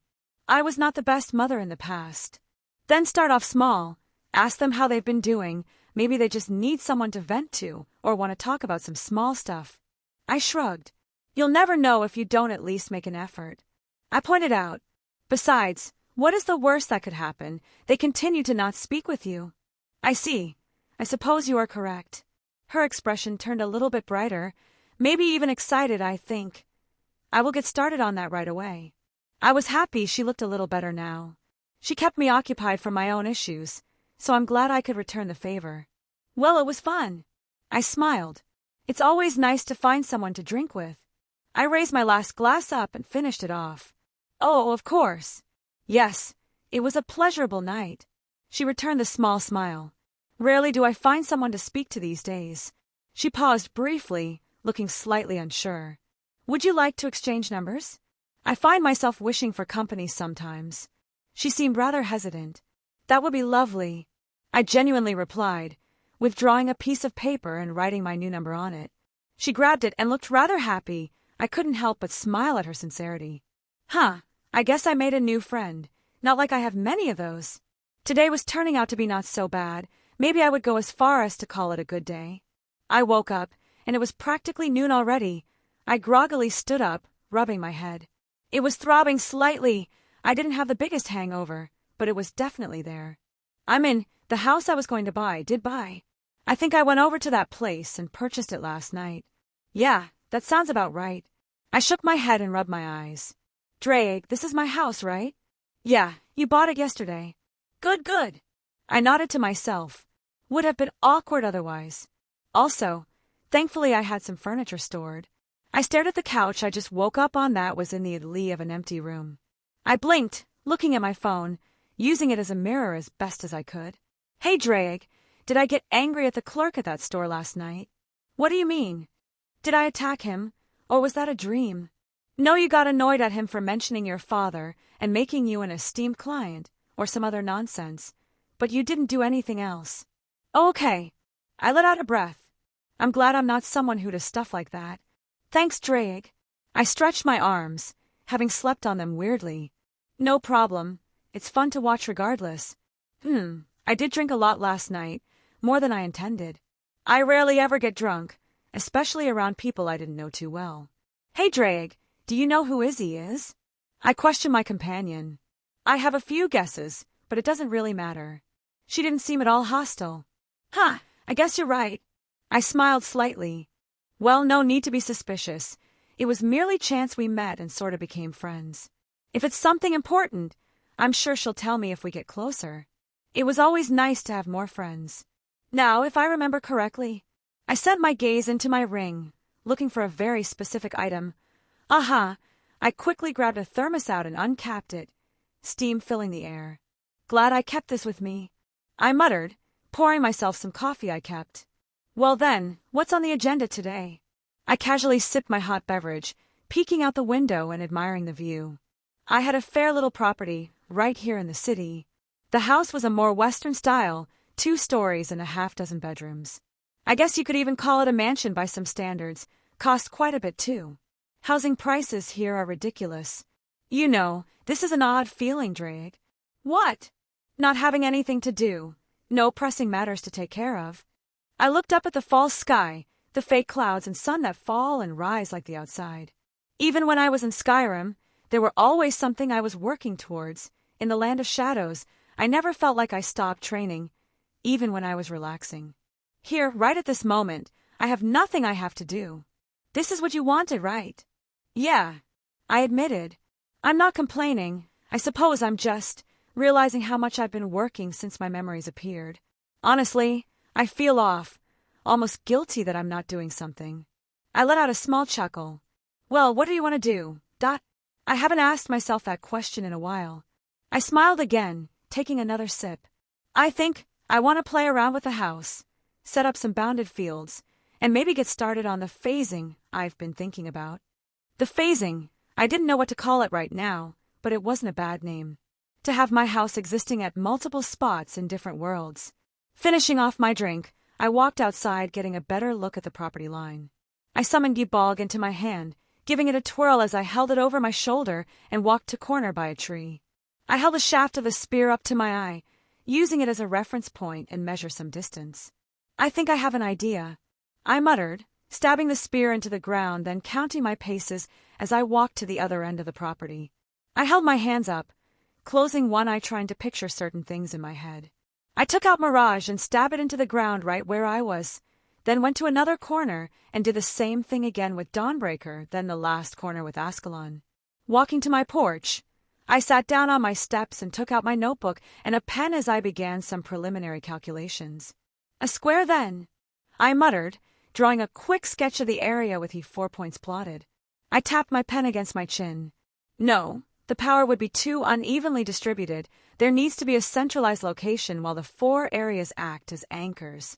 Curious, the kaleidoscope doesn't like to be spread out. The dimensional energies tend to dissipate rather quickly if they aren't being forced into very specific places with a firm hand, so using the basis of square to create this matrix of bounded fields will be undesirable. Oh, I suddenly had inspiration. Equilateral triangles. I snapped my fingers. 4 points that make a square, but we add a 5th right at the center. Then using that we make 4 triangles, using the 4 outer points as the bases. I began scribbling some more notes and calculations. Now we have 4 triangles, but there is a more direct link if they're all powered by the centralized point instead of being spread out in a large square. I looked around the yard, fences on either side, and nodded to myself. This place already has a concept of boundaries, and I can hijack that to reinforce my own bounded fields to better stabilize the anchor points. What do you think, Drake? You're asking me? You know I don't really know how magic works, especially something as complicated as what you're doing. Give yourself some credit. You seem to follow my trains of thought usually. He grumbled for a moment before speaking. So we have 4 points, A, B, C, D, that correspond to where your weapons are. If I'm understanding this correctly, instead of just connecting them all in a square to create this bounded field, you are opting to instead create 4 triangles by adding a 5th spot at the center, E. So we would have something like EAB linked together, the same with the other points. While the final shape will still be a square, it is actually comprised of triangles. That's correct so far. I nodded at his words. So if I'm understanding correctly, that would mean the overall power of the bounded field would rise at least another level because the magical energy would bounce around 2 less points before running back to the source, before once again being pushed out. The current would be firmer, and the waste would be overall much less. Not to mention, it would take overall less magical energy to achieve similar results than if you went with just a square. I couldn't help but smile. Nailed it all. I just needed to get started on the major calculations. Really, the main hurdle would be the huge supply of magical energy required, which isn't a problem to someone like me. Well, there is one issue. I paused briefly. a small grimace on my face. Yeah. What will you use to sustain and power such a strong bounded field? I sighed thinking about it. Mirage could do it easily, as could my staff of Magnus, but I didn't want to separate from either of those for long periods of time again. Yeah, producing that much magical energy is easy, sustaining it is a whole different matter. Usually one can just anchor a bounded field to the world and maybe absorb ambient mana or some other approach, but here, I'm playing with dimensions and my needs are much greater. Well, questions for later. I push those thoughts to the side for now. At the moment, I just need to figure out the theory and outline for everything. Then I'll head to New York and test a couple of them out. In the interim, I can just use the staff as a temporary solution. As annoying as finding another powerful object would be, I couldn't help but smile. I was having fun figuring out this piece of magic, and I was excited to get it going. A Nascent Kaleidoscope, Chapter 71. I, unfortunately, had to go back to that ridiculous store to purchase some materials. The way they treated me really grated on my nerves, and I couldn't actually get angry because they were nothing but polite. Realistically, I knew they couldn't possibly know my feelings, but my annoyance still simmered under the surface. It's not like I would take it out on people only doing their jobs, but it just made me not want to be there, and perhaps that shone through my expressions. Well, it wasn't entirely bad. I did find something interesting and got it on an impulse. I did make a promise to myself to learn stage magic. I figured it could be a little hobby of mine, but I seemed to put the cart before the horse. I shall name you Sir Wigglesbottom Fluffytail Octavius Benedict III. I held a rabbit up to the sky as it scrunched its little nose, cutely. Or just Sir Wiggles for short, because it wiggled its little butt at me when I first saw it. Did I mention this thing was intelligent? Really? Fuck you, it's a good name. What happened to the other two? We don't speak of them. I sat Sir Wiggles down next to me, and he was content to stay by my side. I asked him previously if he wanted to come with me. I promised to take care of all his needs and find him a worthy mate, so he seemed to accept. From what the salesperson told me, his mother was a jackrabbit, which was obvious by the small little antlers growing on his head. But apparently on his father's side, he is a very, very distant relation to Tepostacatl. I can't believe you made him your familiar. I can't believe you even questioned something like that at this point. Touché. It's not like I need a familiar, and I can't help that I fell in love with the little guy the moment I saw him. Frankly, I'm a cat person, but that doesn't mean I don't appreciate other little animals. I took out a head of lettuce that I still had from Skyrim and peeled off a few pieces to place down in front of him. All right, just don't go too far out. I'm setting up some magic stuff. I don't want you to get hurt or anything. I rubbed its little head with my finger. I think it nodded at me, and the link I had with him due to making him my familiar kind of gave the impression he understood. I just nodded and moved to the spots I marked yesterday. Surprisingly, it wasn't hard to turn something into a familiar. If it didn't have enough sapience, then it couldn't resist you at all. If it was intelligent enough, it simply had to agree and boom, new familiar. Hell, the magical formulas were known practically worldwide. You know what? I hope you make him the most powerful rabbit that ever lived. I paused. Drake, that is one of the greatest ideas you've ever had. I resolved to teach him magic in the future, after I learned how to pull him out of my hat. Is it considered cheating if I use actual magical to pull him out? Taking out a large steel pillar, I hefted it up and slammed it into the marked location, making sure it was nice and steady. Making sure it was all perfect, I did the same to the other 4 points around my house to set up the first boundary layer. I would start off by drawing runes on each pillar to reinforce several concepts around my home, both to protect it from the outside and inside. Should I include a geas that forcibly latches onto anyone I invite inside? A contract that is accepted when an invitation is extended and they agree to cross my threshold. Guest rights. It was a common notion across many civilizations, even if it usually goes by other names. A curious thought, I could probably force people to act within certain bounds if they are invited inside. On the flip side, I would also be bound by such limitations. But then again, I wouldn't exactly start a battle with anyone I willingly invited inside. Well, I should probably focus on external defenses, right? Hell, I don't even have any furniture yet. My thoughts were suddenly interrupted, as I felt space near me vibrate and bend in certain ways that indicated someone manipulating it. My head snapped to the side as I saw a young man pop over. The vibrations along the world were very hard to miss. There was no teleportation circle, no blatant magical phenomena as he appeared. He wore what looked like a school uniform with a cliché wizard's robe over it. Honestly, he appeared rather mundane, like if you told any random kid he was a wizard, that was how he would pretty much dress. "Hello!" He greeted me with a surprisingly amount of openness. I raised an eyebrow. "Greetings. I'm George Faust," he said simply. I blinked for a moment, searching my memories. "Named after the historical one?" "Yup, I'm his descendant." He seemed rather happy to say that little tidbit. Well, I can't exactly fault him for having pride in his origin. I mean, I named myself Schweinorg, but even still, I don't go around calling myself Zelretch. I remembered some things about this kid, some kind of magical prodigy, and he had a sacred gear, one I couldn't quite recall off the top of my head. It's not like I have a perfect memory, and I had quite a few things shoved in my head from my awakening. "What can I do for you, George?" I stood up, giving him my full attention. "Well," he paused for a moment. "Sorry, I'm not really good at this. Usually it's someone else doing this part." He scratched the back of his head. "I kind of wanted to invite you to join the faction I'm in." He seemed unsure of himself, yet he still had a strange amount of confidence in the way he stood there. "Pardon?" I was a bit confused here. "Well, I'm a part of the hero faction. We're basically descendants of heroes or reincarnations. Or just humans that want to protect humanity from the supernatural." He explained. "Okay, some issues with that. I'm not a hero or whatever, and I'm only half human." "Hero faction?"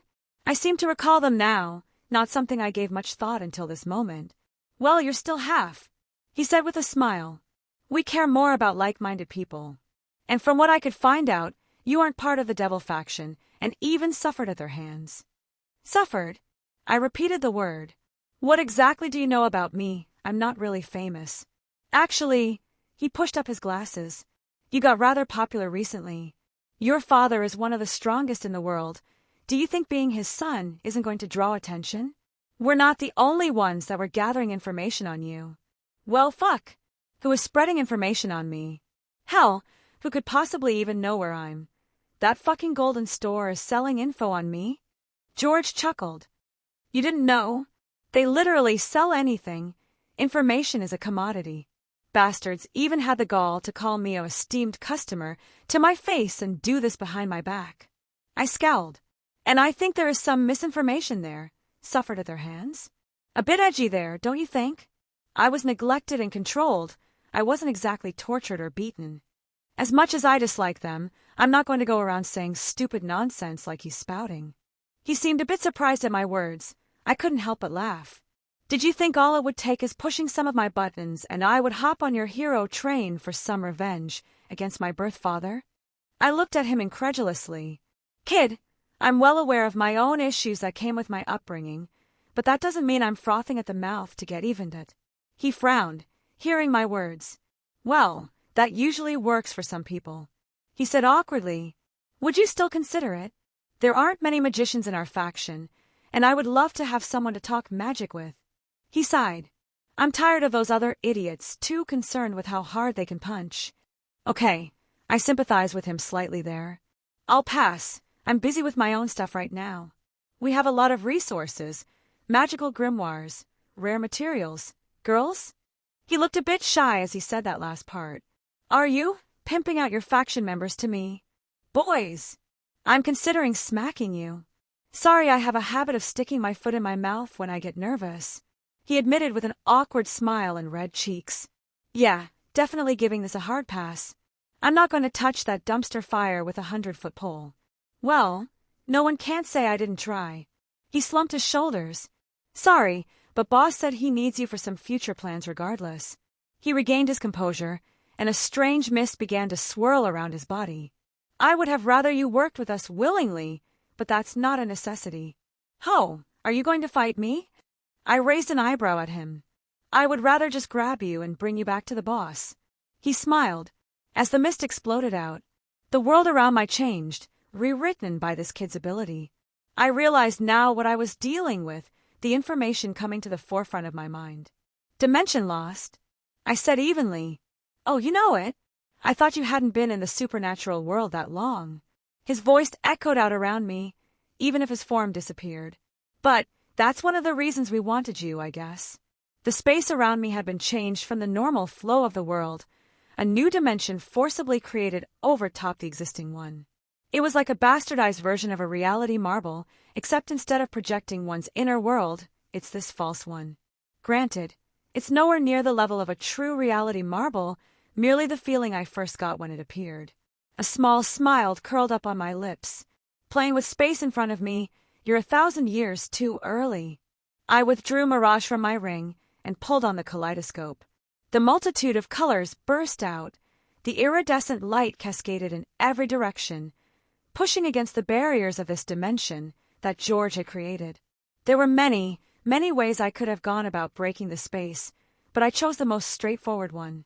What are you doing?" I heard his panicked cries ring out from the surroundings as my magic began to usurp over his own dominion. "I guess a Longinus only amounts to this much." I smirked as I reached out my hand. The colors scaled up the walls of this reality, consuming it entirely, and then I clenched my fingers. It shattered. Cracks rang out.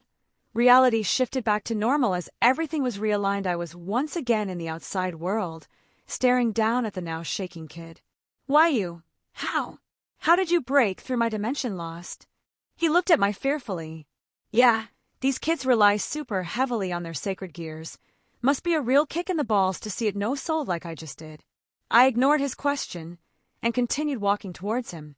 "You know, I was content to end things where they were, but then you had to go and attack me." I shook my head. He almost fell to the ground as he turned around and began to run. Several spell circles created in his wake, with magical spells launching towards me. I frowned, my sword batting away most of them. "Chow chow!" George shouted, mist shooting out of his hand towards the distance, and a rip in the fabric of space opening up, connecting to another point. I felt something tingle on the back of my neck, a danger sense I had developed in the time with Scat attempting to take my life if I was careless. A spear burst out of that little hole, the portal that connected to who knows where. Something shot right for me at a speed that was impressive. It didn't escape my notice. The feeling I got wasn't from the intense speed. No, it was from the presence of what was coming for me. Death. I felt death from this thing. It was antithetical to my existence. Something ingrained so deep into my very being. I brought up Mirage to block, my hand on the flat of my blade as the tip of a spear collided with it. I put my full strength behind my weapon, feet digging into the ground, and I felt myself get pushed back before finally stopping. I looked up.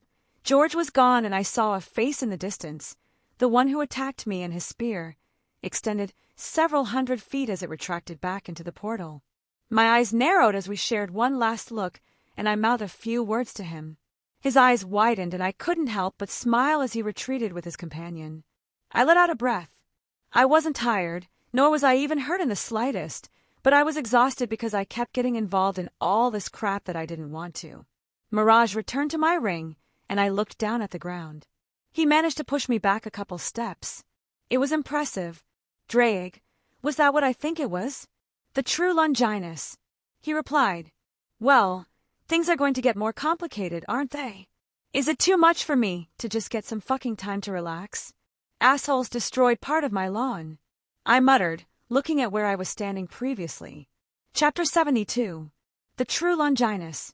It had been on my mind for a couple days now. I had set up many bounded fields around my home. Frankly, I think it would take even me some effort to break them down by brute force. And that's about all I could ask. They wouldn't keep anyone out that could truly threaten my life, but they were basically there to buy me time in an emergency. The True Longinus. It left an impression on me. Fear. I don't know if I would call it fear. It felt more primal, something that literally was antithetical to my existence, to my very core of being. It was like facing my mortality straight on. Was I scared? I don't think so, but I was definitely wary. The Spear of Destiny, it was an odd weapon.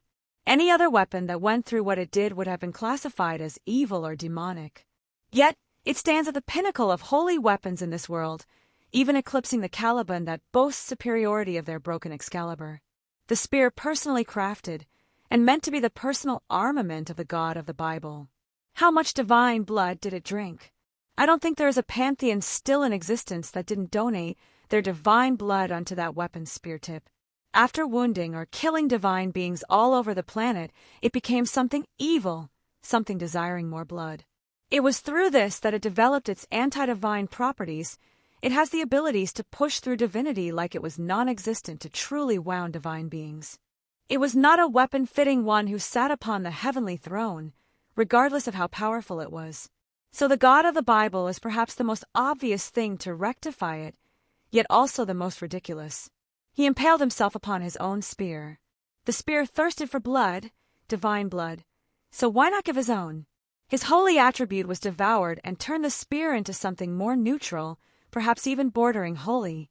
But that was it. The amount of divine blood it drank from other pantheons was only stalemated by his own holiness added on. And again, it was turned into a proper weapon, but he still didn't take it back as his own. It was the first sacred gear, the test, so to speak. He sent it off to the mortal world, and centuries passed before someone managed to awaken it. This story was much more known. The man whose name was lost to history, was the spear named after him, or was he named after the spear? He who impaled Christ upon the cross. Saint Longinus. Hell, other sacred gears use the name Longinus to correlate to their god-killing ability. That just went to show how absurd the spear actually was when used against divine beings. Possessing no divinity, yet still retaining all the holiness of the Heavenly Father, the Son of God. Cleansed, amplified, and sanctified. The ritual that Jesus, King of the Jews, actualized upon his suffering, it changed the spear once again into its final form. It was supposed to be God sacrificing himself to relieve humanity of their sins, a grand ritual that spanned the entire world, powered by the sacrifice of a divine being. It would skew humanity in favor of good over evil, as humans naturally are neutral at birth. It was actually the reason that humans could naturally be born with the holy attribute from that point on. Was it planned? Honestly, I have no idea beyond just the cliff notes of what happened. I wouldn't put it past Big G to have planned that entire situation out. It would be killing multiple birds with a single stone. What a scary spear! I said to myself. Not just divine beings or devils. Anything with a dark attribute was prey for the holy spear. There is a reason it's rated as the strongest sacred gear. Drake added, making me pause again. Oh, you're admitting defeat. I heard him snort in annoyance. I'm relying on my partner, the spear. The spear can slay gods even with a novice if he gets lucky. I let out a small laugh. What a ridiculous weapon. He was exaggerating a little bit. Perhaps it could kill those lesser divine beings, like mountain or river gods. Hell, it could probably even wound a real god to a certain extent, but take any Olympian and put them in the path of a spear with a novice at the back, and they're getting bitch-slapped into the moon. But his point stands. Usually, divinity is almost like a barrier or wall that a mortal has trouble overcoming. It is a higher state of being. It naturally has advantages over those who are lesser.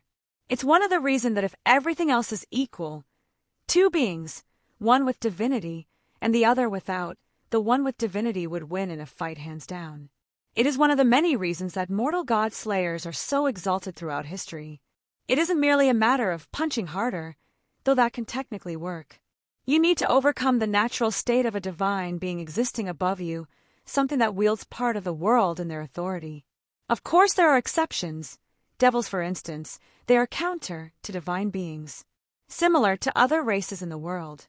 The giants of Norse and Greek myths, they could slay gods because they are the opposite side of the coin, so to speak. Opie, please nerf. I laughed, standing up from where I had been sitting on my porch. Perhaps. My blood was even boiling a little bit. The idea that the spear could take my life if it gets any meaningful hit on me. Gods, I think Scat corrupted me. I wondered how Gibalg would match up to it in combat. The spear my teacher crafted, that demonic spear that erupts in bloodlust every time it's used versus the holy spear that has slain gods. Well, I guess both spears have slain gods before. It's no sword yet. I felt some desire to possess it. Was it merely my greed acting up? Or maybe it was my nature as a devil that wanted to corrupt something holy. I mean, not really corrupt, but just add it to my growing collection. Honestly, I had no overarching issue with the Heaven faction. As long as I'm left alone, I'm not going to go seek out conflict with them for no reason. The same goes for destroying their images or idols. But hey, if some idiot wants to donate their spear to me, who am I to refuse? Mr. Wiggles was off playing somewhere. I could faintly feel him through our connection. Honestly, all I planned for today was to train him. Indeed, I will make him the fiercest rabbit this world has ever seen. Ding. I blinked, pulling out my phone from my pocket. Hello, this is Izzy. I don't know if you remember me, Izzy. I stared at it for a moment before replying. Of course I remember you. Have you heard back from your kids yet? Wilhelm. Yes, I must thank you. Your advice has worked well. My youngest had responded, and he said he would visit me next month. Izzy. I'm glad when things work out. I think I needed some good news like this, even if it doesn't really affect me. I'm happy for you. Wilhelm. Thank you. I was wondering if you wished to meet up again tonight. I enjoyed the place last time. Izzy. I mulled it over. Perhaps I've been feeling more stress than I need to? I just came back to this world to essentially relax, and I keep getting roped into conflicts. Fuck it. Any reason to escape my dreary thoughts is good enough for me. That would be lovely. Wilhelm. Yes, I look forward to seeing you again. Izzy. See you then, smiley face. Wilhelm. Having friends is nice. Oh, I can show off the stage magic I've been learning. Sir. Wiggles. I shouted, and almost immediately I felt him bolt back towards me. Damn, he's fast. Well, what I should expect from a supernatural rabbit. I wonder what magics I should teach him. Maybe start off with elemental manipulation. He should be closer to nature, so perhaps that would be the best place to start. I admit, seeing him flinging fireballs around would be most amusing. Or perhaps freezing entire areas with vast arrays of ice magic. Then that would be difficult for him to move. Lightning is also an option, but then again, I use lightning a lot too. Shouldn't I teach him something to supplement me? Some druidism may work as well. It was where I derived the initial concepts for my bindings of Gaia's spell. Hey there, buddy. I held out my arms as he jumped right into them. You have fun. Images of him exploring the property and surroundings came through our link.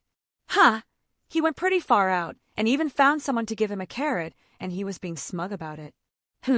Aren't carrots technically bad for rabbits? Well, maybe him being a magic rabbit means that doesn't matter. I'm not his mother. He should know what he can and cannot eat. Ready to go meet my friend? We'll show her what we've been practicing. I did share my thoughts with him. I wouldn't just shove him in my hat and force him to perform with me. Who knew the little fluff ball had dreams of grandeur? Granted, he didn't exactly tell me that. More so sending feelings and impressions. Having a connection like this was odd. If I focused, I could feel what he was feeling basically through images, and somehow that would translate into something I could understand. I just shook my head. What an amusing familiar I picked up. I still need to create costumes for the future, especially one for Sir Wiggles. Matching hat, of course. Pulling a rabbit out of my hat while he wears a hat. Maybe even a little sweet and vest too. Well, this would be a good distraction. I need to stop stressing while on my little vacation. Chapter 73. I fixed my cuffs, pulled on my collar to make sure it was nice and straight, and I ran a finger along my tie to make sure there were no creases. My hand sneaked back and tugged lightly on my ponytail to make sure it was still nice and snug, bound by that little piece of fabric that Scat Hack used all those days ago, and I couldn't help but smile slightly at the memory. I fiddled with the buttons on my vest. Jacket or no jacket? I usually go with no jacket. I turned around to see how it looked from the back. How about Juggernaut Drive? That way you can die and put me out of my misery. If you're not going to be helpful. You know what? Go butt-ass naked. I'm sure that will draw lots of attention. You're being really aggressive. I have to live through this every day. I've never had a host be so obsessed with what they're wearing, and let me be clear, I have had female hosts before. Mildly sexist. Oh, come off it. I'm technically genderless. Females can be sexist against their own gender. That means nothing. I pointed out. And besides, you've never had a host look as good as I do. I smirked. Oh, there's the patented devil pride I've heard about. Sorry, the dragon says what? The dragon says you're a little bitch. Yes, I, the Red Dragon Emperor, am a little bitch. I declared. I hate you. I snorted, holding back a laugh. Well, it could be worse, Drake. I set down a box I withdrew from my ring, opening it up to reveal several pairs of cufflinks. I could go around declaring myself a paid dragon. Little bitch it is then. No, what am I doing? I shut the small box. Way too gaudy for a casual get-together. I shook my head, putting them away. You need new shoes. I blinked, looking down out of instinct. You know what? I do need new shoes. I mean, it's not noticeable, but they were slightly scuffed in that little tussle I had the other day. Another reason to be annoyed with that idiot. I'm surprised. Why? Do you think I don't understand how to look good? Drake snorted. You know, I used to roll around in gold and jewels, so they would get stuck between my scales and make me glitter and shine better. Huh, you learn something new every day. Why are you even trying so hard? Are you planning on claiming her as well? First, I would use almost any excuse to dress up. It's enjoyable. Is that such a crime? And I want to look nice when I meet with my friend. I want to make a good impression. Second, we barely know each other. I rolled my eyes. I'm not trying to bang every girl I trade words with, regardless of how pretty was. Didn't stop you with Artoria. That. I stopped for a moment. Touché. I admit he had a point there, but it was a little different. I knew her before I knew her. I would be lying if I said my knowledge of her didn't skew my perceptions and perhaps give me a sort of idol in my mind. Regardless, I did not have any regrets with how things turned out. And now I couldn't help but think of her. Nope. No moping. I'm going out to have drinks with a new friend. I flipped my hat sitting nearby and set it on my head before adjusting it just right. Time to go. Izzy. I smiled brightly, walking into the bar. It was once again empty minus us three. The owner just gave me a look before going about his business again. Hello, Wilhelm. She nodded at me, a small smile on her face. I took a seat next to her, the man behind the bar already placing a drink in front of me. I couldn't help but chuckle as I took a sip, almost coughing it up. Damn, that's strong. I forced it down, and it was not enjoyable that way. Needs to be sipped to appreciate more. How have you been? I have been doing very well. She turned towards me, fingering her own glass. I am excited that my youngest has decided to respond to my inquiries. As I mentioned in our correspondence over the phone, he will be visiting me next month. She keeps herself well reserved, but the excitement in her tone was palpable. Oh, I'm curious. What's he like? Abrasive, rash, prone to using his fists when he should use his words. She listed off, but he can be really sweet too. Even when his father and I separated, he was willing to express his intent to visit me, much to his father's anger. Isn't it usually the youngest that acts out the most? I suppose you are right. He is definitely a mama's boy. She smiled. His elder siblings are much more reserved, even if they have usually cause just as many messes. And how have you been? She inquired. Has your newfound fame been detrimental at all? Oof. I took another sip. Got attacked by a high schooler who looked like he was getting ready to play some D&D in his mom's basement. He also happened to actually know magic. She blinked at me, mulling over my statement. Are you hurt? She questioned. Oh no. Kid was as green as my grass. I waved her off. Well, at least before the little shit tore up a part of my yard. He had a sacred gear as well, as did his friend who tried to kill me too. I feel as though you are leaving out several important details. She deadpanned. Do not try to gloss over the important bits. Fine. I sighed. Wizard kid comes trying to recruit me. Called himself the descendant of George Faust. I don't know if you know who the famous magician who had a contract with Mephistopheles. She stated, to my surprise. She rolled her eyes at my look. I do know what goes on outside of my country. Of course. I smiled lightly. Anyways, kid is named George Faust. Don't know if he's actually named that or is trying to seem better than he really is. I shook my head. Tried to recruit me to his hero faction or some such nonsense. Basically, humans, heroes, descendants and whatnot who are trying to protect the human race from the supernatural. Did the idea of being a hero not catch your fancy? She propped her chin up with her hand.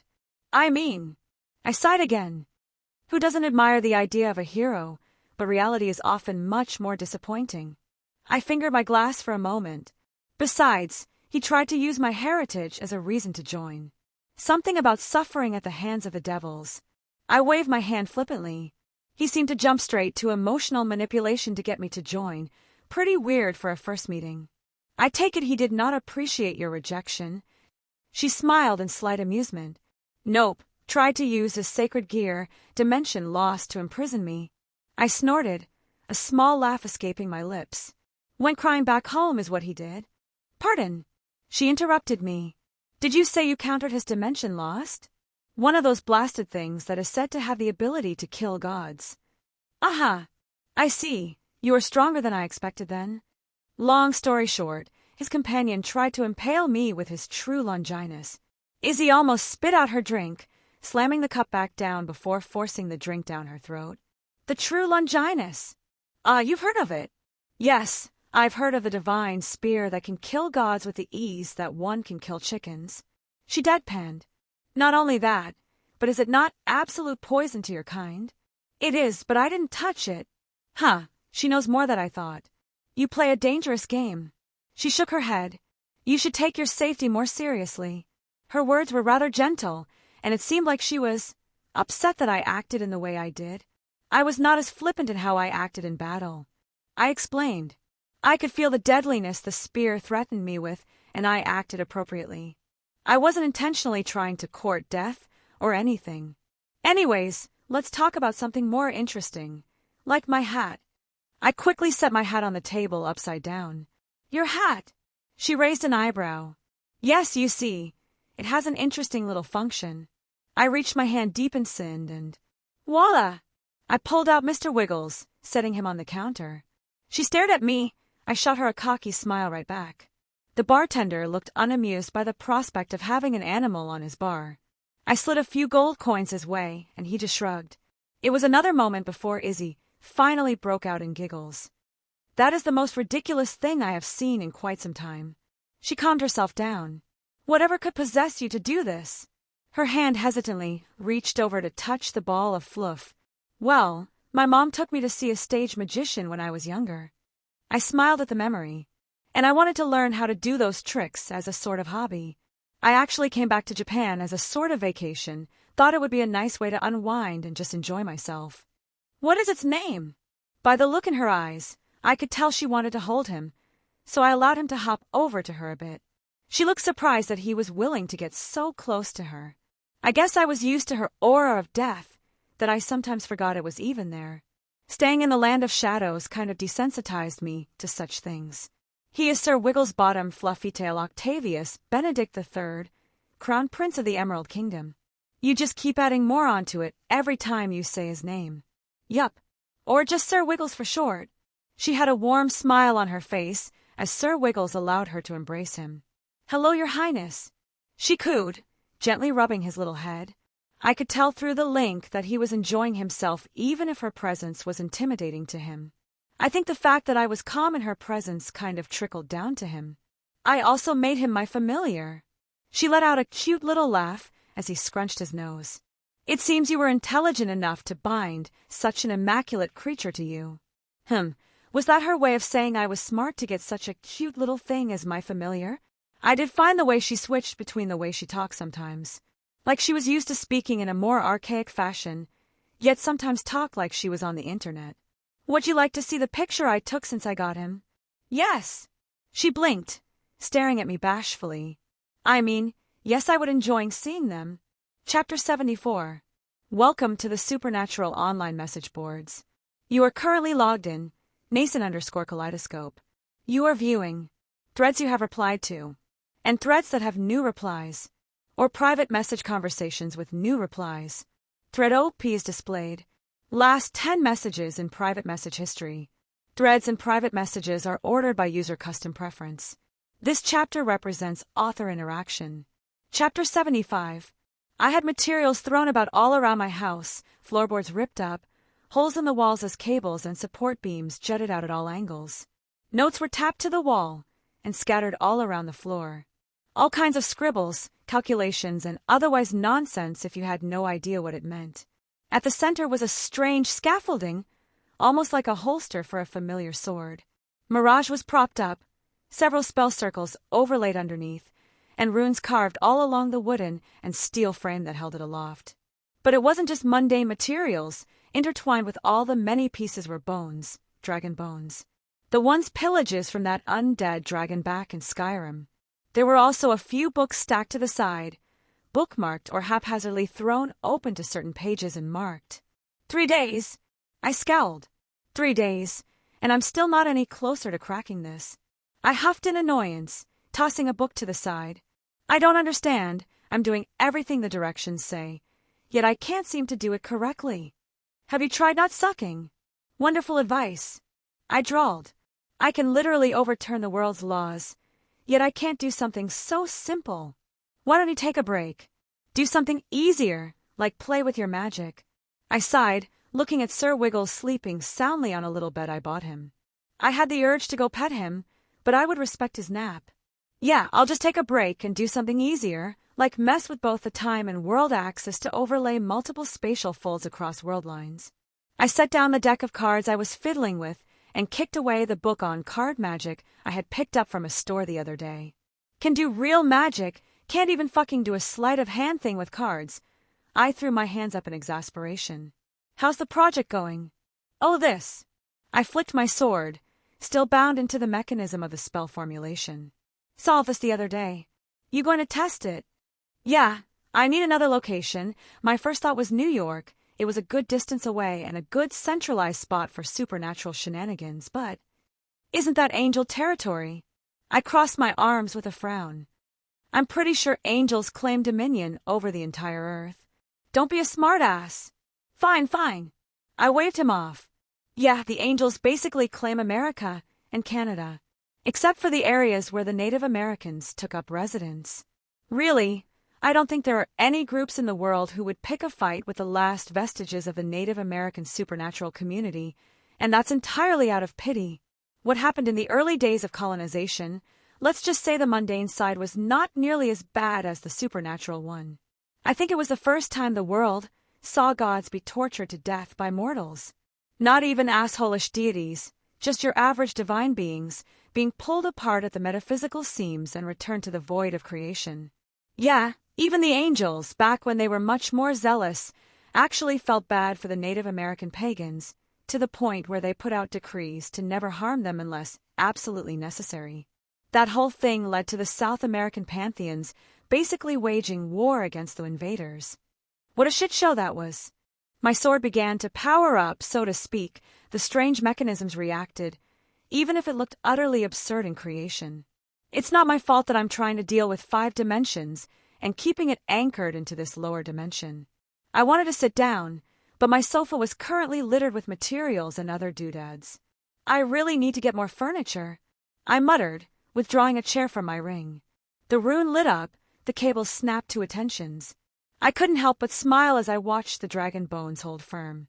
Even if they were decayed by necromantic magics, they were still extremely sturdy and more durable than nearly any material I could get my hands on in the immediate time frame. Well, I'll let the initial calculations start up. I eyed it one last time. While I won't be using my sword as the true focus, it can still be used temporarily to get everything started. The calculations would be annoying if I had to do them by hand. Much worse than simply popping over from one world to the next, and that took me days to finish. But I couldn't help but smile at as everything came together. My project, more so just a small bit of passion, was working. No deadlines, no incessant need, merely the desire to create this. Now I want to celebrate. Should I order in? I tilted my head back, staring at the ceiling. I'm in the mood for some pizza. That sounds good actually. How about some pineapple? I will divorce you if you put pineapple on my pizza. I snorted, a small smile on my face. I'm kidding, relax. Frankly, I don't like pineapple on my pizza, nor do I care about people who do. I just like the joke. And what do you mean your pizza? It's all going into my belly. Well, I get to taste it at least. Wait, what? Drake made an amused noise. You didn't know. If I knew, I wouldn't be confused. I deadpanned. This is rare. I know something you don't. I don't think I'll explain. All right, where did I put that white spray paint? Someone pissed in your Cheerios. How do you even know those words? Have you forgotten that I watch through your memories? Maybe. Fuck off.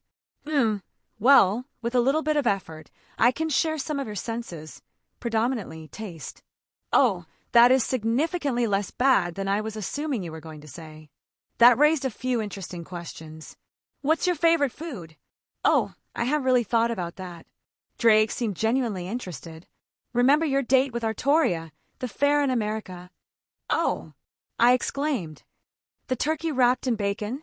Oh, that was good, but no, almost though. I felt like I saw him shake his head. It was that really thick bacon, fried in that little dash of brown sugar. That was amazing. That was good. I briefly recalled that particular memory. Americans sure know how to make tasty food. And now I'm craving that again, damn it, Drake. What a strange conversation his has become.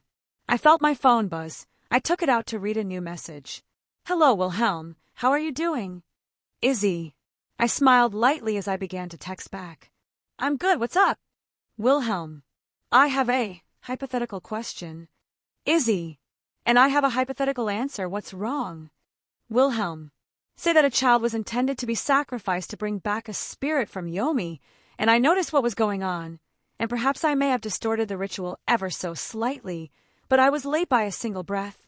Izzy. I paused, reading what she wrote several times.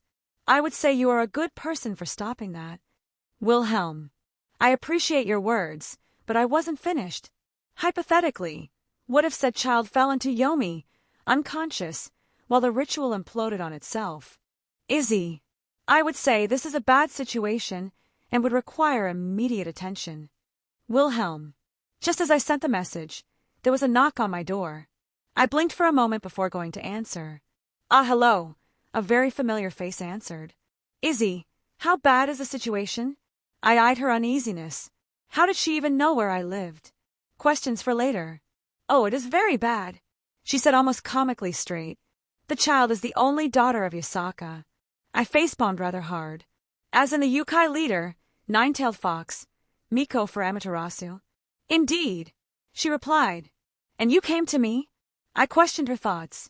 Why not go to Yasaka? I'm sure she would be, not thrilled, but also not angry at you for bringing her such information. I am. She looked down. Not exactly welcomed in her court. And I do not believe I would retain any trust if I told her what happened. And I do not have anyone else. Oh, now I feel bad. I smiled gently. All right, we just have to go rescue a little kitsune from Yomi, right? No big deal. I try to cheer her up. So, do you know where the ritual site is? I can probably force back open a portal, piggybacking off the initially link. I tapped my finger against my chin. I don't really want to get involved in nonsense like this again, but my weak spots were hit quite hard. I really do have a soft spot for children, and my friend was asking me for help. How could I say no? No need. I can create a portal anywhere, she said with confidence. Oh, that's convenient. I wonder how. I'm curious to see how it works. I just hope Izanami is not as the myths describe her. I did have cards to play against her if it came to blows. The deities here were much weaker than those from my home, so I had some amount of confidence. She waved her hand. The ground literally deformed, jutted out and burst forth as a stone scaffold raised from the ground and a portal formed in between the stone pillars. Reminds me of the Land of Shadows. I couldn't help but mutter. Land of Shadows. Izzy's head jerked towards me. Is that not the land of the dead over in the United Kingdom? One of them. I smiled. Anyways, how do you wish to do this? Have you experienced going into Yomi? I still had no idea what she was to be able to go into Yomi so easily. She is no doubt powerful. Perhaps some kind of spiritual beings. I will lead the way. I just shrugged, holding my hand out as Mirage flew into it. Let's go, Sir Wiggles, I said quietly. He bolted up and jumped into my hat, which I was holding upside down for him. I briefly saw the desire in Izzy's eyes to pet him again, but she held back. Follow my steps closely. She ushered me forward as we stepped through. It was a familiar setting, yet so different. The air was thick with death and decay, yet the coldness wasn't as pronounced. It was darker, like shadows making their own shadows, as ridiculous as that sounds. Izzy navigated it expertly, knowing where to walk, where to avoid as to not accidentally get swept up in the void between spaces. We finally came to what looked like a house, which was surprisingly, because I knew of only one being who would have a house here. Does you know who lived there? Yes, Izzy replied. Is it wise to go there? Nothing happens here without her knowledge. Don't worry, she already knows we are here and is welcoming. She stepped up, opening the door. I'm curious how you would KN. Welcome to my home. She cut me off. Oh. Drake just started laughing at me.